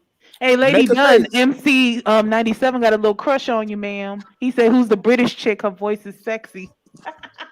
Reggie, you got competition. Somebody else trying to shoot their shot at Lady Dunn. Lady Shan. Lady Chan, I'm sorry. He said, Lady Dunn, Lady's finished. She's finished. Out of here. Get her out. No. I'm sorry. No, Lady Shan Dunn. Lady You should write it all out. You should write it all out on your thing right there. So when they see you, it'll be easier to follow you. No, it's just Lady Shan. It's fine. Lady Shan, not Chan. Not Chan, Shan. It is Shan because my name's Chanel. But Lady a lot of people here, they call me Chan. I don't mind either way. It doesn't bother me. But we can't call you Lady Dunn though. No, not Lady Dunn.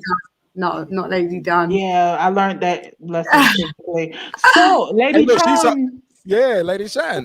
Yeah, you got a young man who has a crush on you. Man, fuck that nigga. Let him pull up, Queen P. Let him pull up and shoot his shot. You up here trying to assist. Don't give him no assist. I know you ain't talking with that lovey-dovey song you just played. That was for you. You shooting your shot. Look, let me ask her. Look, sis, but let me ask you this, Lady Shan. Make your case for the Fugees. The Fugees was a massive impact. They came from the nappy heads where nobody really knew them. They was kind of really underground. And then when they came with the score, Ready or Not, Ooh La La La, the Cowboys, Yodeling, everybody's got that was No Woman No Cry with Wyclef. That album, I went to the concert. That album, massive impact. And that was when you saw white middle class. I don't know how it was in the States, but here, white middle class people latched onto that whole album and that whole Fugees movement. Massive. The score's massive. I agree with that, but AT-Aliens was in the States. AT-Aliens was much bigger than the score. Was it? No. Yeah. No. In the States. Oh my God, AT-Aliens, that had a 4-year run. Shit, that shit was more than the score. Yes. Like, I'm gonna be real with you. Wow, we only kept Lauryn Hill. Like don't get me wrong, Wyclef did his thing, but we chose Lauryn Hill. We got Prize the fuck out of here, and you know what I'm saying? Like, we kept Lauryn Hill. Yeah, we put Wyclef in the pop music. Yeah, we let Clef. But we're talking about but you're individualizing them. We're talking about the score as an album. I know. No, I'm just talking about the influence. Like, the impact and influence wasn't the same. Yeah. I'm saying Outkast's influence and impact was stronger because the score came out in '96 too, if I'm not mistaken. Yeah, it came in '96. Yeah, you know what I'm saying. And you got like, go ahead. Sorry. So don't get me wrong. We all loved Killing Me Softly. We loved it all. But once we heard Got by the Mall the other day, I heard a call from the other way that I just came from. Somebody was saying something. Hey man. No, we took me to school. No, not really, but like me. Maybe. Do you think that was due to because I spent from like the age of like 11 upwards growing up in Staten Island and New Jersey, and I was about when I was in New York when that Fugees album dropped as well, and on the East Coast that rocked. The AT-Aliens was known, but it wasn't. They weren't bigger than the Fugees. Outkast wasn't bigger than the Fugees at that time when the score dropped. So I'm just thinking maybe because you guys were down south, it was a different impact. I was up north and living in Hawaii at the time ATLiens dropped, and we're not even you going was to talk up north about and elevators. Hawaii. Yeah. That nigga teleported. Yeah, nigga, I travel. Nigga, shit. My mom was in the military. Fuck you, School mean? was bigger. Yeah, Fuji's were global. Even everyone in the chat saying it. School was much bigger than ATLiens. Much bigger. Somebody told you. Man, I don't know. Somebody told you to spend Hey, more in here. I'm telling you like this. I'm talking about Jazzy Belle. Yeah, I'm just telling you like this. Peaches and Cream. They was on LaFace Records, and LaFace Records was a top 5 record label in the industry at that time. Yeah, but see, everybody don't know it. I do know. I know because in 1996 I was 13. So trust me. You being signed to a big label don't mean shit. No. Well, I'm saying I'm not saying that. I'm not saying that means anything. But the Fugees came and went, bro. They came and went. But they because they had internal beef because I don't. Hey, that's different. That's different. My thing is, their music is still here. The music didn't come. That album is still. That album don't get brung up. As time has went on, the score's always go up. It's one of the all-time she brought it up. She brought it up, but nobody on this panel was not thinking about the score. You know why? Because it didn't stick. Speak for me. It is look. You can't see it right here, but this full image right here, yes, the score is on that list. And Lawrence, that's because it's one of the best rap albums. And you can't say nobody on the panel, like it's been brought up early in the conversation. I think that was one of the first. Somebody wants you to sing doo-wop. It's brought up. Somebody in the chat said, watch out, girl. Sometimes you wanna watch out. Some guys are only about that thing. Patricia, I gotta boo you off stage. I'm muted Patricia. Patricia, I'm muted Patricia Mike. She can do the whack ass background. Just depends. Watch out. Oh, you can't let me tell and she did. And Lauren Hill did all of the harmonies. Clearly, we know Lady Sean can sing. We know that. Hell, we know that. I gotta disagree with you on that one, man. Outkast is never overrated. Never overrated. No, I'm not overrated. I just remember what That's our opinion, though. People are entitled to their own opinion. We ain't here to change people's opinion. We here to hear opinions. I see, Lady Shine, Mark won't even let me sing background. I was trying to support you, girl. You was backing me, girl. Don't worry. Until he muted me. I was like, come on. That shit was the worst. She was like, what? You a damn lie. Do you want me to sing something? You a damn lie. Hold on. Let me find out. You asked Lady Shan to sing because you I didn't ask her. You always wanted to be do open mic when we do the show. Blueprint Sports. Oh my God, Transcendent Sports. No. I'd have been racist had I would have said that though, right? I can't hear it. What we talking about? I said Blueprint Sports is the one that wanted her to sing doo-wop real quick. And then even Transcendent Sports is like, oh, so she sings? We got a singer? I'm like, yeah, Lady Shine. Eddie Chan, you made a good case, but I feel that the DNA of Outkast still resonates today, and you still see it in a lot of the prevalent artists today versus the Fugees. They came, they made their mark, and it's historically impactful, but you don't see their DNA resonating today in the artists today. I can't agree because everyone used and that was a sample that they used. What is that? What are you talking about? Remember, talking about the radio not sample. Here I come. A couple people use. I remember Mario Winans using it. So that means they have. So Lady Shan, Williams wasn't bigger than the score. It just well, look. Let's put it to a vote. Lady Shan wants. What you want to take off Outkast and put the Fugees, or who do you want to take off? No, I want Outkast on there. That's the thing. I don't. Who do you want to take off? Like, because we got to get into. Go ahead. Eminem. I said we'll take off Jazzy Jeff. Okay, you got Outroot on that. That one, I think. Yeah, that's a. That was you can take it off. You can take it off for that. I don't care about that or Two Live Crew. Like, so you would take off Jay-Z Jeff. He's the rap on my DJ and put the Fugees up here. Yeah, and I put the Fugees over Two Live Crew. Damn. Like regardless of you being able to cuss on the record or not, I get it. It was more important I don't know about influential, but it was important. I It was agree. important. What about I banned agree. in the USA? You can get that shit out of here because I don't. Only time I listened to it when my uncle was playing that shit. I never went back to for none of those songs. Bruh. At the barbecue. Bruh. When my you know back You when so you horny. What about that? Bruh. trash. That shit trash. Megan, I gotta. Hey, you can't go to a Fuck you, nigga. Megazord said fuck all of that shit. He hate my list. No.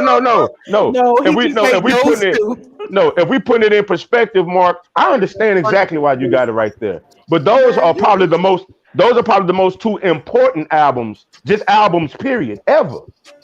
Important, I agree 100%. Influential, nobody copied jazz, nobody copied none of these people's style going forward. Megan, what strip club you go to and you don't hear Two Live Crew? I think Will Smith made videos fun. I think a lot of people that's not an album though. It's not an album though. Those videos were on the album, like the Juicy. Will Smith was impactful. Yeah, but I'm gonna be real with you. Daddy remix that wasn't on the album. Well, no, I'm not counting. I wasn't counting that. What I was saying was in terms of. I'll digress. I want to hear what the lady had to say. I'm sorry. No, I was just agreeing. I was just thinking Will Smith. That album with Jazzy Jeff, I don't even really know it.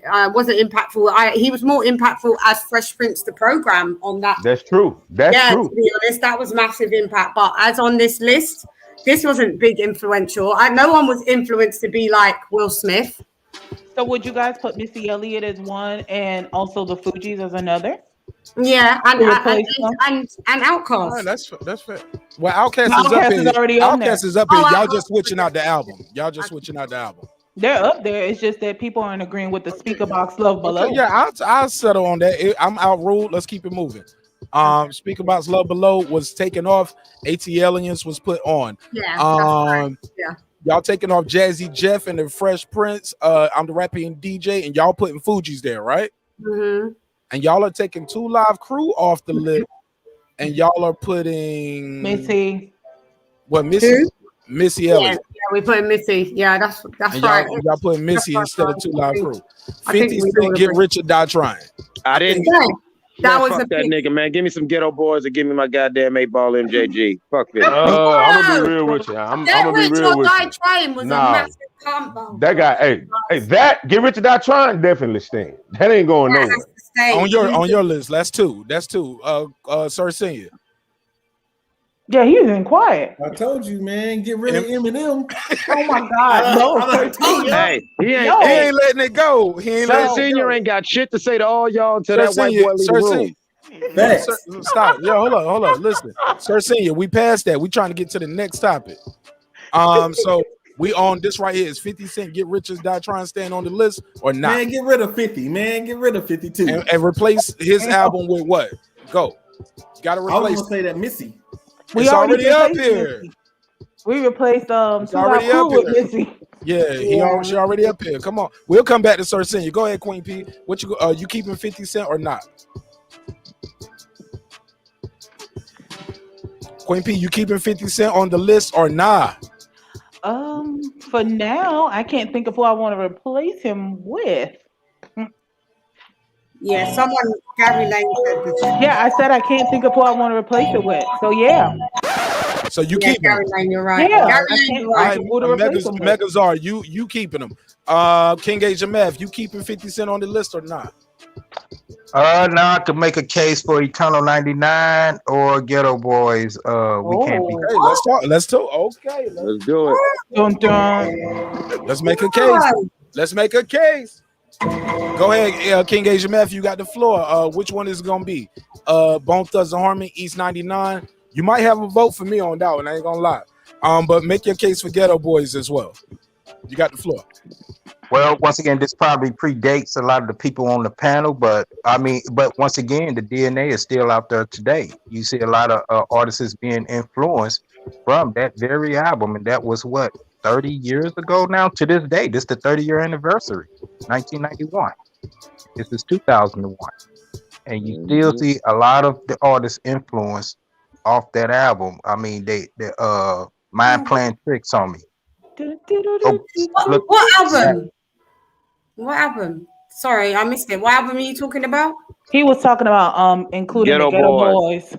And Oh, they have Ghetto the Boys. song called My Mind's Playing Tricks on Oh Lord. The title of the album is We Can't Be Stopped. it. Pretty much, Oh, yeah. Lord. Oh, that's when he was on that gurney and then the two on Yeah, the right side. after he shot Yeah, I himself. know it. Yeah, I and know it. But I it wasn't remember that. that one. But that wasn't influential, though. It wasn't. This must be a No. geographical thing. Like you can't like question like Get Rich or Die trying, and then say the Ghetto Boys would. No, I don't know. Okay, but what about Let 8 me and saying that MGG? sent shockwaves throughout the South that probably sent the tidal wave up in Canada. Damn. Okay, well then it wasn't only influential if it was only in a small part of an area. Like No, I think it is. influential means that you're not even from the States, and like we heard it and it influenced us here in the UK. It influenced people in Africa. It influenced people in the Middle East. The Ghetto Boys didn't. Actually, the Ghetto Boys did, but they did with their Ghetto Prisoner album. With The World is the Ghetto, not the We Can't Be Stopped. Ghetto Prisoner was a global album. I don't know it either. And I study music as that is my bag, and I know like no, that just wasn't that wasn't influential. I'm Both of those albums are supremely better than Get Rich or Die Trying. We're not gonna ever argue that.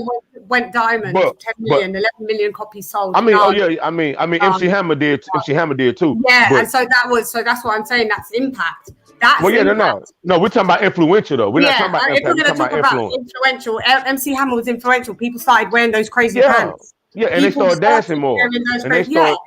But my argument was we're not talking about the best album because I'm talking about in defense of Get Rich or Die Trying being there. Those Ghetto Boys albums and East 19, but you got a case with East 1999 though. Like that's a case. That's a real case. That's a real one though. East 99 was a monster. East 99. That's a real case. Arguments on you know what, Mark? If you had everybody from different geographical locations, because everyone bar me, I think, is from the South or in the States, so it's not a fair. North. I am not from the South. Okay, well, there's one. Hold on, brother. She's talking to me. She was talking to me. She said Mark. She didn't even say your name. Yeah. Go ahead. Maybe it was just a bit diversified with like different north, south, east, west in the States. It would be a bit different, but I can see the influence is everybody's only picking southern artists and we all know at that time in the 90s and 2000s southern rap was not looked at. New York East Coast was running it, and it was and the West Coast and it was and then the West Coast, East and West Coast ran it. South only started to come through without cars, and so you can say no. Vanilla Ice went diamond. Vanilla Ice went diamond, and he claimed. Anybody count? I didn't know where fucking Vanilla Ice was from. He's from East Dallas, though. I'm telling you. That. No, I'm saying, but we didn't know that. Yes, he did. From he went on Arsenio Hall and said, my nigga, that don't mean. I'm talking about what we didn't know that. I'm telling you where we lived at. We didn't know that, and we won't saying I'm fucking with him because I'm getting to know what life is like in South Dallas. I'm telling you, when I bought Outkast, I knew I was hearing what life was like in Atlanta. With that said, Troy Graham just pulled up. Welcome home. Welcome back to the neighborhood. What up, my brother? Hey, bless up, everybody. Bless up. Blessings. Hey, look, let me ask you something, Troy. We on 50 Cent Get Rich or Die Trying. It's a heated conversation over here. Should 50 Cent Get Rich or Die Trying be on top 20 most influential albums in rap? You got the floor. Based on sales, you could say yes, and he had quite a few hit songs at the time, you know. So it ain't about the time because we got it's up here with NWA Straight Outta Compton. Yeah, that's actually an album I never liked, but Straight Outta Compton. Wow. Yeah, I just never liked it. It wasn't my thing. All right, well, we on this. If you want, do you want to keep 50 on the list or take them off? Because this is our last thing before we go to the next. I would say yes. I would say keep that album on there because it caused quite a buzz when it came out. Okay. King Asia Math, you keeping 50 on, or you want to replace them with East 99? I wanted to do my closing argument with the Ghetto Boys. First of all, I'm 50-50 on Eternal 99. You got to replace it with something, and we got to get to the next topic. I'm sorry. Okay, well, I'll go with Eternal 99. Okay, so you taking 50 Cent off and keeping Eternal, and you want to put Bone Thugs and Harmony on the docket. Lady Shan, what you want right here? You want to keep 50 Cent on the list, or you taking them off?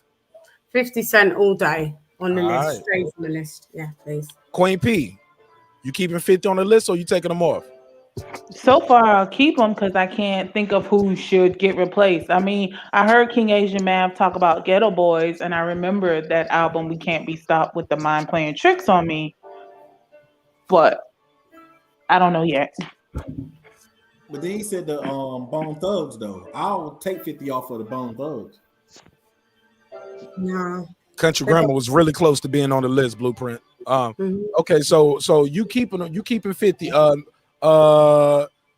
Sir Senior, go ahead. You keeping 50 Cent on the list, or you replacing them with something?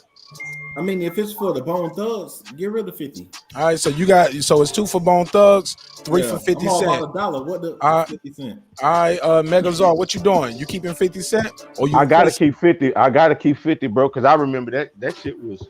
I said you got a case for East 1999. I didn't say you win. You know, you got a case, but it doesn't win to me, because I mean that shit was. Come on, bro. Okay.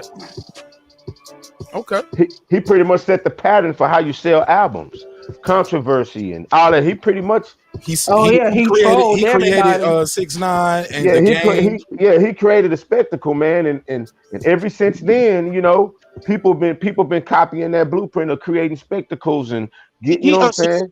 I mean to cut you off. He ushered in Troll, and I give you that. But I wasn't finished making the case on the other two. But still, I get it. I mean, it's once again, it's almost like splitting hairs. It goes down to preference. But no, 50 Cent. Somebody asked you a question, Asian Math. They said, "Why you got the mic?" And let me go on. He said, "Ask Asian Math how influential was Country Grammar."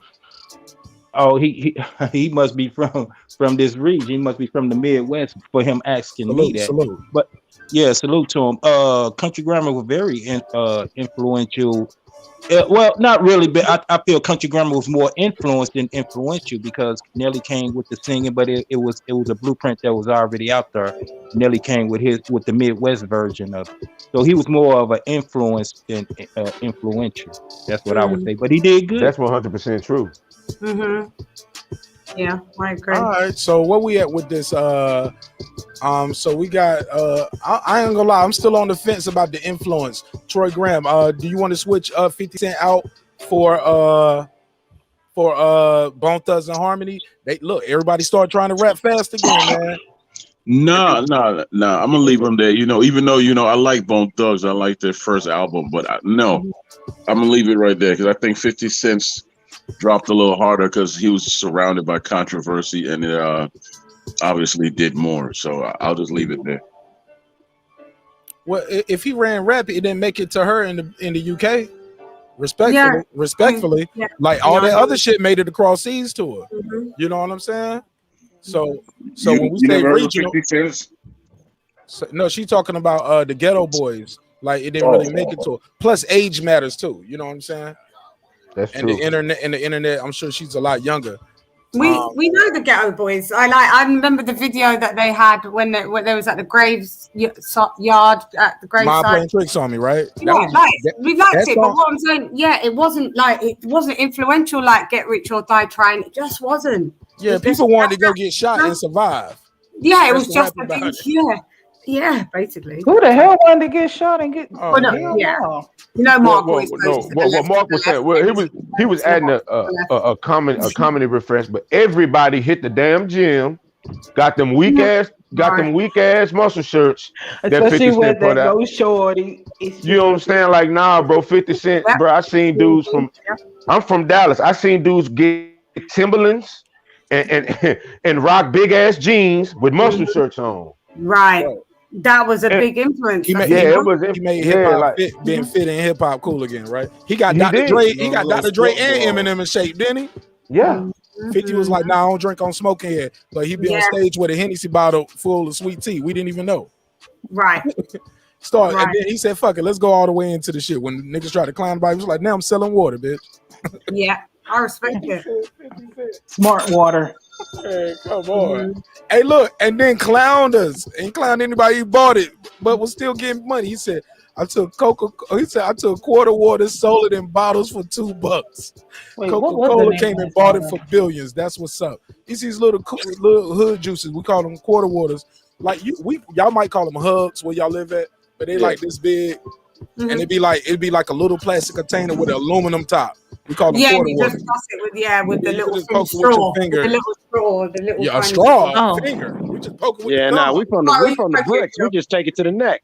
Yeah. we just poke. You got I'm be a real with you. straw. We Okay, had Britain in the jungle house, juice. London, you UK. used to just bite it. We Yeah, had yeah. I jungle used to juice. just bite it with, going and get it with your tooth. Yeah, we do that too. And then just crush it and go in and get in one time. And, It was just sugar water. Now It the was just jungle sugar juice, I water. would have a it's Kool-Aid, straw little because you Kool-Aid. Oh can't. no. Yeah, Oh like no, mini we didn't do the straw with the jungle juice. Excuse, you know what? Okay, sometimes I didn't do it either. Oh, but can I correct myself, Mark? It's vitamin water. My bad. I talked about smart water. He Yes, actually did vitamin vitamin water. water. Yeah. Hey, look, I played the disclaimer at the beginning. Y'all responsible for y'all own words.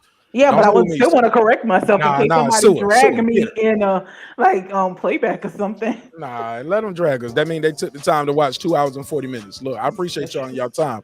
Hey, look, let's get into this next topic, man. This is something very near and dear to my heart. Y'all know I love to have a little relationship talk. You know what I'm saying? And I would be remiss to not have some relationship talk with women, of course, on the panel.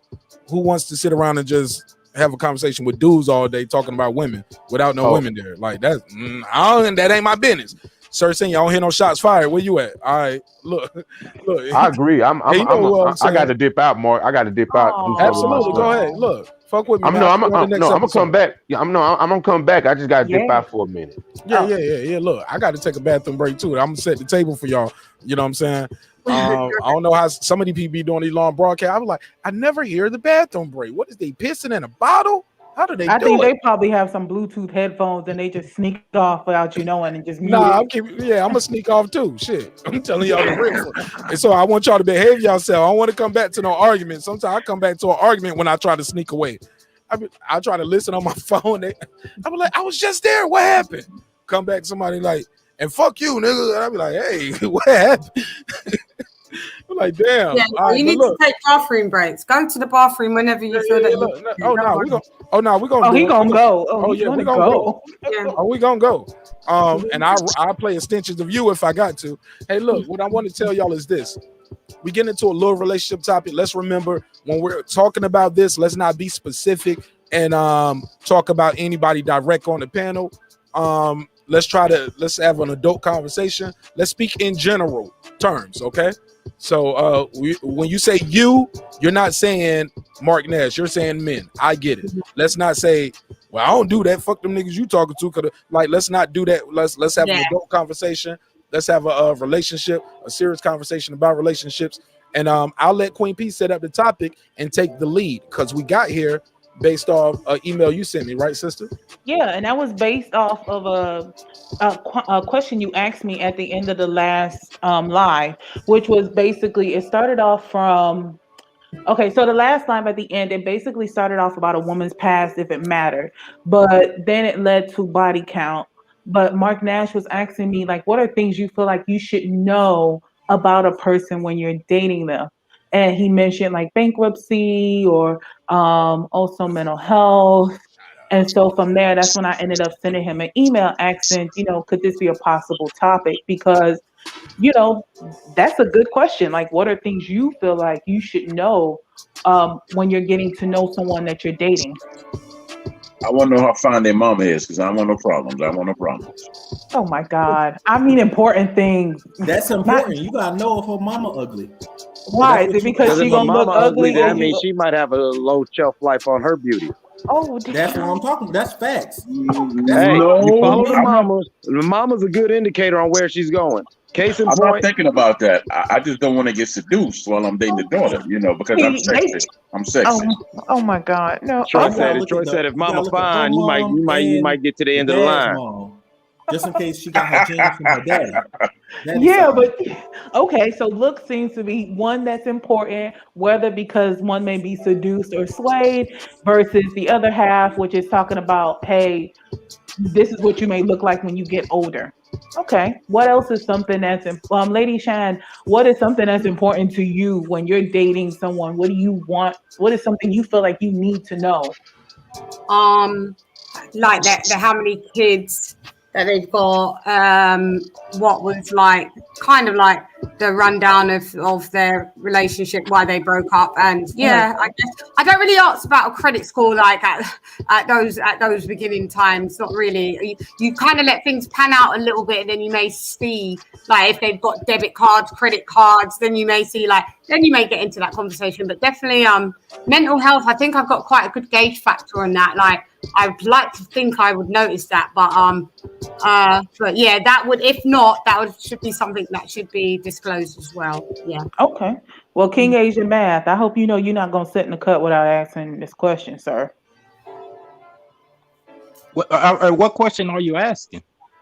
Okay, so when you're dating someone, you're exclusively dating, you're getting to know them, what are things that you feel like are important to know about them? Like, what's something important that you feel like is important to know? What is their true sexuality? Because there's some transgenders out there. Yeah, he want to check the car tax. He trying to kick the tires and look under the hood. Hey, wow, that's crazy. I gotta know. I'm for real. I gotta know. I'm gonna go and tell you. I know Mark hit the little story time thing right about now, but this is real shit. Mark, you might need to hit story time. All right, y'all. Hey, look, everybody wants to know, so here's how the story go. Let's hit it. Story time.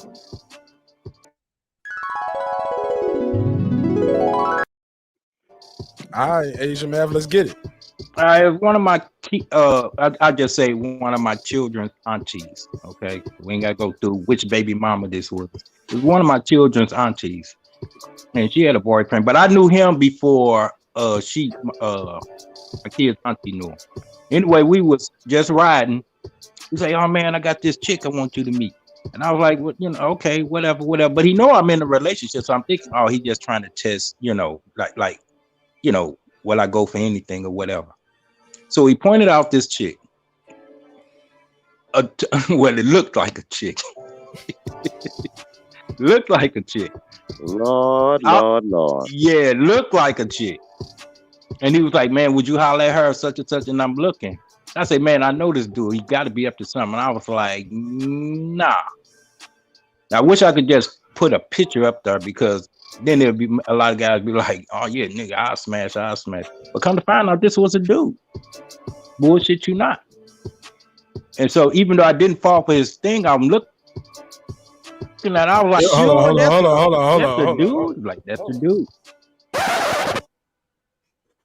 What the fuck? Yeah.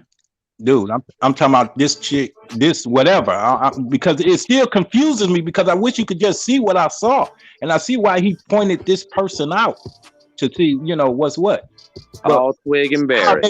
They had that. What's that thing they wear around the neck to hide the Adam's apple? What a turtleneck? Choker on. A turtleneck, a scarf. No, this was in the summertime. It was like warm. A choker. Yeah. And it was hiding beans. Nowadays they just wear a big mask or something. They just be looking like they got their mask down it. Like this was about 15 years ago. So after that time, I was like, no, I gotta know what's the true sexuality before anything. Before I know what the mental like, the financial like, or anything. I gotta know what is the true sexual identity of this person. Because I'm telling you, he ain't lying. Yeah, because some people transition. Man, man. Yeah, because you have some people. Why she ready to go like Wanda did? Yeah, because some people, they just started their transition. Then you have those who have already transitioned along the way. So it's like it may not be so easy to tell. So I see what he's talking about. Man, Queen P. But look, that's something you should disclose. Yeah, I agree. Like, I used to live in Hawaii, like I said before. In Hawaii, there's a term called mahu. Mahu would be the equivalent to, say, the F-bomb in that language, because in their culture, and a lot of Asian culture, you've got a lot of, like, say, you got a lot of Thai and people from Singapore and Bangkok out there that are Asian, but they're rich. And so, yeah, since the time they were 14, their parents already had them on the hormones. This ain't a racist statement. As you know, black, white, and Latino men, we have more rugged facial features. Asian men have more softer features and everything. feminine. They have a silkier hair. I mean, even the pubic hair. I've All right, dated a let's lot keep of it Asian moving though. women. Let's keep it moving. You made your point. Rule of No, thirds. no. Well, my point I'm just is, saying, rule of thirds though, my brother. Let's keep it moving. yeah. My point is, I had a friend named Shelby, a male friend in second grade. When I went back to Hawaii and went to Mauna Loa High School years later, a chick named, what she call herself? See, he confused. Exactly. No, a chick. I'm trying to I think you might need to hit the She called story herself time. Aida. Hold on, wait. She called herself Aida. So she came up and like, hey, what's up, Mike? And I'm like, whatever. How do you know me? And that was because that was Shelby from second grade, who now, when we were in high school, sophomores in high school, was a full-blown girl named Aida. And I was the dude who had to like say, if you was my mans, I'd be like, hey, you sure you want to do that? Because trust me, Aida was beautiful. Aida will fool you. Aida will get you. I went to school with him. He was Shelby in second grade. It's a real thing King Asia Math is putting down. I had many jokes about the new kids at school thinking I'm just hating and didn't want them to talk to the fine chick. And they didn't understand that wasn't a chick. That was Shelby. Yeah, and I'm glad you being more transparent, because it's hard for me to say this person was fine, but I just want to, if I could just put the picture up there. Hey, I'm comfortable in my sexuality. If you didn't know her like I know her, you would be like, damn, who's that? Let me let this brother get in real quick. Yes, Big Dog Willie. Obviously, Yes, we he's at see work, you. right? So his time is valuable, and his presence in this neighborhood is immeasurable. Thank you so much for your time. Thank you so much for your energy and your presence, my brother. Tell people what side of the globe you are in, and or where you're located. Well, you ain't got to say the city. You can say your area code. I got you. Yeah, I got and tell them get in on this conversation, man. Okay. You I didn't know we're talking about. You hear them moaning, they gonna shoot their shot. Somebody said, I didn't sound know like we're. Queen P. Nope, I didn't say nothing. I was on mute. Okay, maybe Lady Jan said, That was me. What the fuck? Okay. Wait a minute, Troy Graham. It ain't that type of show. But shoot your shot, I guess. But go ahead, Billy Willie. You got the floor. Welcome back to the neighborhood. Okay, man. Yeah, I'm from Seattle, Washington, or that's where I work at. So I'm healthcare. So anyway, I didn't know we were talking about the crying game. So I didn't know where you guys were talking about what health relationships. No, okay, so here you go. I'll tell you. I was asking everyone, like, what is something you would want to know? What are things, actually, to be exact, you would want to know when you're dating someone, like, when you're getting to know them and you're dating them, what are things you feel like it's important for you to know? Some of the people in the panel said looks, because they want to know how are you going to look when you get older. Also, like Troy said, you might get tempted if you see the mom and she's more beautiful than the daughter. Also sexuality, like sexual orientation, I should say, because sometimes some transgenders upon first glance may deceive some people initially. So what's something that's important? Like in the chat, Mike wrote about mental health, financial, and things of that nature too. And he wrote different things. Do you care if she been bankrupt before? She on chapter 7, chapter 11? Like, does it matter? I heard you guys saying. Go ahead, you got the floor. To be real with you, besides looks, because I'm about the looks, and she looks good, then yeah. But honesty, I mean, if I don't care what she's been in the past, as long as she's honest with me about everything, then I'm good with her. And that's basically what it is, because I don't have to worry about finding out shit from 5 years ago, and this happened and that happened, and then I got a bunch of random niggas coming after me or this much, and this somebody has this and you have it's just honesty. I mean, I guess that all ties into what we're saying, but I want to know. Yeah, I just need to know. I don't have to know your whole story background, but if it's going to affect our future, I need to know about it. That's basically it. Okay. That's a good one. Okay. You mind if I jump in here? Go ahead, man. You got the floor. Go ahead. Yeah, in all seriousness, I really would want to know about the person's passed a little bit. Just as far as this, when I was younger, I used to date a lot of young ladies that I would have called wounded birds, right? And I found out afterwards whether they were abused or something. Because the simplest thing, like you maybe reaching out to touch them and they jump out their skin because somebody has abused them, or just how It's triggering. Yeah. triggering certain things would trigger them off. So that's something that I would want to know. So I know how to step and how to move. And I know it's actually, you gotta have a sense of humor with me, and you gotta be honest. So that part of your past I'd like to know about. I don't want to know about the body count and all that, but just be honest enough to say, well, I've been through this, I've been through that. Just without getting too much into it. I was dating one young lady, dude she was with before broke her jaw. Broke her damn jaw. So every Domestic time, violence is real. yeah. So when I would reach out, she would literally jump out her skin, and then the dude would call her house and threaten her and all that. Because I picked up the phone one day and it was a bunch of F this B and done this. I was like, "Who are you calling for, man?" So then he was like, "Yeah, you must be the bitch that she dating and and I know what your car look like." I'm like, "Okay, that's great." And the conversation just escalated from there. Hey, look, But somebody did said it a go couple. left though? No, with hold that on. guy? Before you ask him, Oh, go oh, ahead. go ahead, Sorry. go ahead. No, go ahead, Troy. I before you ask, I wanted to address some things I saw in the chat. I saw some people saying Lisa Bell said something I thought was interesting. She said you need to know their family history. For instance, what illnesses run in a person's family. Absolutely. Let's speak on that because we all got a story about dealing with ex drama, and that's a good point, Troy. And I'm glad you brought that up. Well, what about this one? Let me pass it around real quick. Lady Chan, what do you think of this right here? Do you care like if his mom or grand uncle or what? Do you ask this when you date a guy? What about mental health? I didn't say mental health, but I'm glad you brought it Sorry. up because that's what made me think of it. I thought it because when you say illnesses, I thought of mental illness as well. Go ahead, you got the floor, sister. Yeah, no, I'm more with mental illnesses. If people have got maybe something that's like some in their family, like their mum suffers from a rare genetic disorder, and you're looking to maybe have a child with that person, then yeah, that might be something that should be brought up. But I mean, if it's just the run of the mill, my dad's asthmatic, my mum has type 2 diabetes. Yeah, no, it's not a problem like that. No. So, yeah. Go ahead, Troy. I know you was trying to say something. I just wanted to let the ladies get Oh in. no, I was just asking him a question. I said Troy. I'm sorry. Go ahead, Troy. That was what it was regarding. But okay. Oh, go ahead. Okay. No. That's all. I was just because he talked about the domestic violence and with the guy that the young lady was with that he was talking to. Did you ever end up Did this guy ever end up confronting you? Did it go left or no? They didn't go anywhere because we were just from a community where it wasn't that hard to find out who the next man was. So I'm pretty sure he found out a little bit about me when I was younger, and he couldn't come to where I lived, but I could go to where he lived. So I went there and asked a few questions to some people I know.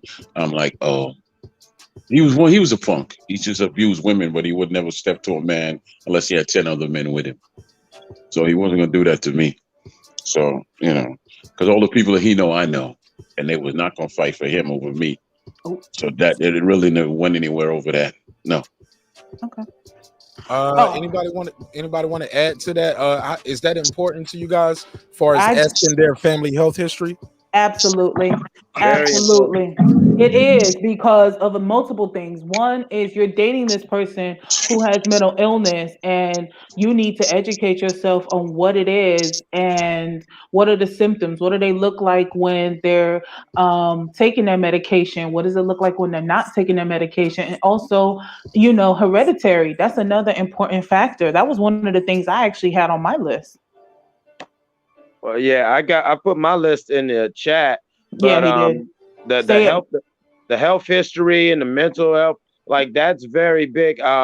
Actually, hey, I've known people and I've been in and currently deal with people where the relationship's not a problem, but people not being honest and upfront about their history or their triggers, and to where even like what Troy was saying, this person, they have certain triggers where yes, they will react a certain way, but they don't feel comfortable with themselves, with you or anyone to be honest about it. And so you They find may be yourself through this. embarrassed too now. Let me finish. You find yourself through this weird period that could sabotage a relationship where now you're blindly trying to feel things through while trying to tiptoe because you know there's all these triggers and booby traps and mental and emotional landmines, but you're in the dark. And so I feel like when people don't pay attention to these things, you self sabotage that relationship because you not trying to actively pursue that and find out that information to learn about the person you want to be with, or that person not disclosing it to you, that will come back and bite y'all in the ass. Trust me. Absolutely. Go ahead, Yeah, Queen but P. You was trying to get in. Go ahead. yeah, all I was saying with in regards to what Mike said, sometimes it's embarrassment too. And people, when it comes to mental illness and mental health, there's a huge stigma and people don't want to be labeled. So that's another thing. But for my list that I put, I said mental illness, like I said, for hereditary, as well as if I want to be with somebody who has it. So I'm not going to say that somebody with mental illness doesn't deserve to be in a relationship, but you just have to be aware of what it is and is that something you can, deal with, because if it becomes too much, you need to kind of make a decision for yourself, because as much as you want to help that person, you need to make sure that you help you. I said substance abuse, all of it, opioids, alcohol, illegal drugs. I want to know all of it, because if you're using, have you ever seen a kid in a NIC unit that's been drug exposed? And Oh also man, some of yeah. these people who are on drugs, depending on what type of drug it is, especially those hard drugs, they will rob your house blind and sell your shit just to get that drug, because they're chasing that high. Another one I put was also bankruptcy, like money management. That's another thing, because a lot of times we always hear men are the leaders of the household, and I get that, but you can have a man who has piss poor money management and y'all could be living under a bridge. um Alimony, I want to know about that. Are you dealing with alimony? Marriage, divorce. Also, like, how is that with the divorce? Like, do you guys have kids together? How is the co-parenting? Mm. Did it end on a horrible note? I don't know if many of you ever heard about the Betty Broderick story, but she was a woman who she ended up killing her husband. She was with her husband for a long time. She was with him when he was in school. She was with him. She had the kids. She was a housewife. He left her for a younger woman who was a secretary. Let's just say she's in prison right now because she ended up killing somebody. Your health status, because as much as we talk about body count from Monday's live, the main thing I want to know is what the health status looking like before you can even engage in a sexual relationship. Do you have anything? And we can both go get tested, because Mike mentioned about how he would ask a young lady to go get tested and they get offended, but I'm wondering, are you offering to take the test with them too? Are y'all Always, going to? Okay, never always. mind. Well, then I don't understand why they're offended. And Child that's why support. and that's why I swerved them, because that's a red flag. Because when you I, start talking that what do you got stuff, I said, come on, let's go to the clinic right now. Yeah, you know me from previous shows, and Mark knows this. But for the people in chat, like I used to be a pimp, and so there's a clinics around here that I used to take my girls to this clinic all the time. So even though I'm not pimping right now, when a girl says something, you want to go to the clinic, I know exactly where to go. Let's go right now. I got $40. Let's go. Let's go. Agreed. And then also child support, because if you get married to this person and they're dealing with child support, I know if you file separately, you don't have to worry about your money getting garnished. But also another thing is faith, because what if you believe in God and you may want to strengthen your relationship Mm. with your significant other. And as I mentioned this, I'm not saying I'm trying to figure this out in one day, but these are things that are important to me. And when it comes to mental health, a mental illness, let me make this extremely clear. It's the person being diagnosed by a professional, because too many times people go on WebMD and they self-diagnose. I'm not talking about that. I'm talking about you having an actual mental illness and you actually got diagnosed by a professional, and you're either seeing a therapist, you're taking your medication, and if you're not, I need to know what's that looking like with you. How long haven't you been on your medication? And what do you like when you're on and what do you like when you're off? And the only reason why I say that is because I saw a show where a lady got stabbed multiple times by her boyfriend. He had mental illness. He was bipolar and schizophrenic, and he wasn't compliant on his medication. He was using illegal substances, and yeah, that was revealed at the end. She met him in college. They were students in class together. I also knew a girl. I saw a movie about a guy coming down the chimney giving kids presents with reindeer and shit too. Queen P. Like, respect. I knew it real. I knew it. No, but I'm in serious. Arizona. No, he stabbed her multiple times. Like basically, when I'm serious. He gave these kids presents too, like all over the world in one night. I'm You not won't talking believe it. about It's an Santa amazing Claus. story. I'm not talking about Santa. No, I'm not talking about Santa Claus. But no, basically, they were students in college. They met. You know, I'm making fun of the fact that you said I saw this movie. Like It that wasn't don't a mean movie. nothing. It was a show. Okay, well, a show, a movie. It was actually You saw Fatal it on Attraction. TV. Yeah, it was on TV One. Hey, no, but seriously, all jokes aside. I know. All jokes aside, back to your I point, don't write Queen this, P. y'all. I promise you, we don't. Me and Queen P do not rehearse these bits. Like We but go don't. Queen Go P, ahead. back to your point though. When I was in Arizona, this is a true story, and it was a sweet girl too. It was so crazy. This Yo, dude. after this, let me let some of these other people get a word in to just pull Oh it yeah, up. for sure. And Some Mark, you because gonna look, let me say also this. give yours too. Now, don't think you gonna ask us and Because you're not gonna give yours. some people. Let me say this. Some people are more introverted, and they won't cut people off. They won't just jump in, and they'll sit there all night and won't get a word in. I don't like that. You know what I'm saying? And I invite them here. So and they pull up for a reason. So I want them to get their bars off. Oh yeah, for sure. I'll go on mute I after just want this. to I just want think to pass it around a little bit, please. Yeah, no, but this little anecdote speaks exactly to what Patricia was talking about. In Arizona, I knew this sweet little girl who we didn't know had a personality disorder. Mind you, she had a personality disorder. So she had like split personalities and shit. Her boyfriend beat the fuck out of her because she was cheating and blah, blah, blah, not knowing that, no, it was a whole nother bitch because the bitch was crazy. She had a personality disorder. So she had dissociative identity disorder? Yes, like exactly. Dissociative identity disorder. Okay, that's exactly. called multiple personality disorder. That's formerly known as multiple personality. It used to be called multiple personality disorder. Okay. All right, She had Transcendent DID. Sports. Yeah, go ahead. Transcendent Sports. Jump in on this topic. Get your bars off. What are things that you should know when dating, and what are some red flags and deal breakers for you? After that, rolling with the punches, and please, sir, senior, go ahead. What's up, beautiful people? How's What's up, my everyone brother? doing? What's up, my brother? What's Go up? ahead. What's up? All right, so let me break it down for you. So I always look at four things. Break it down for me, please. Okay. Yeah, so I was always looking for four things, and I call them the four foundation that are very important. Number Hey, one your mouth is too close to the mic. It's doing a really popping crisp, like it's either Sorry. too loud or you too close. We trying to have a high quality show over here. Is that better? Is that better? You got that guy Eclipse laughing at your mic right now. That's how bad your sound sounds, brother. Eclipse And is you're muted. Don't Asian. put my name in this. Hold on, and you're Asian. How your electronics fucked up? I'm sorry, no disrespect. No disrespect. It's all good. It's all good. Is this better? Yeah, that joke didn't land right. They're gonna get me out of here for that. Oh, I'm sorry. I'm sorry. No disrespect. Hey, look, you cracked the Asian joke in the chat. I thought I could crack one in person. Go ahead. You got the floor though. This is my Filipino brother, all the way in Canada. So it is a little. Lady Shan was like, "Yo, everybody from America in here. Most people from the South. You know what I'm saying? But look, we got somebody from Toronto here, somebody from the UK, Michigan. People, Michigan, Seattle, Texas. You know what I'm saying? Carolina, Atlanta, Florida. Like it's all over the place right now. So, good.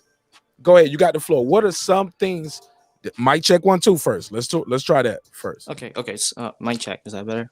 A lot better. Go ahead. Give me. Right. What are some red flags and deal breakers, and what are things you should know when you start dating somebody? Well, number one, four things. Like I said, I call them fundamentals or like a foundation, which is respect. Number one is respect, right? If the person respects you or they don't respect themselves, how would you know they respect the relationship, right? Number two is honesty. We all know that. If they can't be honest with themselves, how they can be honest with you or the relationship. And number three, for me, would be loyalty, right? If they can't be loyal to let's say they can't be loyal to their parents or to their friend, how would they be loyal to yourself or to themselves, right? And number four, most important, lastly, is support, right? If they can't support themselves or even support your dreams or support your like dreams, how would they support the whole relationship if you're in a dark place, or like your mental health is this way, or like let's say your financial problems? How would they support you? How would they define support? The reason why I put it that way is because all those four fundamentals can really be a deal breaker for me, because the person either will try to be the dominant in the relationship or try to work with your relationship, and those four fundamentals that I believe can be the most beneficial for everybody, right? Some red flags, if that person doesn't, for me, if that person is not, number one, can't respect themselves, right? If they're just, if they can't really respect themselves, then I think that's a red flag for me. Because now I've been thinking, who you been dealing with? How did you grow up? Who been telling you how to disrespect me, or disrespect my family, or disrespect my friends, or disrespect yourself, right? Another red flag would be, You ain't got to name them all right now, my brother. We're gonna pass it around again. Like, yeah, all right, this ain't it's your all only good, it's chance. all good, it's all good. I'm this done. ain't your only chance to speak. You're like, man, I got to get it all out right now. They're never gonna let me talk again. It's all good, man. I'm done. I'm done. Go ahead. It's like, especially since Manny Pacquiao lost. Yeah, that's true. All right, little joke. Go ahead, Roland. What are some red That's flags? fine. Yeah, what are some red Red flags? flag. And go ahead, Roland. What's some red flags and deal breakers for you and relate when you start dating? And what are things that you think you need to know when you start dating a young lady? Go ahead, Roland with the punches. You got the floor. Red flag, All right, okay, red flags, man. I was thinking about that right now. To be honest with you, I've never really thought about.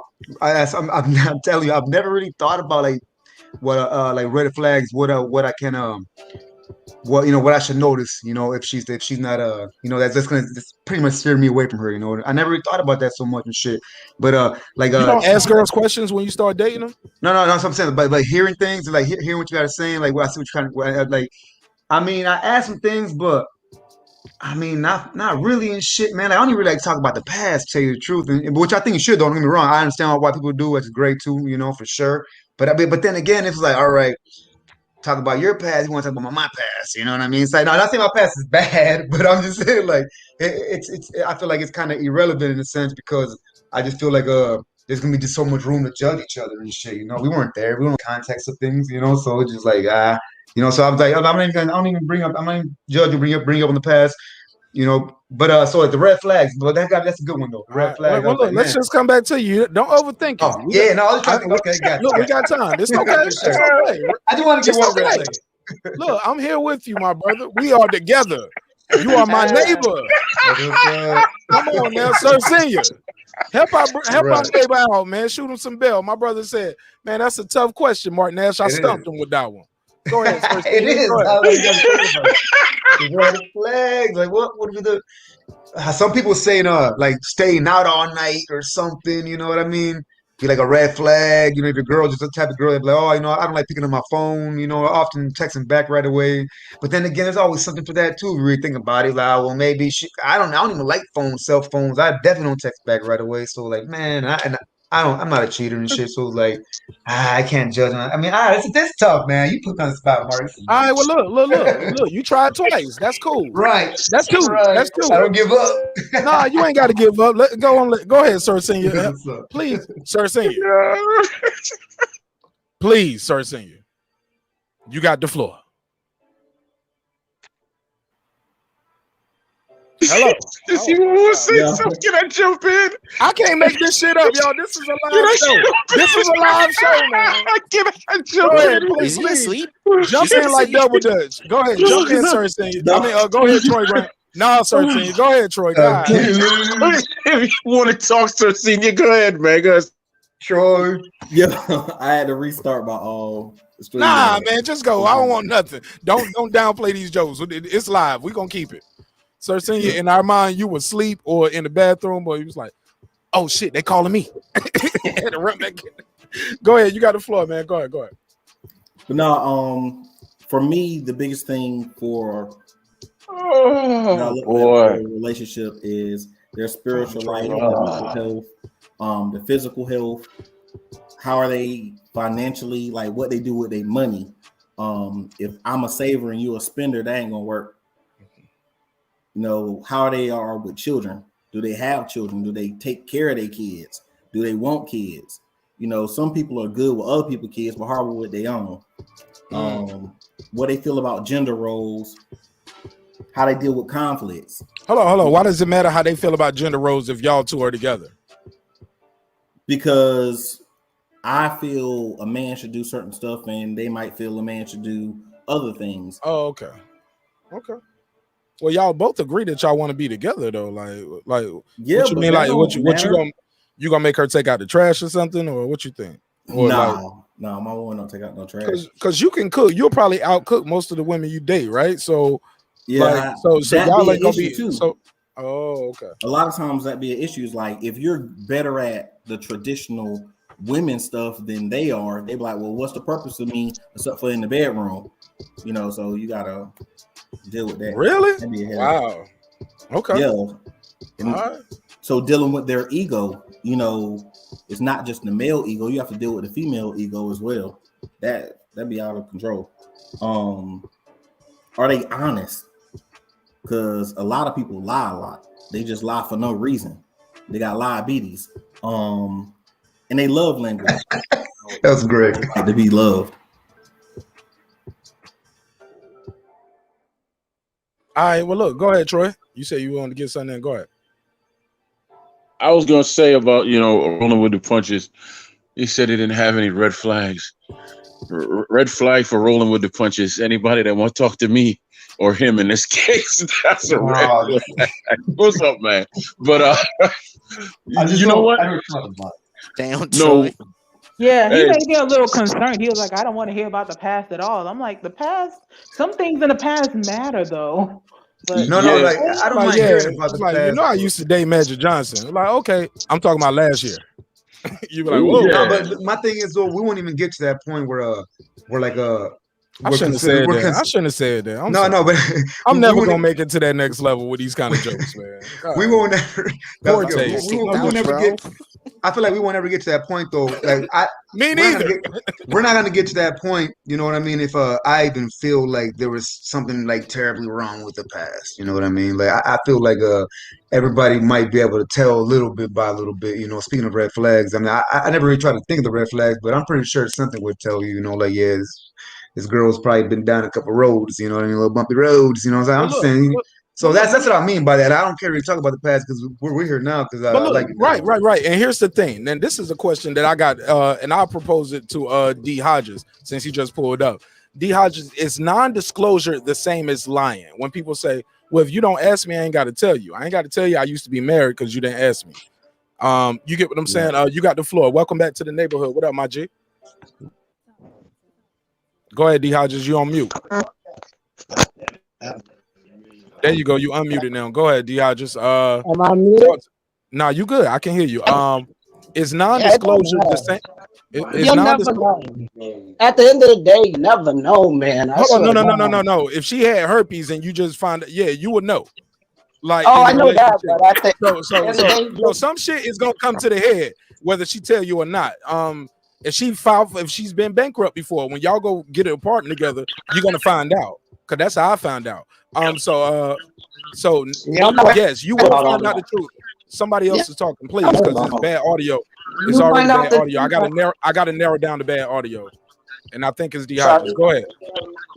Yeah, I'm just saying though. It's like to me, it really don't matter. Like you never know nobody, and some people don't find out. Too loud. Hey, your TV is too loud, and your audio's clipping. Okay, let me see how to fix it. I don't. Am I sound better? Yeah, I don't. Do I sound better? Yeah. Just talk at that regular pace right there. Let's try that. You moving around or something? Okay, it's movement. The audio is terrible when you moving. You got to sit still, bro.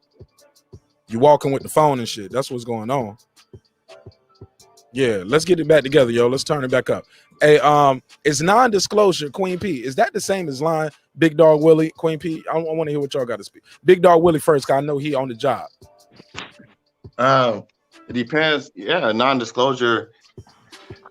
I guess when it comes to that point, if you're gonna get an apartment together, or if it's something that is like, if you have to take another step in your relationship, then that needs to be, disclosed. I mean, it depends on what it is actually. medical information, financial, even spiritual. Somebody might say, "Yeah, I'm a Catholic," and then somebody said, "Well, I'm a Coptic, or I'm a Christian faith center type person, or something like that." That can be a problem, but it really depends on where you are in your relationship. All right, Queen P, talk to me. Is non-disclosure the same as lying? Whether we're talking about bankruptcy, whether we're talking whatever we're talking about. Well, if you don't ask, then how would you know something? Now, if you lie, that's to me when I think of someone lying, it's that someone did ask you and you didn't tell them. You lied flat out. Like if they asked you, "Hey, when have you last gotten checked?" Do you tell them, "Oh, 2 days ago," when you know you gotten checked like what 6 months or more? That's like a lie to me versus the other one about I guess omitting or whatnot. That's well, I don't know. Towards the other one is like you didn't ask. You would hope they'll be honest with you because that's something, especially if it's something that's important. But because you didn't ask, they didn't tell. Am I on the path of what you're asking or no? Yeah, I mean, yeah, but you switch non-disclosure to omitting. You just I'm use a different sorry. synonym. So you kind of threw me off right there. Now, the Sorry. example you used was about somebody when the last time they got tested, correct? Correct. Now I don't know if that's not an appropriate one. Then let me know. I can use something else possibly if you want me to. No. That's fair enough. Y'all, anybody want to answer that? What was the Yeah, quote today? I'll definitely say that if you're non-disclosing or omitting, you lying. Like you know it's something that I would want to know, you lying. If you did something that you know I would want to know about and you don't tell me, you lying. But how would she know that you would want to know? I mean, how would she Come know on, that? by the time you're in a relationship with somebody, a person want to know certain stuff. There's a reason why you omit stuff. Kind of like the conversation we had earlier on the other show. Is the reason why people omit their body count is because they know it matters. Oh well, if he know I had 50 more people than what I told him, he probably wouldn't be with me, or he probably treat me like a hoe versus somebody he would want to get to know. So you're lying. So it's the same thing. If you omitting information so the person doesn't know the truth, that's lying. Anytime you do anything to withhold or hide the truth from a person, you're lying. You're being dishonest. Okay. I think it depends. I think it depends on what state are you in your relationship. It might not be somebody's business if you're just starting a relationship or you're just starting to date somebody and they ask you, well, how much money you make, or well, how many people you've been with. It's not none of their business sometimes. You know, you can when you start to trust people more, then you can tell them more things, intimate stuff about you, or more things that are personal. But you just can't just throw off and say like, well, this is my whole list. Yeah, that's true. You might scare them off. Yeah, that's true. You could At the scare end of the somebody off day, if you it's all tell about too what much. you believe. At the end of the day, it don't matter. It's all about what you believe. Some people could lie so good. I know people that had a whole nother family for 20 whole years, and the person never knew about the other lady, and the other lady never knew about the whole family. He had a That don't whole. make it right though. That's terrible. I know it don't make it right, not at Hey, all. look. Your mic is terrible and it's loud as fuck too. Like you gotta calm down with that terrible shit. All I'm that popping sorry. in No, my I'm ear. just saying, at the end of the day, it's like everything is the truth. Everything is the truth unless you could prove I'm lying. You gotta prove I'm lying. I didn't gotta Okay, go no, that's terrible. No. You can't lie to I'm you. keeping No, it that's real. lying. Hold on, Everybody done lied to a bitch. Shut up. Ain't no nigga on this panel to say they ain't lied to a bitch nigga, I before. ain't had no whole family. You can't My speak for brother, everybody. Yeah, I'm about to say, yeah. don't speak for And everybody. D Hodges, here's the bigger thing, my brother, that you got to realize. First of all, you can't speak for everybody. I hate when people do that. Second of all, telling a girl that I'm a couple that this is that I ain't got no Beijing in my hair, or this ain't my homeboy car, ain't the same thing as having a whole family on the side, my brother. You please don't equate those things. And say it's not a lie until you catch me. No, it's a lie. A lie is a lie is a lie, bro. Now, what sounds like is you might lie to yourself and feel like, it's the truth to you. I get where you're going with that, but it's still a lie, whether you admit it to yourself or not. Respectfully, my G. And yeah, let's pass it around. Go ahead. Anybody want to respond to what he said? Yeah, I have a Go question. ahead. Go ahead. I have a Go ahead. question. D Hodges, when you said history Oh my doesn't God! matter. Ask anybody else a question. Damn. Oh, okay. Who got All a good mic, please? Damn, man. Mike, Hold it on. will not be Mike tonight. Mike, It's ain't so. My nobody mic gonna is say nothing fine. about you. It's better now. I Okay. sound straight. Okay, all right. It's, Okay, fine. it's, This is for general everybody. Okay, here's my question. So, if the person, he or she, has a history of cheating, would you give that person a chance? D.I. just make you go first, then D.I. with your mic, since he was one to ask you, and then please make it brief with that shit. Yeah, I know I am. I promise I will. If she cheated before, hey, as long as you don't do it to me, I don't care nothing about your past. You know what I'm saying? Don't get me wrong, that will put the red flag up, but I won't dwell on it. You know what I'm saying? As long as you ain't cheating on me and you don't give me no type of nothing that I think it, then I'm fine. I don't care what you did. I done cheated on For sure, women. for sure. Shit. Try to beam back in, my brother. Like, yeah, we can't do that. I'm sorry. Yeah, that's a good point, though. Yeah, I appreciate That's a it. good point. But look, I'm not tripping. That shit is like popcorn going off. And I got the headphones over my head. Like shit. King Cliff. Shit. Like, What's that? go ahead, man. What's your take on this? You mics with D Hodges. I think he did, yo. I was going to say that. He was like, he read up on DeAndre like, give me your good mic, nigga. Golly. That's my dirty, man. That's my dirty. Salute to King. Man, And appreciate D. Hodges. Go ahead. Listen, I do believe omission is lying. I believe that people only lie for two reasons. You either fear what people gonna do, or you fear what people gonna say, think or say, and so you lie.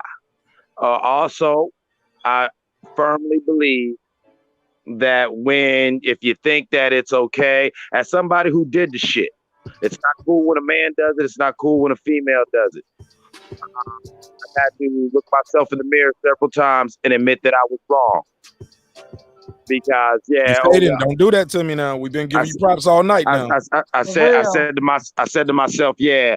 Oh well, it wasn't like I was lying to her. It wasn't like I was playing because she didn't ask me, and some of the things that like Patricia and a lot of the females are saying.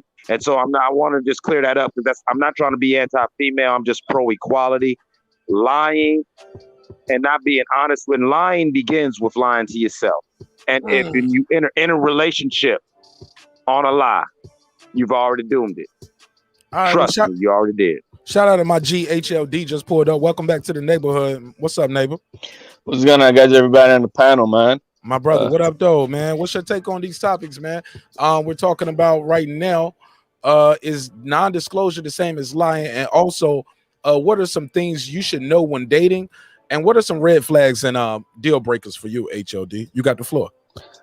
Right off the bat, man, I think Eclipse and I were a lot on the same page on this. It's trust and honesty, and the honesty thing is big time. So you walk into a video. We all kind of you start dating right off the bat. You have like your list of questions that you start asking. You want to find out about, and they'll answer some. Let's say you go out and they start answering some questions, but they also sometimes may dance around the truth of how the in depth of that answer. And then later on, you end up finding out there's a little bit more to what they said, and that they were not, fully honest, or like we're trying to say, the non-disclosure part. And I think that's being dishonest at that point. Every relationship you get into is different. So, there's not one set of standards of, are there totally deal breakers? Yeah, I think somebody said earlier if they cheated before. Well, yeah, they may have cheated before, but what were they honest telling you about it? What was the circumstance? How you feel about cheating now and shit like that? You want to find out about the person as of today. And but as far as the non-disclosure part, I think if you ask questions and they give you kind of like a little run around the dance answers about them, and they don't give you the full depth about it, I think that's lying. That's dishonest, and it will cause problems down the line. And if it starts with that, it's going to start with everything else. I think the devil's always in the details. And in any relationship, it's not about doing all the big things, but it's about all the little things that makes a relationship work. And if honesty is not there and trust, forget about it. It's not going to work. All right, let's pass it around. Nice opening statement, HOD. So, but do you think this a non-disclosure is the same as lying? Yeah, absolutely. I think it is. So I got to ask you certain things for you to tell me. Is what Go ahead, man. like do I got so like how does that come up? So because ain't nobody gonna tell you, hey, by the way, I just filed for bankruptcy. You know, in the first date, we don't know how far this relationship gonna go. I don't have to tell you that right now. Well, I mean, like I said, I think at the beginning of dating, when questions do come up. I mean, that's the flow of the of getting to know someone, and you do start. We all know that, dating is like an interrogation process. You're trying to find this person out, and you're playing detective, and you're trying to see if this person has things that are cool with you, that are relatable to you, and so down the line, as you start asking these questions. Yeah, hey, what type of job you do? You're trying to see if they got stability. You know what I mean? Do you own a home? That means that maybe they got credit, they could buy a home, right? And yeah, if you want to ask a question about, are you in financial turmoil? And they just say, no, I just got a few credit cards. Then you find out that they're in bankruptcy. That's BS. You know what I mean? They got to tell you, yeah, I'm doing this, I'm doing that. But I'm working myself out of it, and that's okay. But at least the honesty is there. I don't need to find out on the site later on, like, damn, you're $500,000 in debt. You know what I mean? And I don't need to be finding. Yeah, man. Trust me, man. It's out there, and so you don't need to be finding that shit out later on like that. Just be honest. And if you're afraid of being judged and stuff like that, then forget it. That person's not for you. If they're gonna judge you and they're not gonna, then just accept it. That person's not for you. But lying your way into a relationship is not gonna make it work. It's not going to make it work. You might as well be honest about everything about yourself and anything that this person is asking about. And if it's up to them that they still like you, oh, you cheated before? Damn, you cheated on the last 3 relationships? At least you told me. Now I know if I go into it with you, you know what I mean? It's my choice. It's not that like, damn, I wish I would have known. You know what I mean? So it's all about the communication and you get the vibes from the person. I mean, we're not unless you want to be dumb and and blind about things. You can sense the red flags. I think that's one of the biggest things in relationships is that we ignore the red flags because the coochie's good. You know what I mean? That booty's good. At least I'm talking on the guy's side. And then oh, then all this other back crazy shit that she be doing. You kind of like, I'll forgive her. It was that she was just having a bad day or whatever it is. You know what I mean? And you ignore the red flags that are eventually going to just pile up on you and destroy the harmony of the relationship. So, I mean, that's what I got to say about that. Go ahead, Transcendent Sport. You said you disagree with that. No, well, because Dehaji just says, just lie too. I mean, if you're just gonna lie in a relationship, what's the point of a relationship? That's what he said in the comment. That's what I said. Yeah, he was talking about D. Hodges. I saw that. I can't deal with that. What is he on, bro? No, oh my God. No, Mark. Like you might. Let's keep it moving. Hey, but I got a question though, Mark. What? Let's go. Let's get it. So, okay, let's say the person that you're trying to be in a relationship with. Let's say that they told you that they did cheat in the past before. Like they say they just came out and told you just off the fucking top of the head, like fuck it, second date. Oh, just by the way, I cheated in the past before. What is that gonna do for the relationship? I mean, what is that gonna do for the friendship and shit? Well, I mean, depend. Like if she just sitting there bragging, like, "Yo, I used to cheat on this nigga all the time." No, I'm telling you, hold on. Let me get this off. You asked. Yeah, I'm gonna answer. Yeah. Depends on how it comes up in context, because we could just be talking about it, and we could be seeing random things. We could be telling a story, and it comes up in conversation. But if she's just using it like a trump card, like, "Yo, yeah, I used to get niggas for their money all the time," like, yeah, yo, and I've had girls tell me that, like, and think that's part of the conversation, like telling me how she did things, and I was like, oh, okay, that's cool, and I listened. Yeah, no, we kicked it. Right. I busted down and I kept it moving. Like, oh yeah, you gotta keep. No, I'm joking, but I'm serious. Hey, look, man. But that's the answer to your question. But let's bring. No. If she didn't say it like that though, I'm asking the panel too. I wasn't just asking you. Okay, yeah. I'm talking about that, like the whole panel, like say she just was like Like it was a good deep conversation, right? At the dinner table or something, ordering some shrimp and tacos. And then she was like, yeah, by the way, I cheated in the past. You know, she was like, you guys having a good conversation too. And she was like, I cheated in the past, by the way. But I mean, but why? That don't, like I said, No, I know, context matters. but that's what everybody's That's the saying, though. context. She just Everybody's saying that you should just come out with no. whatever. It's all about, like, if somebody asks you, like, yo, have you ever cheated in a relationship before? And she Right. answers, yes, I Context. have. And That's a lie. and I can respect it. All right, Because awesome. I've been with girls who've been a cheater. I've been a cheater myself. Like, it's fucking you get life. what I'm saying? It's okay. Everybody, It's part of relationships. Because Yeah, it's part of sometimes, life, especially man. when you're young and dating, you don't know how to break up with somebody. Right. Why even date when you're young? Honestly, shit. But yeah, Say that's what? what I'm saying. I got a story I time say on the exactly. I know exactly what you're non-disclosure. saying. Like, why even date when you're young? Shit. I I know. mean, I know what you mean. shit, what you mean? Look, we all do it. It's the birds and the bees, baby. No, I'm saying. I know. So I was agreeing. Yeah, I was like, but it's hard. called Like, why dating. even date when you're young? It's just crazy. You know what I'm You saying? practice it for marriage. Like, I don't know how you do it where you live at, but where I'm from, we don't wait. We don't wait, and we don't, we don't do certain traditions like that, like you should, as far as waiting. And we've been experimenting, man. 2021. Come on now. I won't. That means I will be born recently. I'm old, man. Right. No one's waiting, man. I ain't talking to you. I'm trying to segue, man. Let me mute your mic. Shit. This nigga don't know what a segue is. Shit. Oh, Got 10 Mark. people up here. He want me to talk to him. Oh, Mark. HOD said he had a story regarding non-disclosure. All right, let's cue up the story time. HOD, you there? Copy that. All right, hey, look, man. Everybody want to know. So this is how the story goes. HOD, let's do.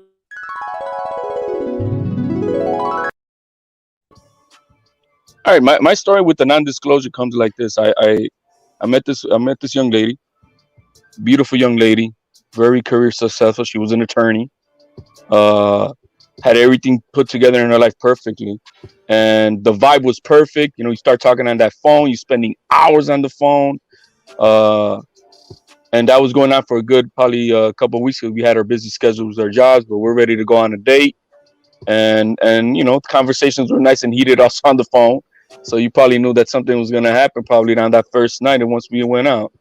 But she went out. She right before we ended up going out, she full disclosed. She told me that she did have herpes,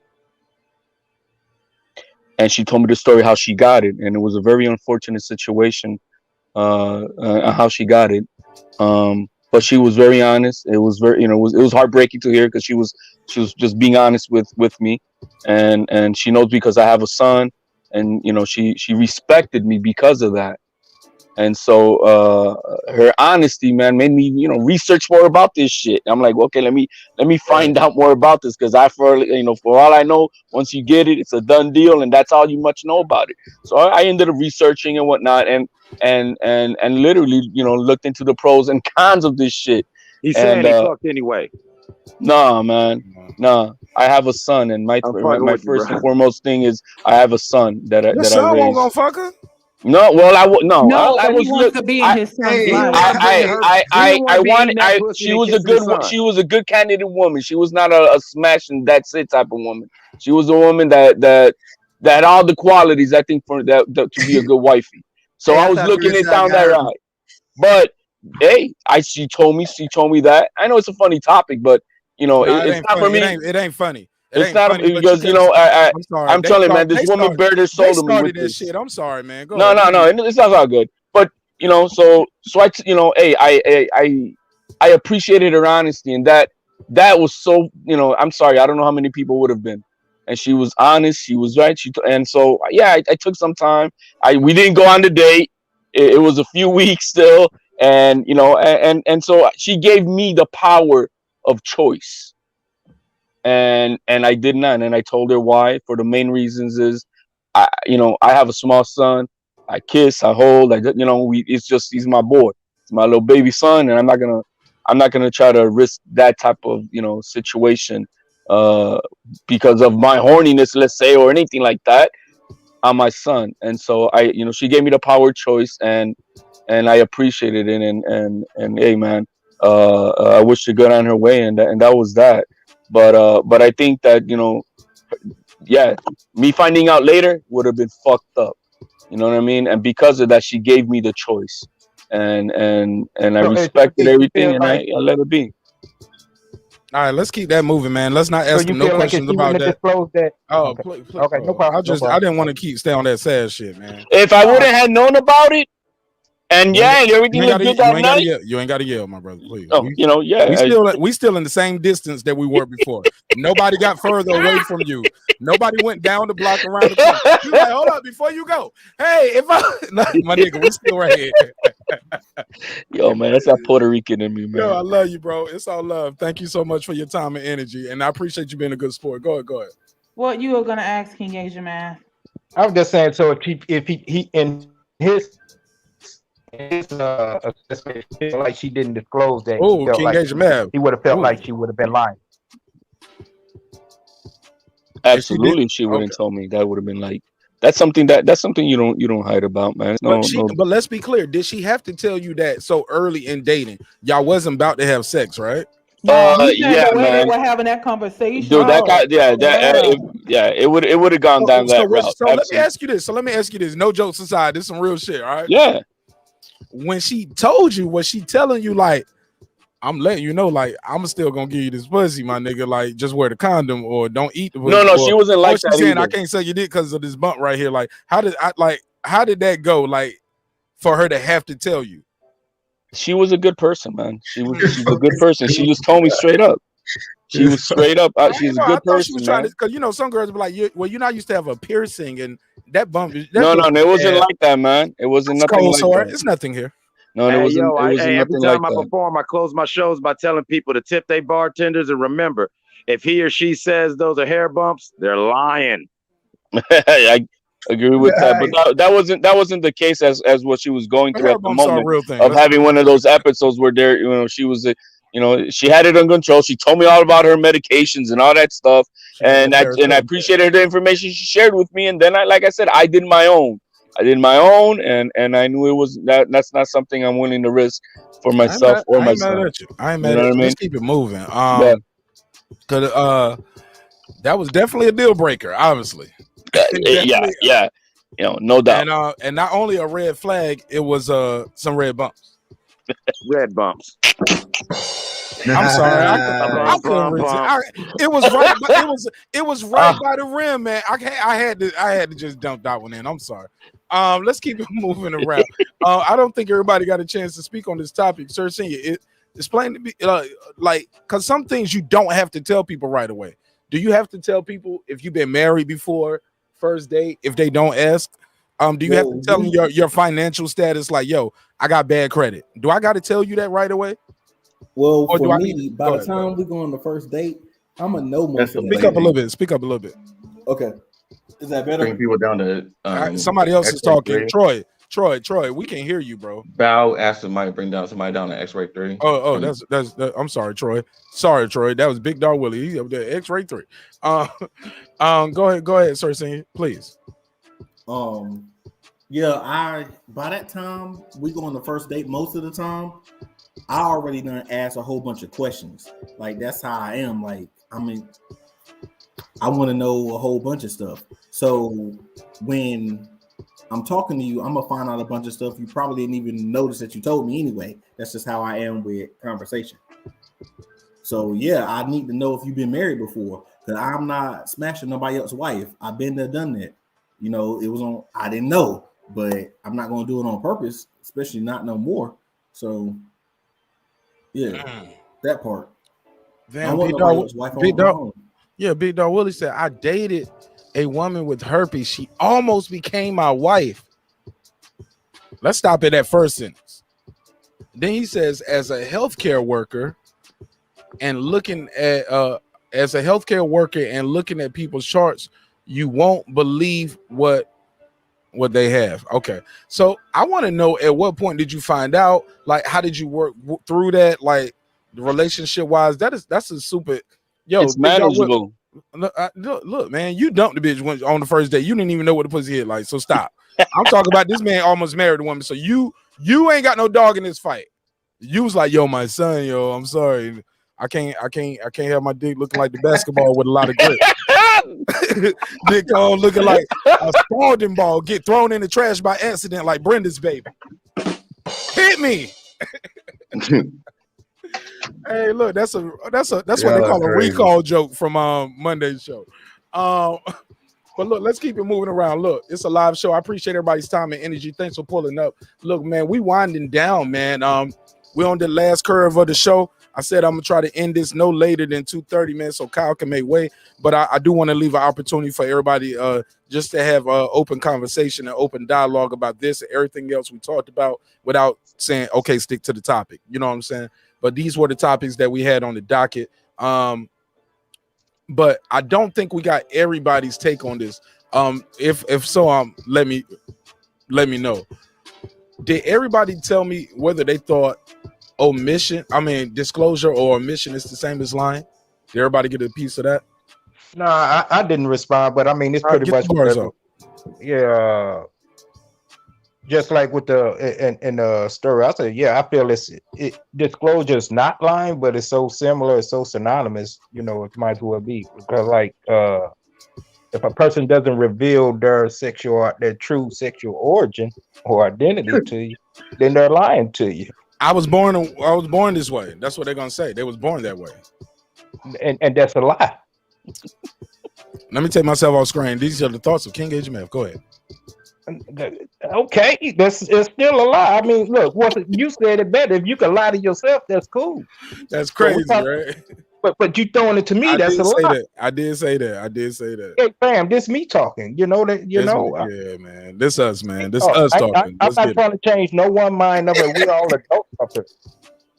But I mean, if a person doesn't reveal that to me, they are lying. You know what I'm saying? That's their truth. Absolutely, because I want to ask a quick question. Because here's my thing, King HMF. You take away my power of choice. Bam. We not gonna.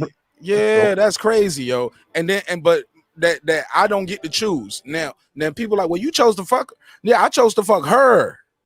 But I saw, you know what I'm saying? I didn't choose to fuck the birth certificate. You know what I'm saying? I digress. Question. I think a question is did you ask though? Because if it's like, because y'all talk about like non-disclosure is the same as lying, but I'm like, did you ask though? Like at some point you got to disclose certain things. That's absolutely, and I agree, absolutely. Like what HOD and don't wait till we at the altar. Don't wait the day before the wedding. Oh, absolutely, and I agree wholeheartedly. Like with the health status, like with HOD as well as Big Willie as well. I agree wholeheartedly. Now that absolutely, that's something you should disclose. You shouldn't wait till we getting married. You shouldn't wait till it should be way before we even get intimate. Okay, forget all that. Big Dog Willie. Let me correctly say his name. Absolutely. No, she let me know at the beginning of the relationship. Oh, nice. Okay, good. Yeah, so I didn't care because it was just like, I mean, there was nothing wrong with her. She was beautiful. She was smart. She had her shit together.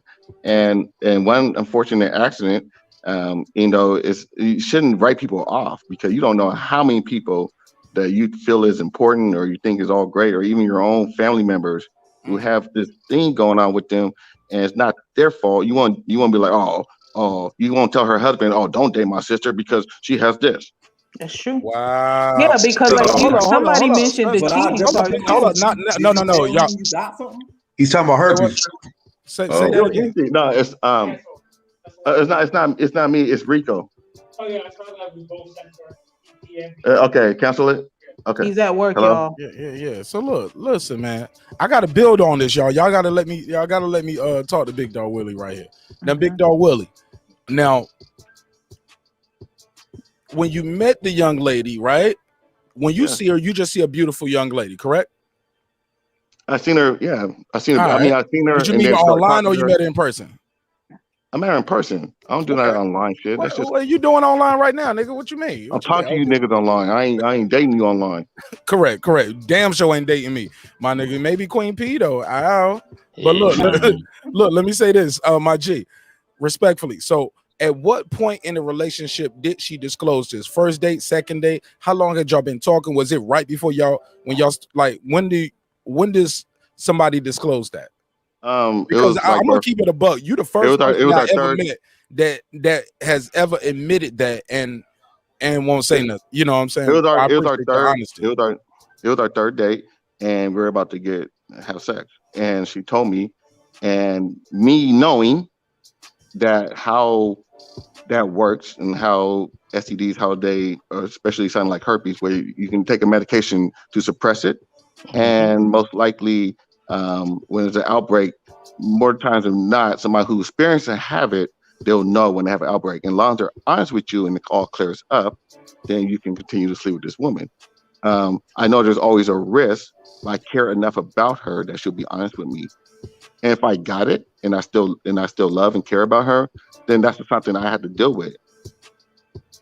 I'm glad you came out and plan to explain that, man. And salute to you. And also, I just That believe push certain. was amazing. I don't give a fuck what none of y'all say. That bitch was cold, and that was amazing. But look, why y'all didn't get married? What happened? Why fall up? Why fall Oh, apart?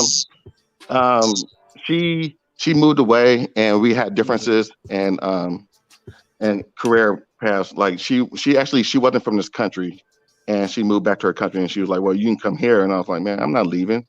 And we What were country trying to. was it though? Because Huh? countries matter. What country? Where's she How from? far? How far was it? Like Canada? She's You can drive. from Great Britain. She's from Great Britain. She's from London. Oh, Lady Chan. oh no! No, Don't do that. Stop! no, No. no, King Asian, no. I want to jump in after this. Once y'all done. No. Go ahead. Nah, So I can no, jump we ain't in. gonna do that. We ain't gonna do that. That's the homie, yo. Go ahead, Troy. Yeah, and certain things are just, there's no need to tell certain things. I'll give you an example. Let's say that in the future or something, let's say I'm dating Lady P over here, and we start getting serious, then we go through family albums and I see like a picture of her cousin or something, and I realize I dated a cousin a few years back. But now the cousin's married and has a family. There's no need to tell her I used to date her Oh family. yes, it is. Oh yes, Yes, you it do. is. Oh yes, you No, do. it's not. Hold on. Listen, Slow down. Let me finish. Slow Let down. me finish. Slow down. Let me- Troy, say it again because I didn't hear. I was reading Okay, the chat. I 'Cause said whatever you okay. say, everybody jumped in. Say it again. Okay, I said let's say I'm dating Lady P over here, and we get a little serious, and we start, we going through the family album one day, just sitting on the couch, and I noticed that this young lady in her family album, and I say, well, who's this? She said, oh, that's my cousin, and I realized that's someone I might have dealt with 3 years ago or whatever, but now she's married and has kids, and she's moved on with her life. What's the point of me telling you that, hey, I used to date your cousin? Because it don't serve no purpose. The lady's married and has kids now. No, I disagree completely. Let me tell you something. What I don't Go want ahead. is no awkwardness. I do not want that shit. Like in Monday's live. No. Let her talk, Troy. Let her talk. Hear That me was out. a good topic, Troy. Let In her speak. Monday's live, I made that comment. Like, if one of my important things was if you dated one of my friends, like if I'm dating someone and you dated my friends in the past, I want to know about it. The same goes for my family. Why? Because I don't want to have any awkward interaction if we were to meet up for family gatherings, or if I'm with my man and we're at the movies and there's my friend and then there's that awkwardness. I don't want that, because for me personally, when I'm dating someone, I'm not bringing any drama to your life, and I don't want no drama in mine. Don't bring that shit to my door, because I ain't bringing out a damn thing to your door. I'm giving you peace. I'm giving you transparency. I'm being me. I'm being 100 with you. So be She 100 giving you with that me. Queen P. Yeah, no And then the matter flip how side, nasty I it need is, to know I'm if she being smashed honest. one of my boys, man. Hell No, yeah. no. Listen, y'all not look okay. But the flip side of that is, let's say you see, let's say you tell me that we are going to one of your family functions, and I'm going to think ahead, and I'm going to sit down and tell you, oh yeah, I used to date one of your cousins 3-4 years ago, but I know that she's married now and had kids, so I didn't find out till we were going through the family album, and I didn't think it was important, so I didn't bring it up. But since we're going to the family reunion now, I think you should know, because I don't know how you're gonna feel about it if you two run into each other. And I But need to know there's if she really might nothing still there. have feelings for you. She Not could marry a young non-disclosure man is and still lying. want you. She's married and has kids and That don't mean and shit. we cool. Yeah, it Did you not does. hear Yeah, about Mark? no, Did you not hear about no. Mark's cousin who's married and she got It's kids and different. her ass is still out here trying to look for the new man? That No, don't mean okay, shit. that's not a I smash married women all the time. That's not a marriage. That's a shelter. No. Yo. But Troy, you know that doesn't matter though. That's my family, Troy. That's my family. But it's true. It's true. He's not lying. I can't even get mad at him, bro. Rico got He it too, said but I got natural it. people's out here for everybody. Yeah, Troy, start lying on my family so I can get mad at you. Golly, he ain't lying though. Damn, he ain't lying. Okay, look, shout out to Kyle, the boxing section, man. Anybody know Kyle? Tell him to pull up, man. We getting close to that time, man. I hit him on the back phone, but if y'all know Kyle from the boxing section, hit him up. Tell him it's time for him to pull up. Hey, We but gotta get his Mark, take on it before we do our handoff at 2:30 Eastern Standard Time. That's my new goal, man. If we can keep it short, that's cool. But it seems like people like these long shows, man. So definitely. But your wife said no. Okay. No. I'm saying this. My max is 3. Oh, okay. Yeah, so I just want to end it even earlier than that. I ended 30 minutes early, pass it to Kyle, and give him 30 minutes of my energy and time. You know what I'm saying? And bring the audience over there and let the people know I ain't just telling them to go over there. I'm gonna be there too. You get what I'm saying? Yes, At least for sir. the first part. You know what I'm saying? Man, I'm just trying to help these brothers grow their channel because these brothers accepted me with open arms and share their time and energy in the audience with me and allow me to come over there and do my thing. You know what I'm saying? And every time I leave, man, a couple people come with me. You know what I'm saying? And they allow me to do that. Some people won't share their microphone and their panel with you. How we doing here? Like, man, I want all of you guys to be able to give away a laptop next year around this time or next week, next month. Shit. Some of y'all got the money. HLD blew 300 on Tyron Woodley. Shit. But damn. You know what I'm saying? I think he need to get the money like ringtone for him. Yeah, HLD, man. I still think you might need to pee in a cup and take a drug test for making that bet. Because I don't. Yo, know, man, I was one judge away from getting my 4,500, man. Oh, you know what? You are right. You are one judge away. Money. They said, there we go. Look, hit him on the bat phone, man. Look, man, this internet shit is real, bro. And you can just say a person's name like shit. I'll say Haney once. I might say Haney twice. You ain't gonna say it 3 times. Candy Mike. Nah, bro, you say man, his dad is now, gonna be on your show. Flowers, yeah, but shit, you up here saying the wrong shit. Hey, Mark, Bill Haney gonna come through the door right here. I was about to say he gonna kick in your door, walk in like Stone Cold Steve Austin. The hell you say? Hey, look, my goddamn he gonna pull up this other chair and be like, Marq Nash, let me talk to you real quick. You know what I'm saying? Yo, man, he pulled up on me at like 6 in the morning, man, on a panel, bro. Talking crazy. You think you talking crazy? Ain't nobody watching. It's only 10 people in here. It's only 20 people. It's only 16. Shit. That motherfucker gonna be walking right through that door, walking right past that dream sign. They be like, man, unplug these motherfucking lights, nigga. Let me talk to you. Hey man, how many times did that happen to OG Scott on his channel? I don't know. Too many to count. I'm saying Exactly. it's not There's exclusive certain to people one you show. don't say their name. Yeah. Hey, Mark. Respectfully, let's keep D. it moving. Hodges asked the question. He said, "What would you do Oh, if my you God. found out Let me she turn my smashed camera a off. relative before you? Would you still mess with her?" Woo. That's a good question. Let's open it up to the channel and the panel. You guys got the floor. Queen P. Mm-hmm. I think this is what Troy just said, right?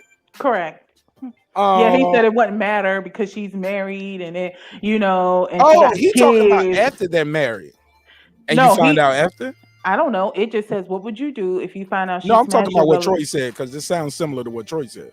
He smashed the cousin who already got married in the future after that. Years ago, you used to date her cousin, and then you happen to be going through the family album because you're sitting around chilling one day, and you notice that this girl is in her album. I asked Queen P, "Hey, who's this girl?" And she's like, "Oh, that's one of my cousins." Yada yada yada. I don't say nothing because I don't see the need to. And then let's say let's say, next week, next month, she says, oh, yeah. My family's having to get together, the family reunion. So then I sit her down, I open up the page, and I'm like, you see this person right here? I used to date her 3 years ago, but, I'll be salty. I'll be real but I know salty she's because you should married. have told me You then. salty for what? You should have told me when you first For saw what? that picture in the album that you smashed. Nah, Now for I could what? be sitting here dealing with some awkwardness. You see, Do I Troy, she's bring breaking up with you. awkwardness? Now It's she's not gonna go out with awkward. me because of that. Did I It's bring not awkward. awkwardness and drama Okay, to you? it's No, not I brought you awkward though. peace, It's not and awkward now because you bringing me bullshit. it's That's three. not fair. It's It's not 3 awkward years to you. You're later, not and putting she's yourself in her married. shoes, Troy.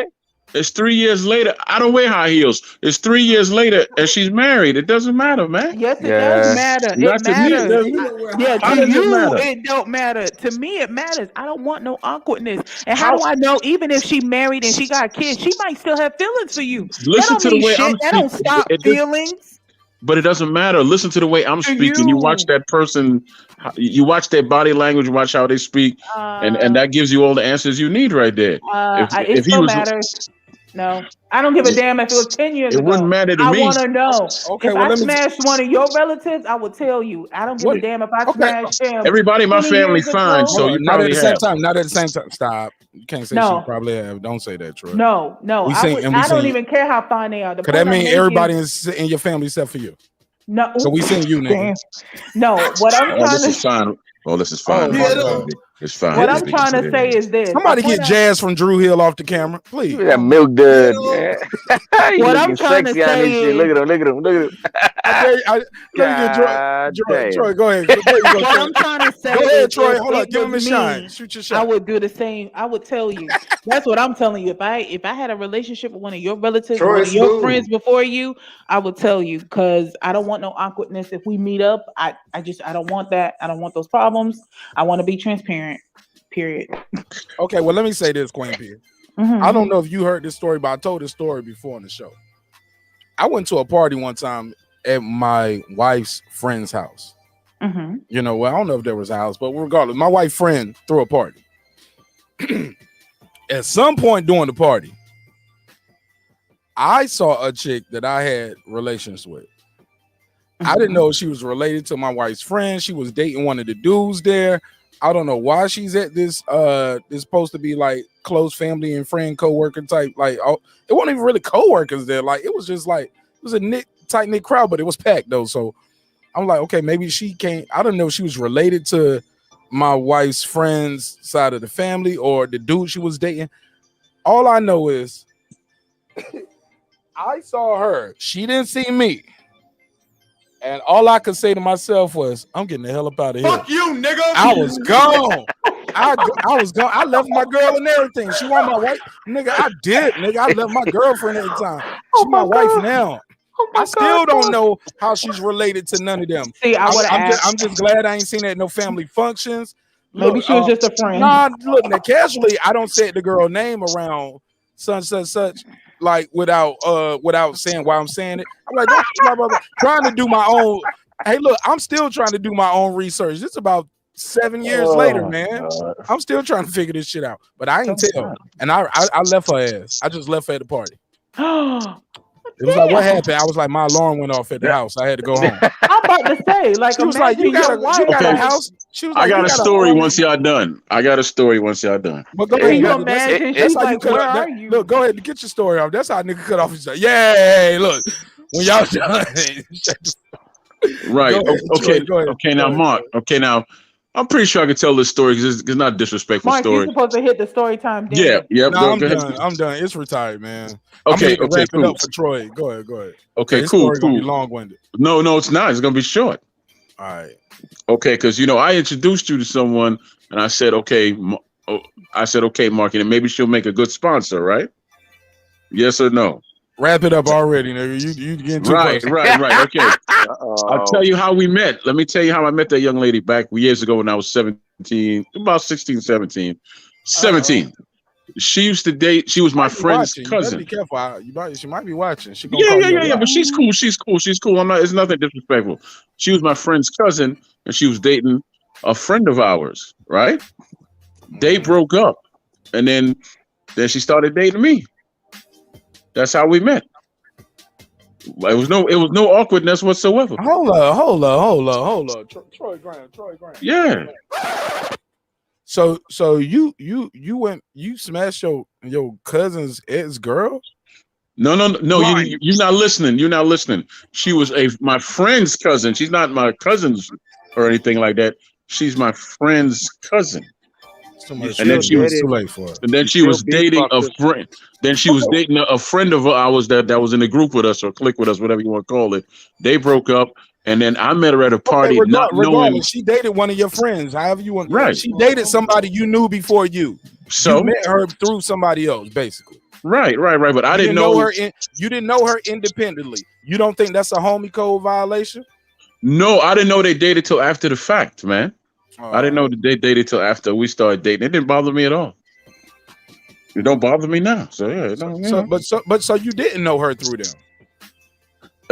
No, because she was from Jersey and we were in the Bronx. So he would go to Jersey a lot to see her, and she would come down every now and then to a party. All right, well, this boring. This ain't going nowhere. Boo. So no. Let's keep moving.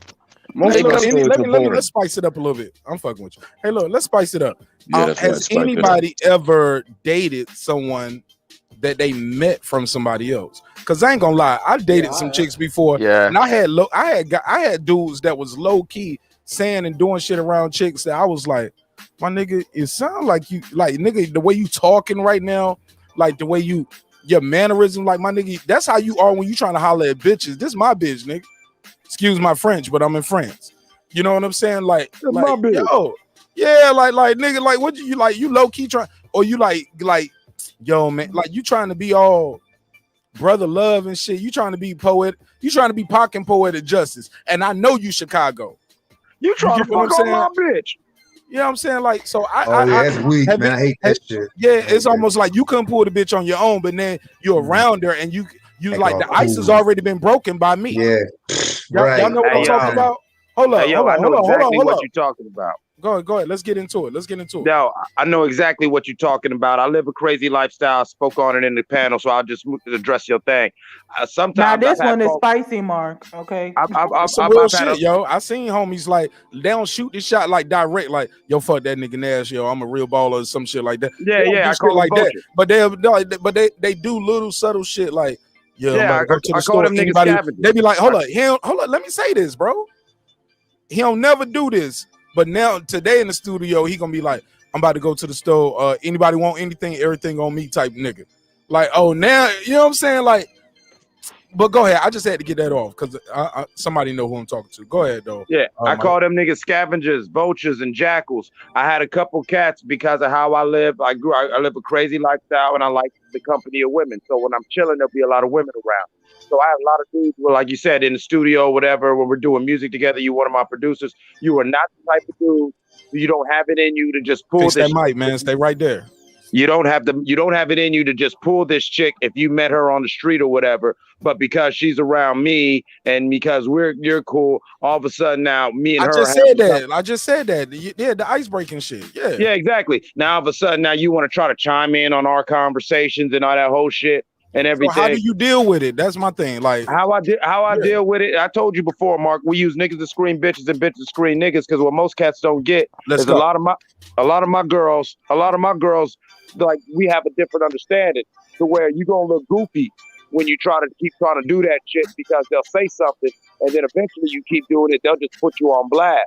Like, man, come on, nigga, what you doing? Like, I've even had dudes who played with chicks, like, say, in an orgy situation, only on the strip that they my mans, but then they try to keep sliding the girl's DMs or texting her after the fucking orgy, like, you got a chance to fuck, and then run around in their feelings because the bitch said, listen, we don't call it orgy, we say the party. Say the party. The party. All right, yeah, so you know what I'm saying? Now they trying to be in the girl's DMs after the party and text her, and now they run around mad because the girl put them on blast, might even screenshot the shit and throw it on social media. Like, listen, bro, you got the box on the strip of mic, you need to relax. Fix the audio, you're moving.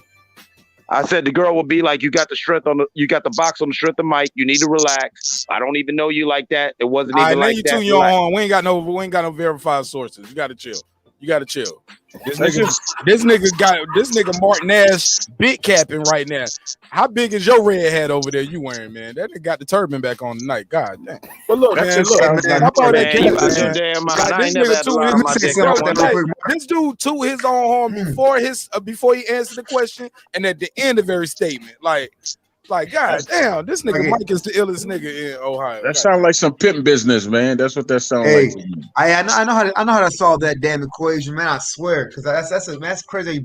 You brought that up, man. That's fucking beautiful, man. I think the easy way to go about it is don't feel yourself, just like you said it, just don't feel yourself around your boy's girl, motherfucker. It's not that hard to do, you know. Like I look like a goofy motherfucker, like silly motherfucker around or a mean motherfucker like around my boy's girl. So why did that some, like coincidentally now, like a couple motherfuckers and shit like want to act all like different and smooth and trying like you can tell it feeling themselves. Well, like to the point where it's like this and shit, like, or a motherfucker's laying around and shit, looking all scrungy, but as soon as your girl pulls up to pick you up, motherfucker comes out looking all fly and it's like I'm like, man, like that's crazy. Like it's shit you gotta deal with and shit, man. That shit's nuts, man. But you know what? The good thing about that is at least you get to see what these motherfuckers are made of though, because that shit it's sad though. I'm gonna go down the wrong path right now. So yeah, but yeah, I feel what you're saying though, man. That shit was beautiful. It really was. Crazy shit, real shit.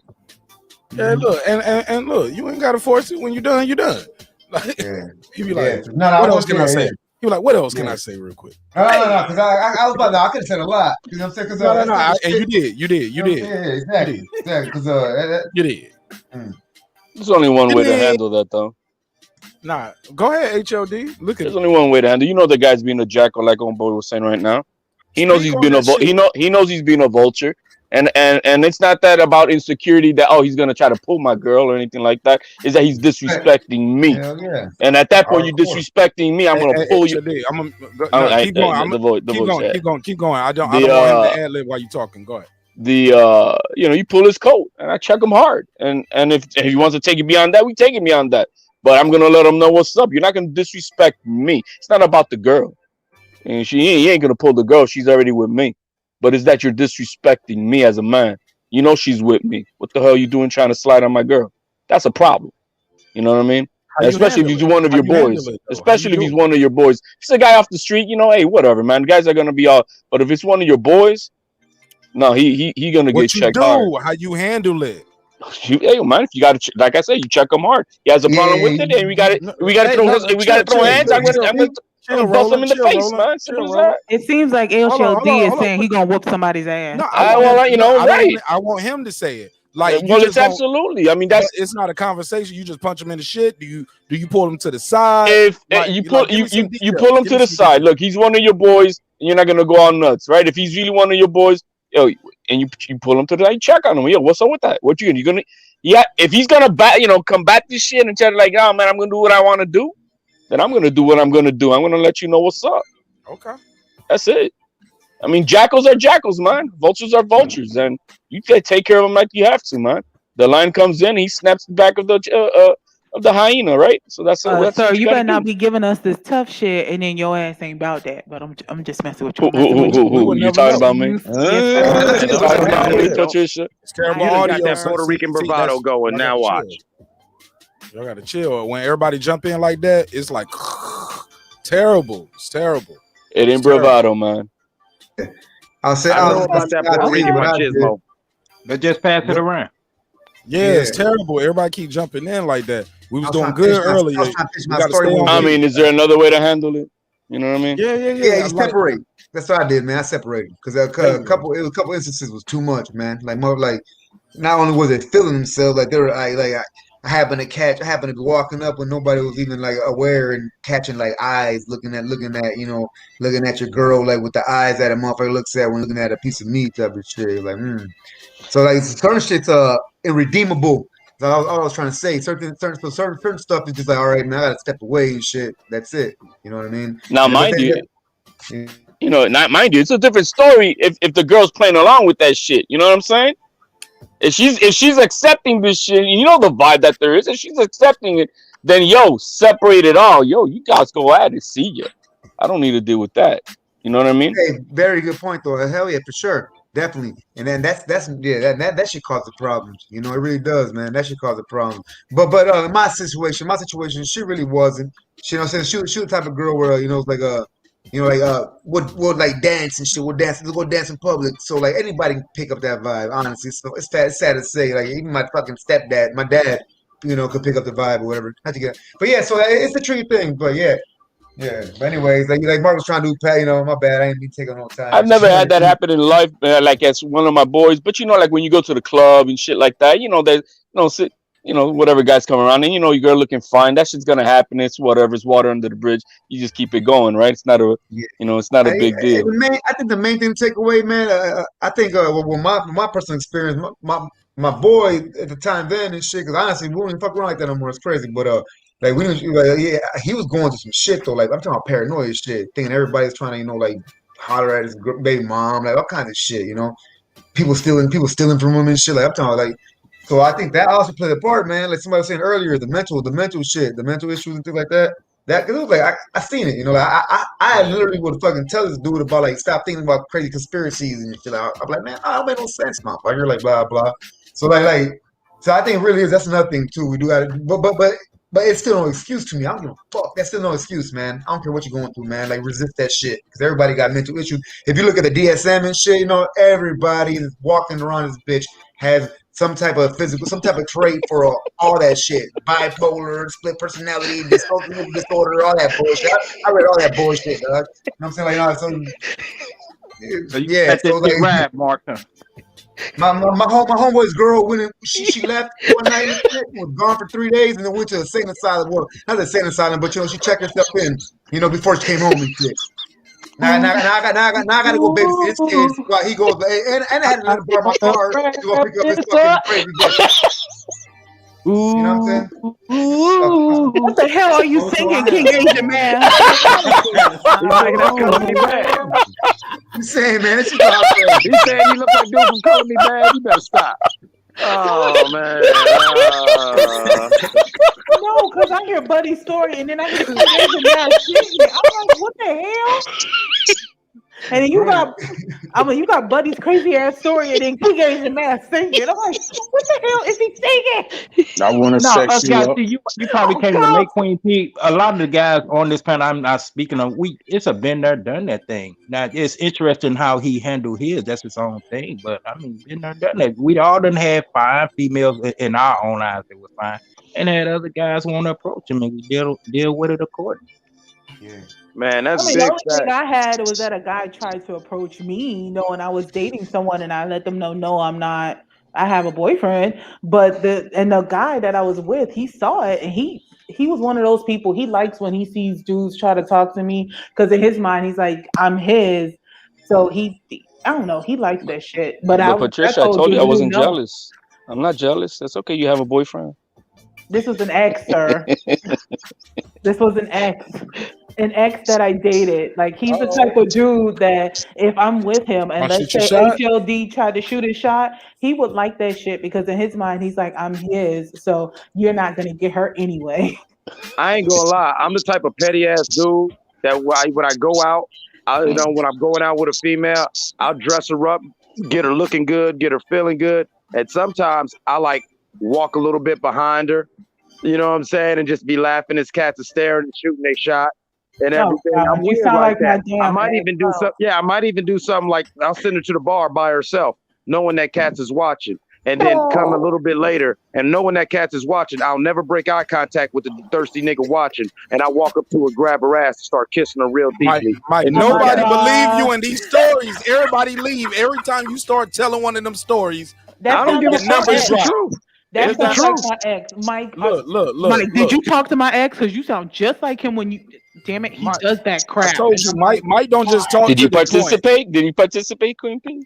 What do you mean? No, he would do that. He would have me by myself talking about myself. I'm finna go somewhere. I'm finna step somewhere. And I'm like, okay. So I'm sitting here and you got a guy trying to talk to me. And I'm like, oh, I'm in a relationship at the time when I was. And he's over here like, I saw the whole thing. He'll just come out of nowhere. And I'm just like, really?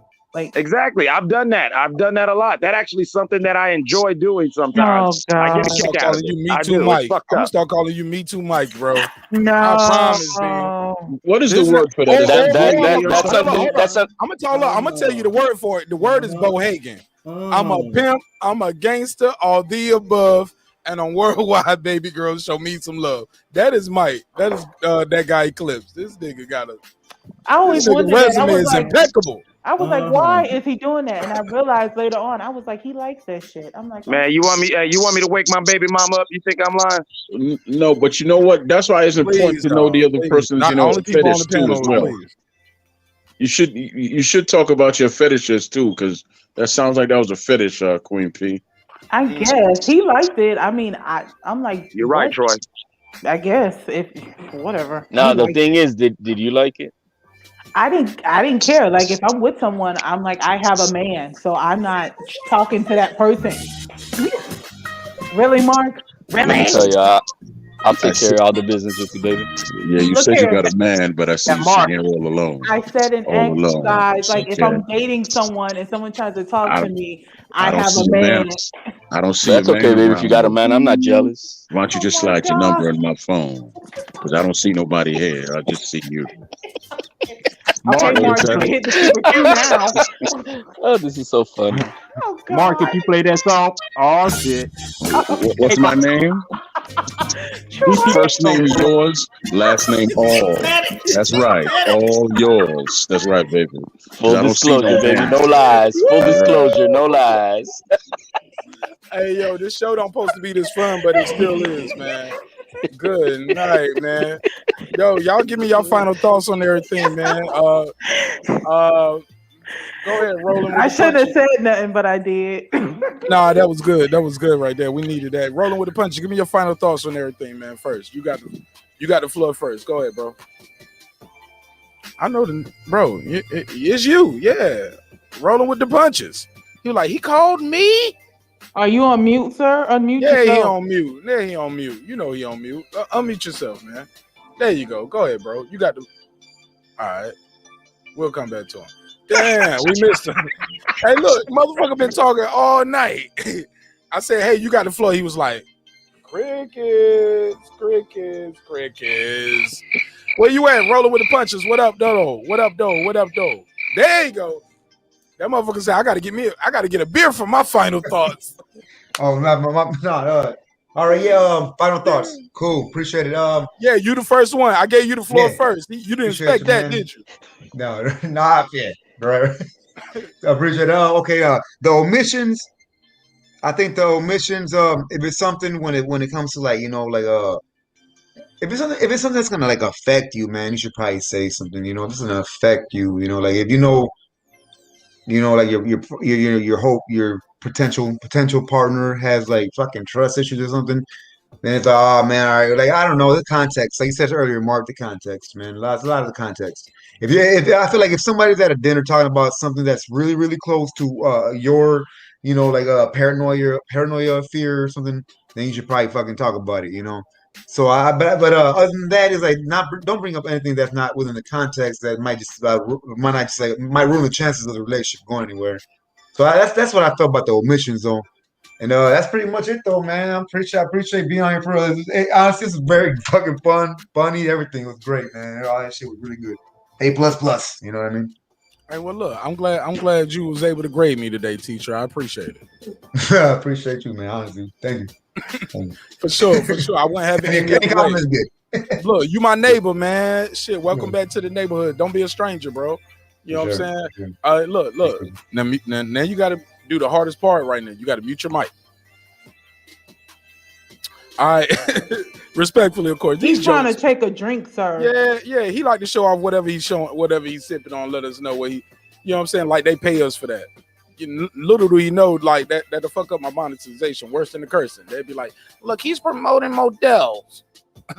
But for real though, let's keep it moving. HOD, give me your final thoughts on everything we discussed tonight, my brother. You already know what it is. Well, to begin with, I believe that definitely Bigger and Defford is supposed to be on that list. Okay, above anything LL Cool J. It needs to be on that list. From Bad to I Need Love My Adidas. I'm sorry, it's one of the most influential My albums Adidas. ever. I thought it was Run DMC. I mean, my fault. My radio. Radio. There we go. Yes. Okay, there we go. It made. You know I he's about put to it. take your Puerto Rican hip hop card, right? it You won't gonna be able to sing no more Fat Joe songs comfortably. mm, Fuck with you. Go ahead. no. It like I said, it belongs on the list. To me, what it did for me, man. Like I said on the chat earlier, it made me work hard as heck as a young stud, trying to make my money so I could buy myself my boombox GF 777. Buy 20 double D batteries every week, banging that shit around the block. For the hood is my bad, and for the ladies, I need love.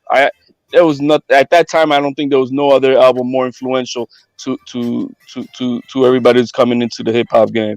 As far as the disclosures, absolutely, you got to disclose things. I think you got to be honest to yourself and honest to give the other person the power of choice, and that's your word, Marq Nash. You got me with that word, but power of choice is very important. If the person does not accept you for who you are genuinely as it is in the raw with all your flaws then they're not meant for you. Don't force it to be for you, because that's not the way it's gonna work. I don't think it's gonna work in itself. Marq So I Nash, think you might need to trademark power of choice, sir. You might need to trademark it if it's possible. I put it on a t-shirt. How about that? That I works. like that. Oh, sorry. But Go ahead, HOD. no, and that's it. And like I said, Queen P, I'm not jealous. You got a boyfriend, it's all good. I don't have one right now. Right now, I'm single. That was an ex. Like Shoot your shot, he used to get shut up, Mike. He used to get turned on by that shit. So maybe Troy might be right, and that was a damn fetish for him. And then he'll be like, "I heard the whole conversation." I'm like, "Oh God." But if you like the fetish, we could continue playing that game. I got no problems with that, baby. I'm over here just being faithful and telling the person I'm really Mark. You could be faithful to me, baby. That's no problem. If you like to play the game of attention and catch and play, we can do that. It's no No, problem. I don't like to play the game. I'm just here. Hey, you gotta shoot your shot, man. God, he's trying to give Troy a Rico. Yo, what? Let me see. Yo, don't bite my style, YouTuber, please, man. I know the show is growing at a rapid pace. Y'all think y'all gonna steal it and ain't nobody gonna know?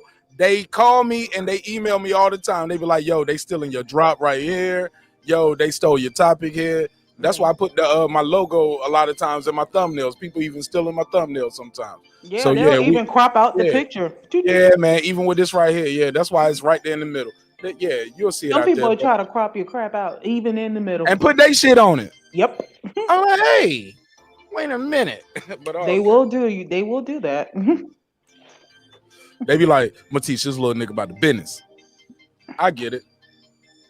But look, with that said, go ahead, Queen P. Go ahead. Oh, well, no, I want to save you for a little bit later because you are the lady of the house. Troy Graham, give me yours, man. Give me yours real quick. Give me your final thoughts on everything.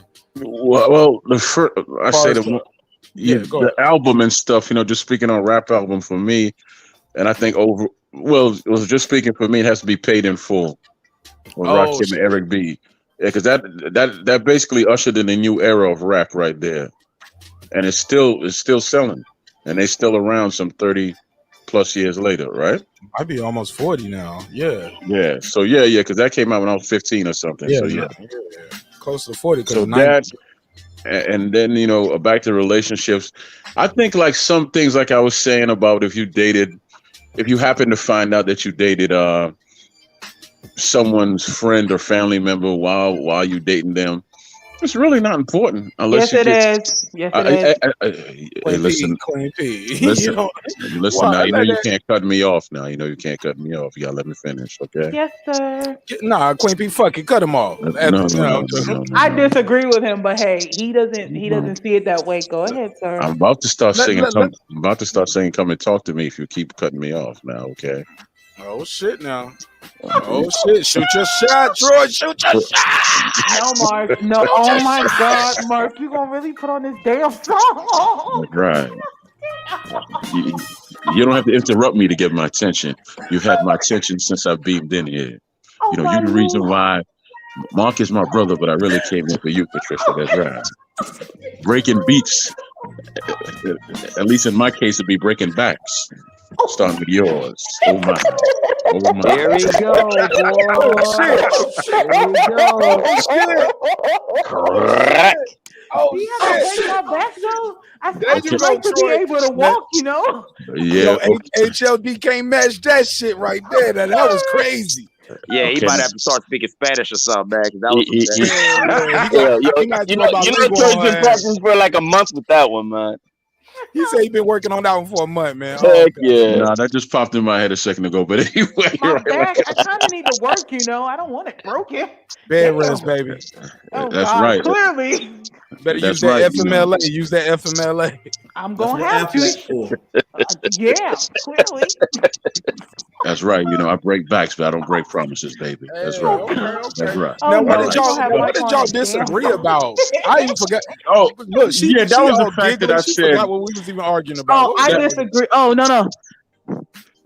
I disagree with him about like if he smashed a relative and he feels like it doesn't matter because they Years married and ago. they got Years ago. kids. You got to throw that in.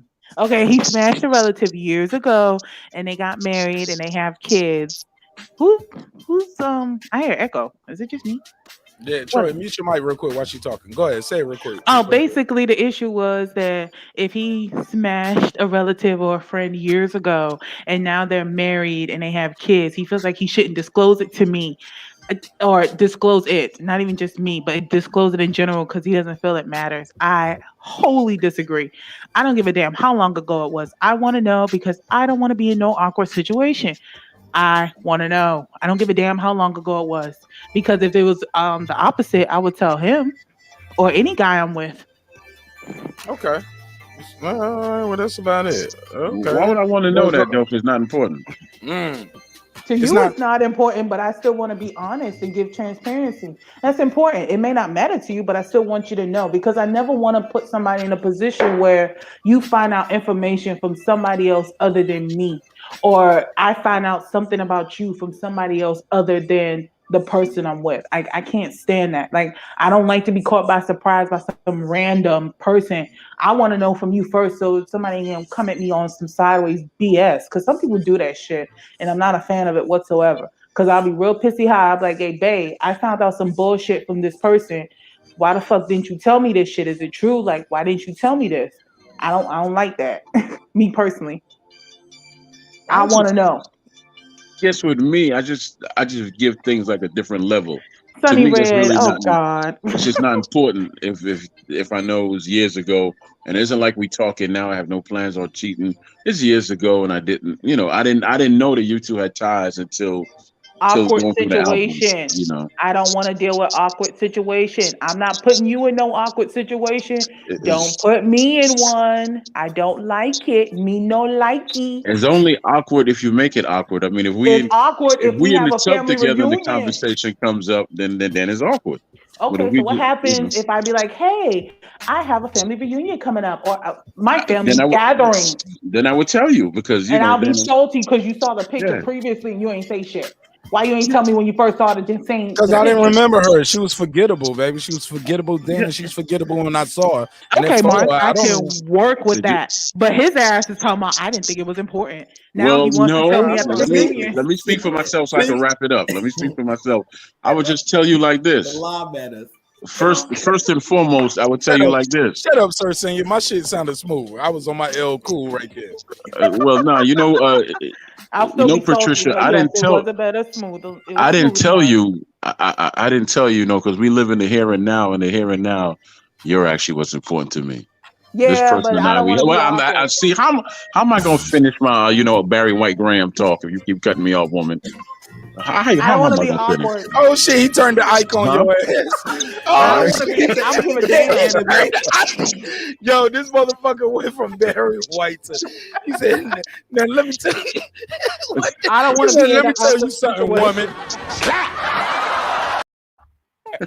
I don't give a damn. We will not be putting me in awkward situations. I don't do well in that, and you're I not gonna probably like put you in my a headlock mouth. if you don't let me finish talking. But no, good. Now he really became Ike. But no, I'm sorry. I think we you cannot scratched that. condone Eat the violence cake over here. anime. Eat the cake anime. Troy, we cannot condone violence against women over here. I am so sorry. The joke with the drop, that might have been funny to some people. I'm so I had sorry. to do it. But me personally, Marq Nash, please, Okay. please, Troy, no All right. violence Well, just against to women, wrap no it up, headlines. to me, certain things are Hold important. up, unless Huh? Queen P is into headlocks No. and a little choke. No, I'm not. No. Listen. What's the I safe had word? to About I that, had y'all. to But ask. I had to ask. But go no, ahead, but Troy. certain things to me are important, like the stuff that HLD was talking about. That's important because that would affect lives. This thing here is really not important because I know that I'm about you and you about me. If it comes up in a conversation, then I'll just tell you and I'll deal You're with the omitting. See, consequences. this is Okay? an omitting, y'all. Yeah, exactly. It's just an omission. It's not a lie. I'm not lying to you about anything because you Now, never didn't asked Mark me. ask if Yeah, didn't Mark ask if that was the same though? I could have it's sworn not the Mark. same, baby. It's not the same. It's not the same. All y'all said it was the same, and now we're No, saying I it's didn't not say the anything. same. I was playing a word game. Oh my god. Oh shit! Okay. What did you just say, Troy? Oh shit! Oh shit! Clearly, Mark. Clearly. Listen. This is the last thing. You and I are like a pot of soup, and you the meat and the dumplings in the soup. I'm just the broth, so I need you. I Oh need man, some you trying to shoot? consistency. Here we go. Go ahead, You shoot You know, your went shot. back One to more. Barry White. Yeah. Oh Shoot your Here we god. shot, go. Troy. that's Shoot your right. shot. Let's go. This Barry White nigga. Jenkins in the house, y'all. Barry White Jenkins. Look But at yeah, Barry White ain't gonna cover my being pissed about you not telling me in advance that no, you but left my cousin years but ago. don't you see how I'm much not letting it slide. you don't No. see how high in regard that I hold you, that I Yes, just that's nice, that I but I'm deemed still in. salty. It's not changing. I'm still salty. Yeah, I see it, Can you but play I'm some still like salty. old Tina Turner and Ike Turner music? Because she keep cutting off. I'm going. I got you. Here you go. Here you go. Classic, old school Tina Turner, Ike music. Oh God. I'm sorry, Patricia. You keep cutting me off, man. I'm Come on. sorry, because you're trying to give me some Barry White line, It and I'm it like, hurts me more than it dude, hurts you. it won't work. Oh shit! Man, that's that Brownsville Yo, pimping right there. my He gonna brother, tell you he love you, then my choke you. nigga, we ain't gonna never make it to drink champs and Joe Budden level, getting them Joe Rogan. Oh man, and I'm never gonna get You invited might on just have Ari to do Melvin. your own thing, Mark. You might not That's make what it we there, doing now. but you That's what might look. do That's your why I own need y'all thing. support. We got to stay independent. They ain't gonna give me no check, man. Not with those kind of jokes. Ask me again, Troy. Troy, tell me. I'm sorry, Patricia, but you keep cutting me off. I might have to spank you. Hey, Patricia, you Nope, gonna make him hurt his hand. I know. Let me just mute myself. Okay, go for it. I'm just. I'm I don't want sorry you I had to do to it. me, man. I'm going, man, because I'm gonna stop playing because she gonna get. I don't want her upset with me. She don't want me playing with her, right, Patricia? I'll be upset with you about that cousin thing than anything else, but Oh I. God. Okay, She what if I said you found? can choke me, but just don't smash my cousin.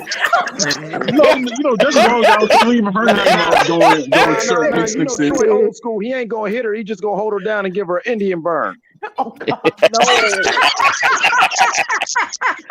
I've actually done that, but y'all didn't Oh hear that from God, me. Sonny Red. See what I mean? Sonny The Red talked Brownsville about niggas. You Chuck from Daddy, Brownsville? I Trick can Daddy tell gave you him from booty. Brownsville. Oh God. I'm from the Yo, Bronx, yo, baby. I'm from the Bronx. yo, my face is stretching, bro. I'm laughing so hard. This show don't supposed to be this much fun, but it's supposed to be this much fun. You from the Bronx? You know that makes sense too. That's some Bronx shit. Yeah, you done held her down and gave her Indian burns right in the stairwell. She was yelling, and all people in the hall was saying, "Shut the fuck up!" I'm telling you, nobody came out to help her. It was fucked up. Y'all New York niggas is foul. I love you though. I would just have an open mouth shock. Damn, that sounded Queen sexy. P, you got cousin Right? face Hey, complex. look, I ain't even say I'm that. sorry. What did you say, HLD, King HML? HLD. You called me, bro. We on the same page. All I heard was open mouth. Yeah, that was. I was And I saying was like, shock. oh shit, tell me everything I want to hear. Go ahead, Oh Queen. She boy. said I that's was sexy, just just saying. like the other day when she offered somebody to eat her ass. I'm like, No. damn. Right. I was like, yeah, well, you offered to me. I was like, those are. I was like, I know the first is coming.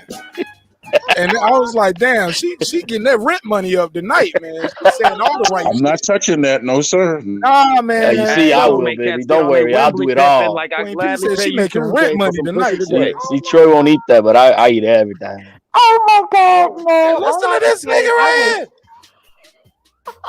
Oh, yeah, man. You Puerto know, Rican hey nigga man, right here. hey, come on, Puerto Rico. You already know HLD going. Hold on, let's not put everybody in the box. That's not everybody in I Puerto was just Rico, saying I was respectfully. shocked. All I said was open mouth shock, and it led to this. What the hell? Whew. Hell Oh, yeah. Hell yeah. You know what we want to hear. HLD, You know gonna what we clean your like. plate. You just crack that door open. I'm just go right through it. Clearly, you take an inch. Keyword. Hold on. Keyword crack. There's an It took inch, your you'll mind off take a your cousin, mile. though, didn't it, Patricia? Huh? It took your mind off Well, your cousin, clearly right? we went somewhere else, but I'm still not all. No, it didn't. Troy, He just Troy, changed the topic. He changed the goalpost. it's We moved the back on the goalpost. goalpost, bitch. Patricia, it's moved the goalpost. He moved it. That's all he did.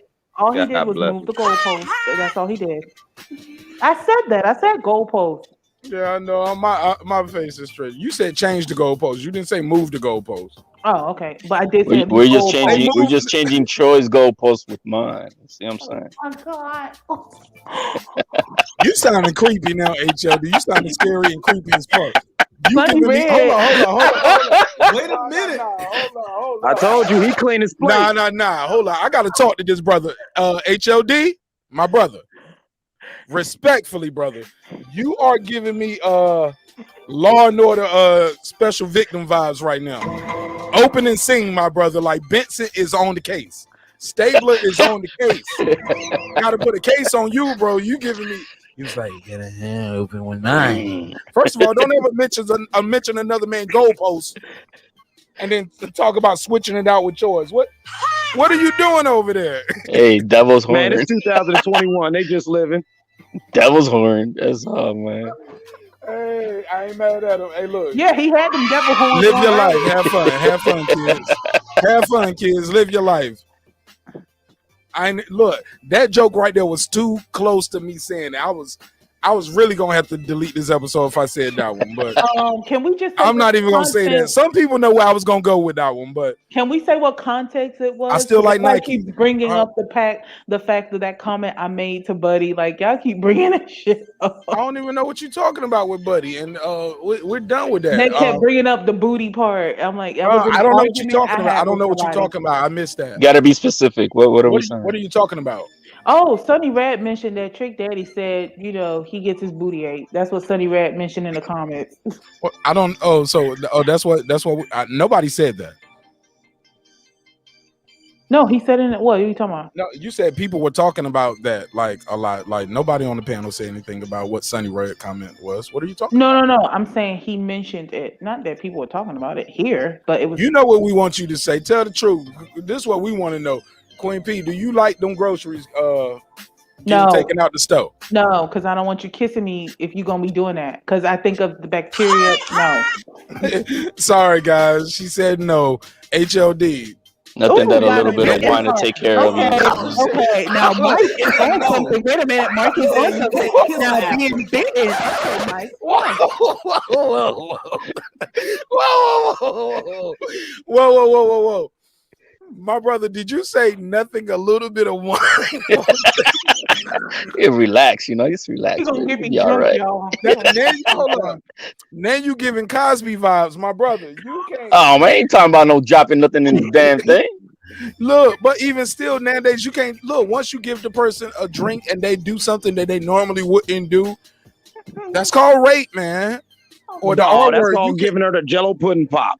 Oh.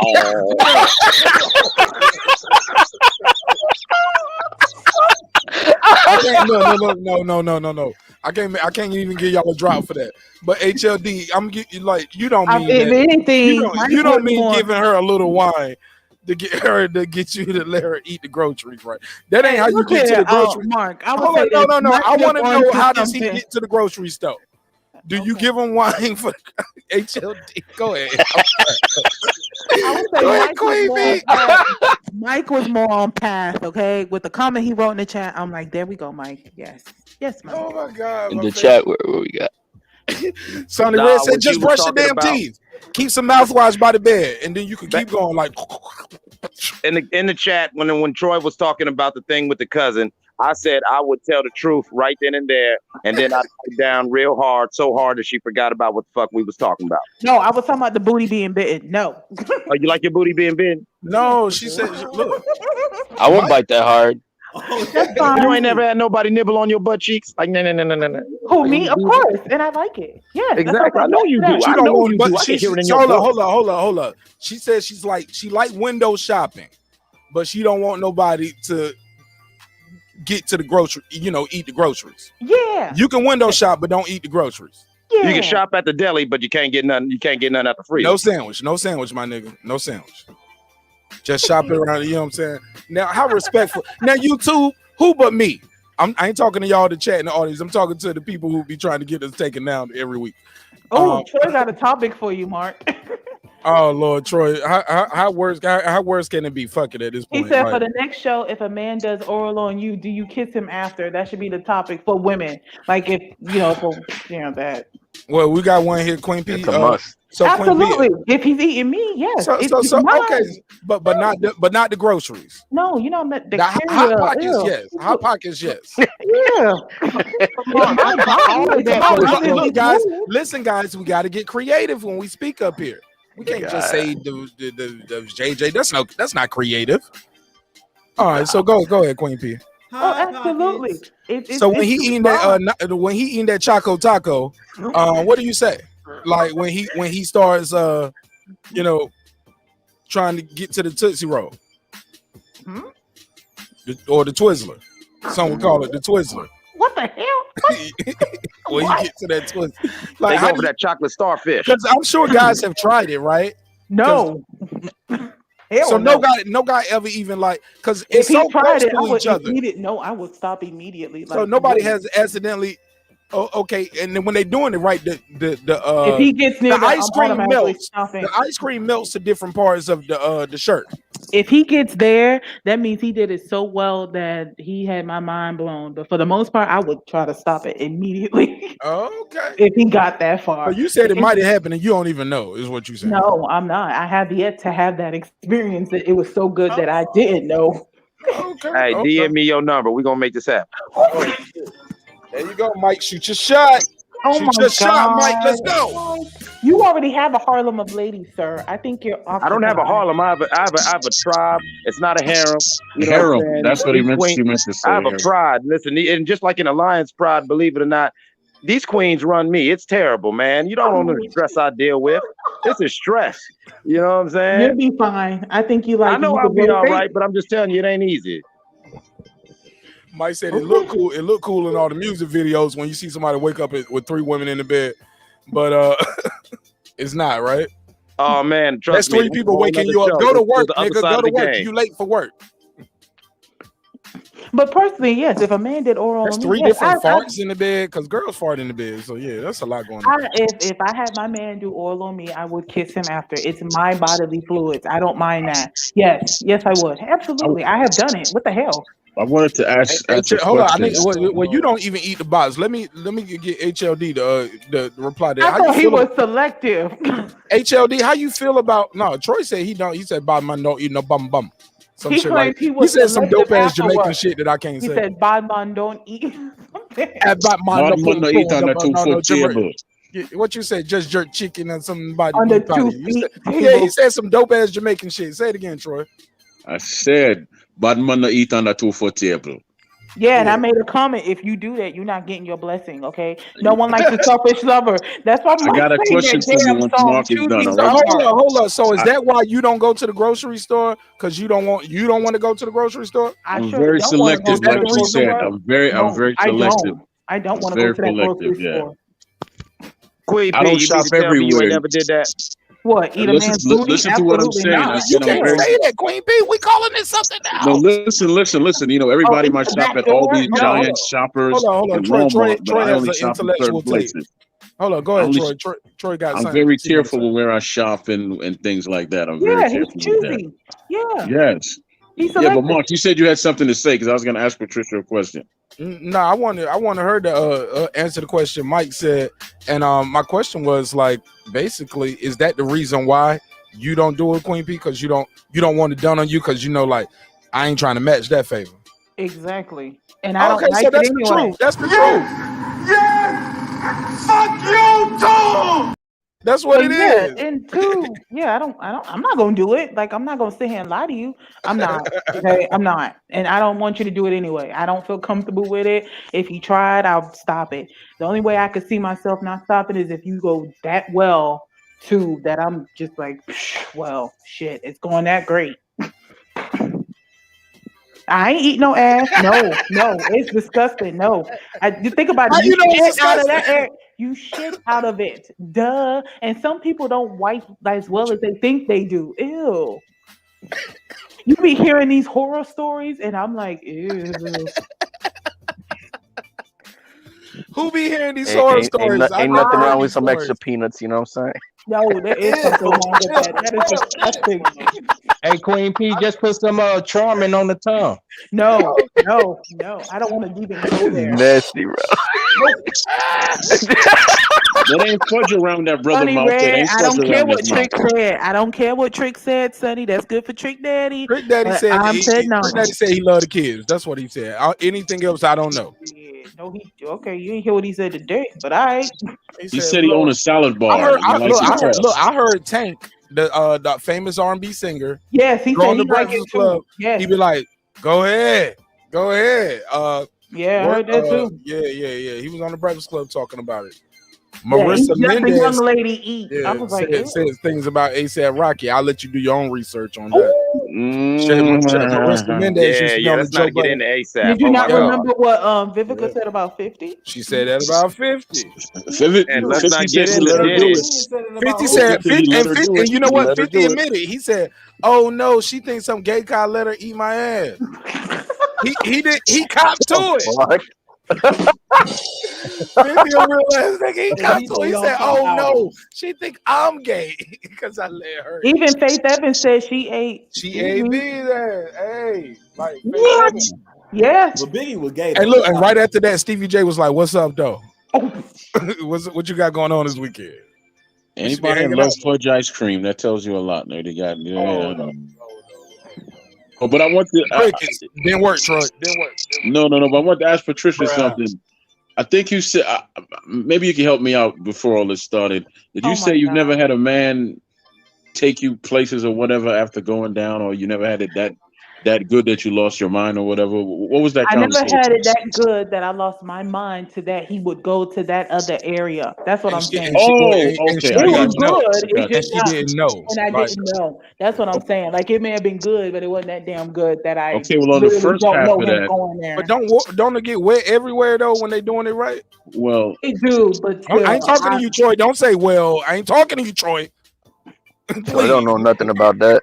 Troy said, "Well, no. You know, I had a comment to say, but go ahead. I just wanted to ask her that. Like, it get wet everywhere right there, right? When they doing it right." It do, but I just don't feel comfortable with him going there. Oh, okay. Thank you. All right. Well, I digress. Y'all got the floor. We got 10 minutes left. I thought we was going to the boxing session, but I hit Kyle up, and he said he was taking a nap. So I hit him back and said, "Do you got a show?" Oh, he said, "Yeah, I'm live now." All right. Well, y'all go ahead. Y'all do what y'all got to do. Get Kyle out of here. You know he eat ass. He said he live now. Like, right. Yeah, because I was just thinking, Patricia. There's no offense to anybody.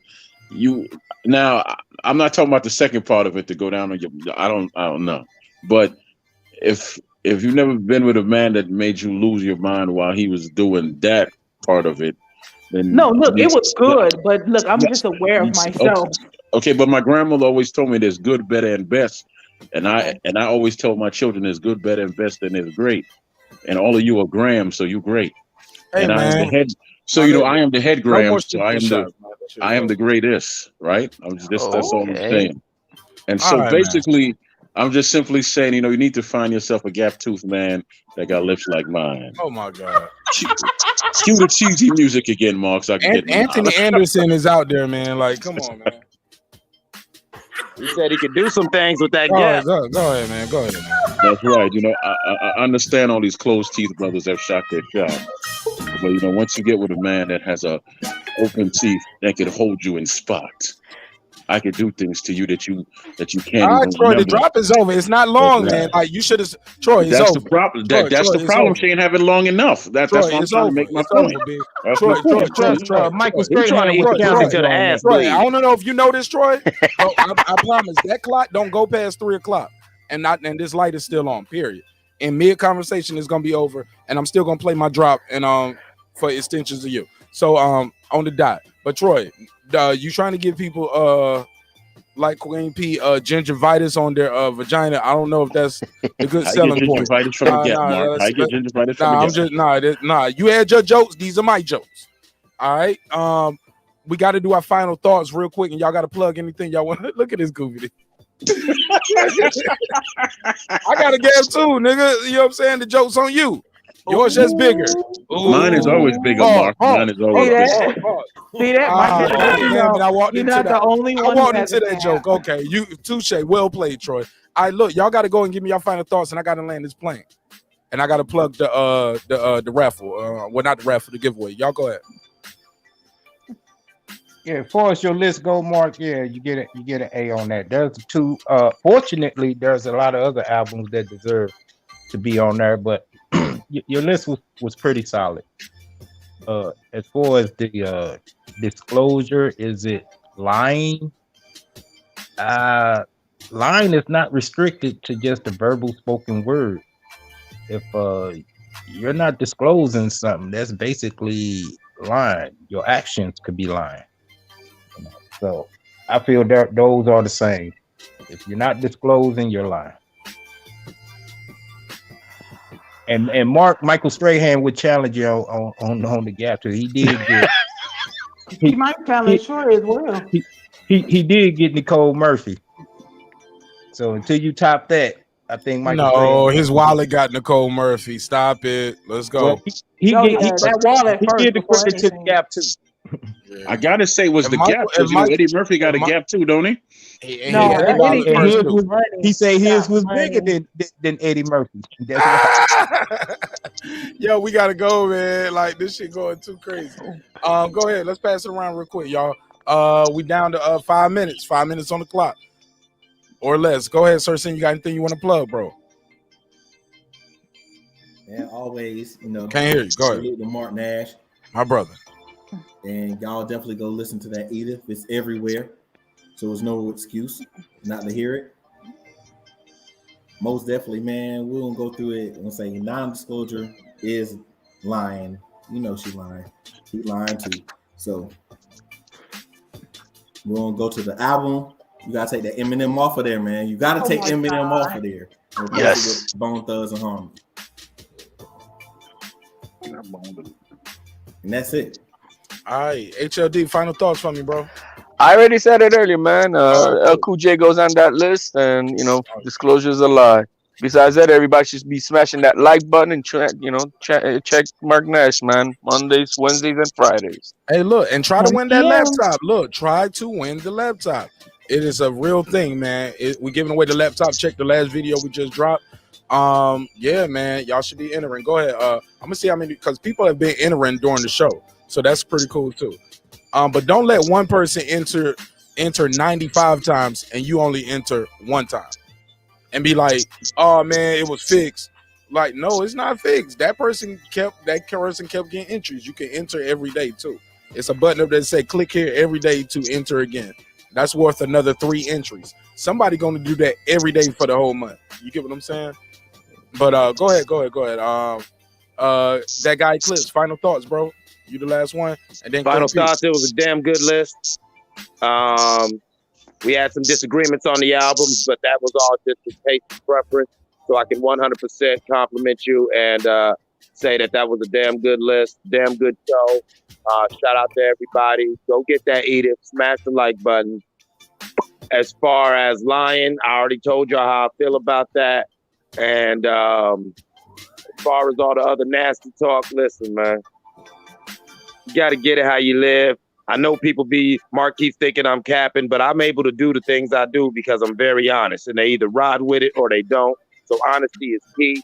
You'll be surprised what you can get away with when you're honest, because when you lie, because most people, they really ain't tripping. Most people really ain't tripping. It's the lying and the extra shit that'll make them be like, yo, this is some bullshit. Because most women are actually more freakier than men. Mm-hmm. Facts.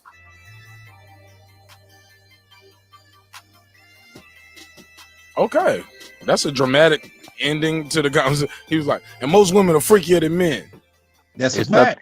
There's nothing to rebuttal. But women are more freaky. That motherfucker did like this. He was like, and most women are freakier than men. Drop. That's a fact. And don't forget, you got to say my sign when I walk off stage. Thank you for coming. Tip your bartenders. And if they say they got hair bumps, they're lying. Yo, that's gonna be your new call sign when you leaving the show. I do that every time I perform on stage. I swear to God. No, I'm saying that's gonna be your new thing over here when you do the show. I'll do that here too. I'll do it here too. All right, I'll bring it to the neighborhood. All right, my G, Queen P, lady of the house. Get the final word. Give me your final thoughts on everything. Because even though you was cutting people off, getting theirs off, long-winded. Hashtag long-winded.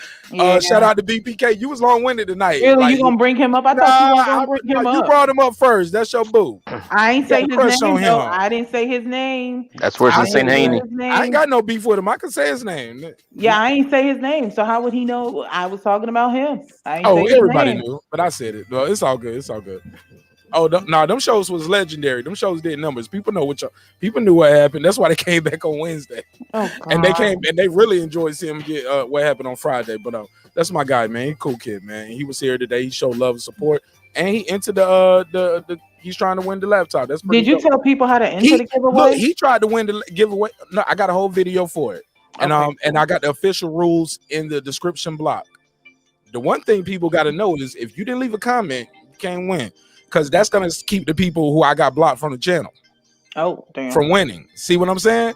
I can't let you win and I got you blocked, nigga. I don't fuck with you, but you can find that link through other places and seeing it out there. So, and you might want to enter. But if you can't comment on my video, that means you were blocked, and you know who you are. Fuck, and nigga. So, nigga, you paying for life, nigga. You paying for life. I'm gonna exile you out this shit. You and your hope. No, I'm joking. I'm joking. But I'm serious. I know, for real. Certain people are blocked. You know what I'm saying? For reasons that we ain't got to go into now. No, I ain't gonna get him. He got himself, and he got himself, and she got herself. But if you can leave a comment on the video, that means you're not blocked. And that's the whole point of making sure you leave a comment. And if you don't do that, trust me. When I end that thing on that night, and it's gonna end live. That's another thing. Let me say that some people think it's gonna end at 11:59 on the 30th. No, it's gonna end in real time while we on the air on the Wednesday night, the day before. When the clock strikes midnight, we're gonna be on air, and it's gonna end right there while we sit here having the show. And I'm gonna announce how many contestants we had and how many entries. What I want y'all to know is last time I checked, we were almost at 1,000 entries in less than 24 hours. Dang. And we were still less than 20 contestants, which is pretty dope. That means people are taking advantage of different ways to win this laptop. So that means we got a high value prize. So that's dope. If I was just giving away one of these hoodies, y'all wouldn't want that shit. I know y'all fronting, but like y'all will, but y'all will. I had people, man, somebody sent me a heartfelt email telling me how much they needed. And I was like, damn, man, this ain't that type of contest. I kind of felt bad.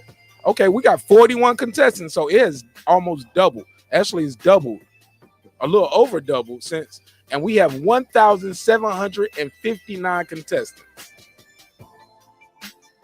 Share the screen. Let me share the screen. I'll share the screen. Congratulations, that's big. Congratulations to the That's neighborhood. big. I That's saw pretty it. It's dope. that picture where you had that smile on your face. I'm like, oh, look at Mark Cheese. No, that was the old one. That was the 20. That's when we hit 2150. But I got another one I need to post up when we hit 23. The 2300 one.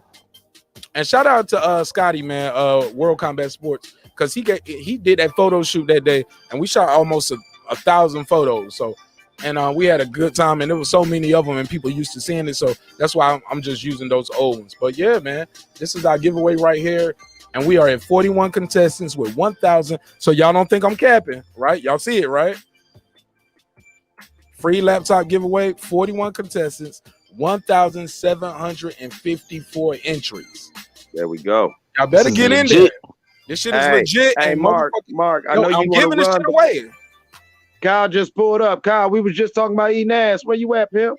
Oh my God. No, y'all was. I said going to the grocery store, and we also called it window shopping. Because she said she liked her butt nibbled. So we call that window shopping. And we also call it eating groceries. It's a difference. You guys said something different. Please don't say those things, sir. We're trying to have a high quality show here. But shout out to everybody who's trying to win this free laptop. It's a real thing. I promise y'all, it's a real thing, and it's going to be random. It's basically, y'all see all them times you get to enter, it's going to be another number you get. So 41 people right now have 1,754 chances to win. But some people only enter one time. Some people did 20 things. Some people got 50 entries. Like watching my Collars and Yams video is going to be some points. Just going to the look, just clicking the link and going to the damn sponsor extensions of your website. It's like 10 or 15 entries, something crazy like that. Follow me on Twitter. That's like 10 or 15 entries. These are little shits, little free shits. All it costs you is a mouse click. But you're supporting the show, right? So with that said, man, we're done. It's 3:03. God bless y'all. It looked like Kyle trying to get in. It's over, B. It's over. Oh, damn. Kyle, shit. it's over. Kyle, it's over, B. No, he said it ain't over till the No, thing. Kyle, you got 30 seconds, my G, and we gotta go. Cause that's it. Go. Man, I just came through real quick, man, to holler at you, man. Yeah, dude, I be napping right before my show and shit, man. Sometimes, bro, I be tired as hell, so I be taking that nap during that time. 30 seconds, Kyle. We almost look. I'm not gonna lose my marriage over this show. When I say it's over, my G. Get your ass on. Get your ass on. You got anything else? Nah, that's it. Come you want to to plug your show? You want to plug your show?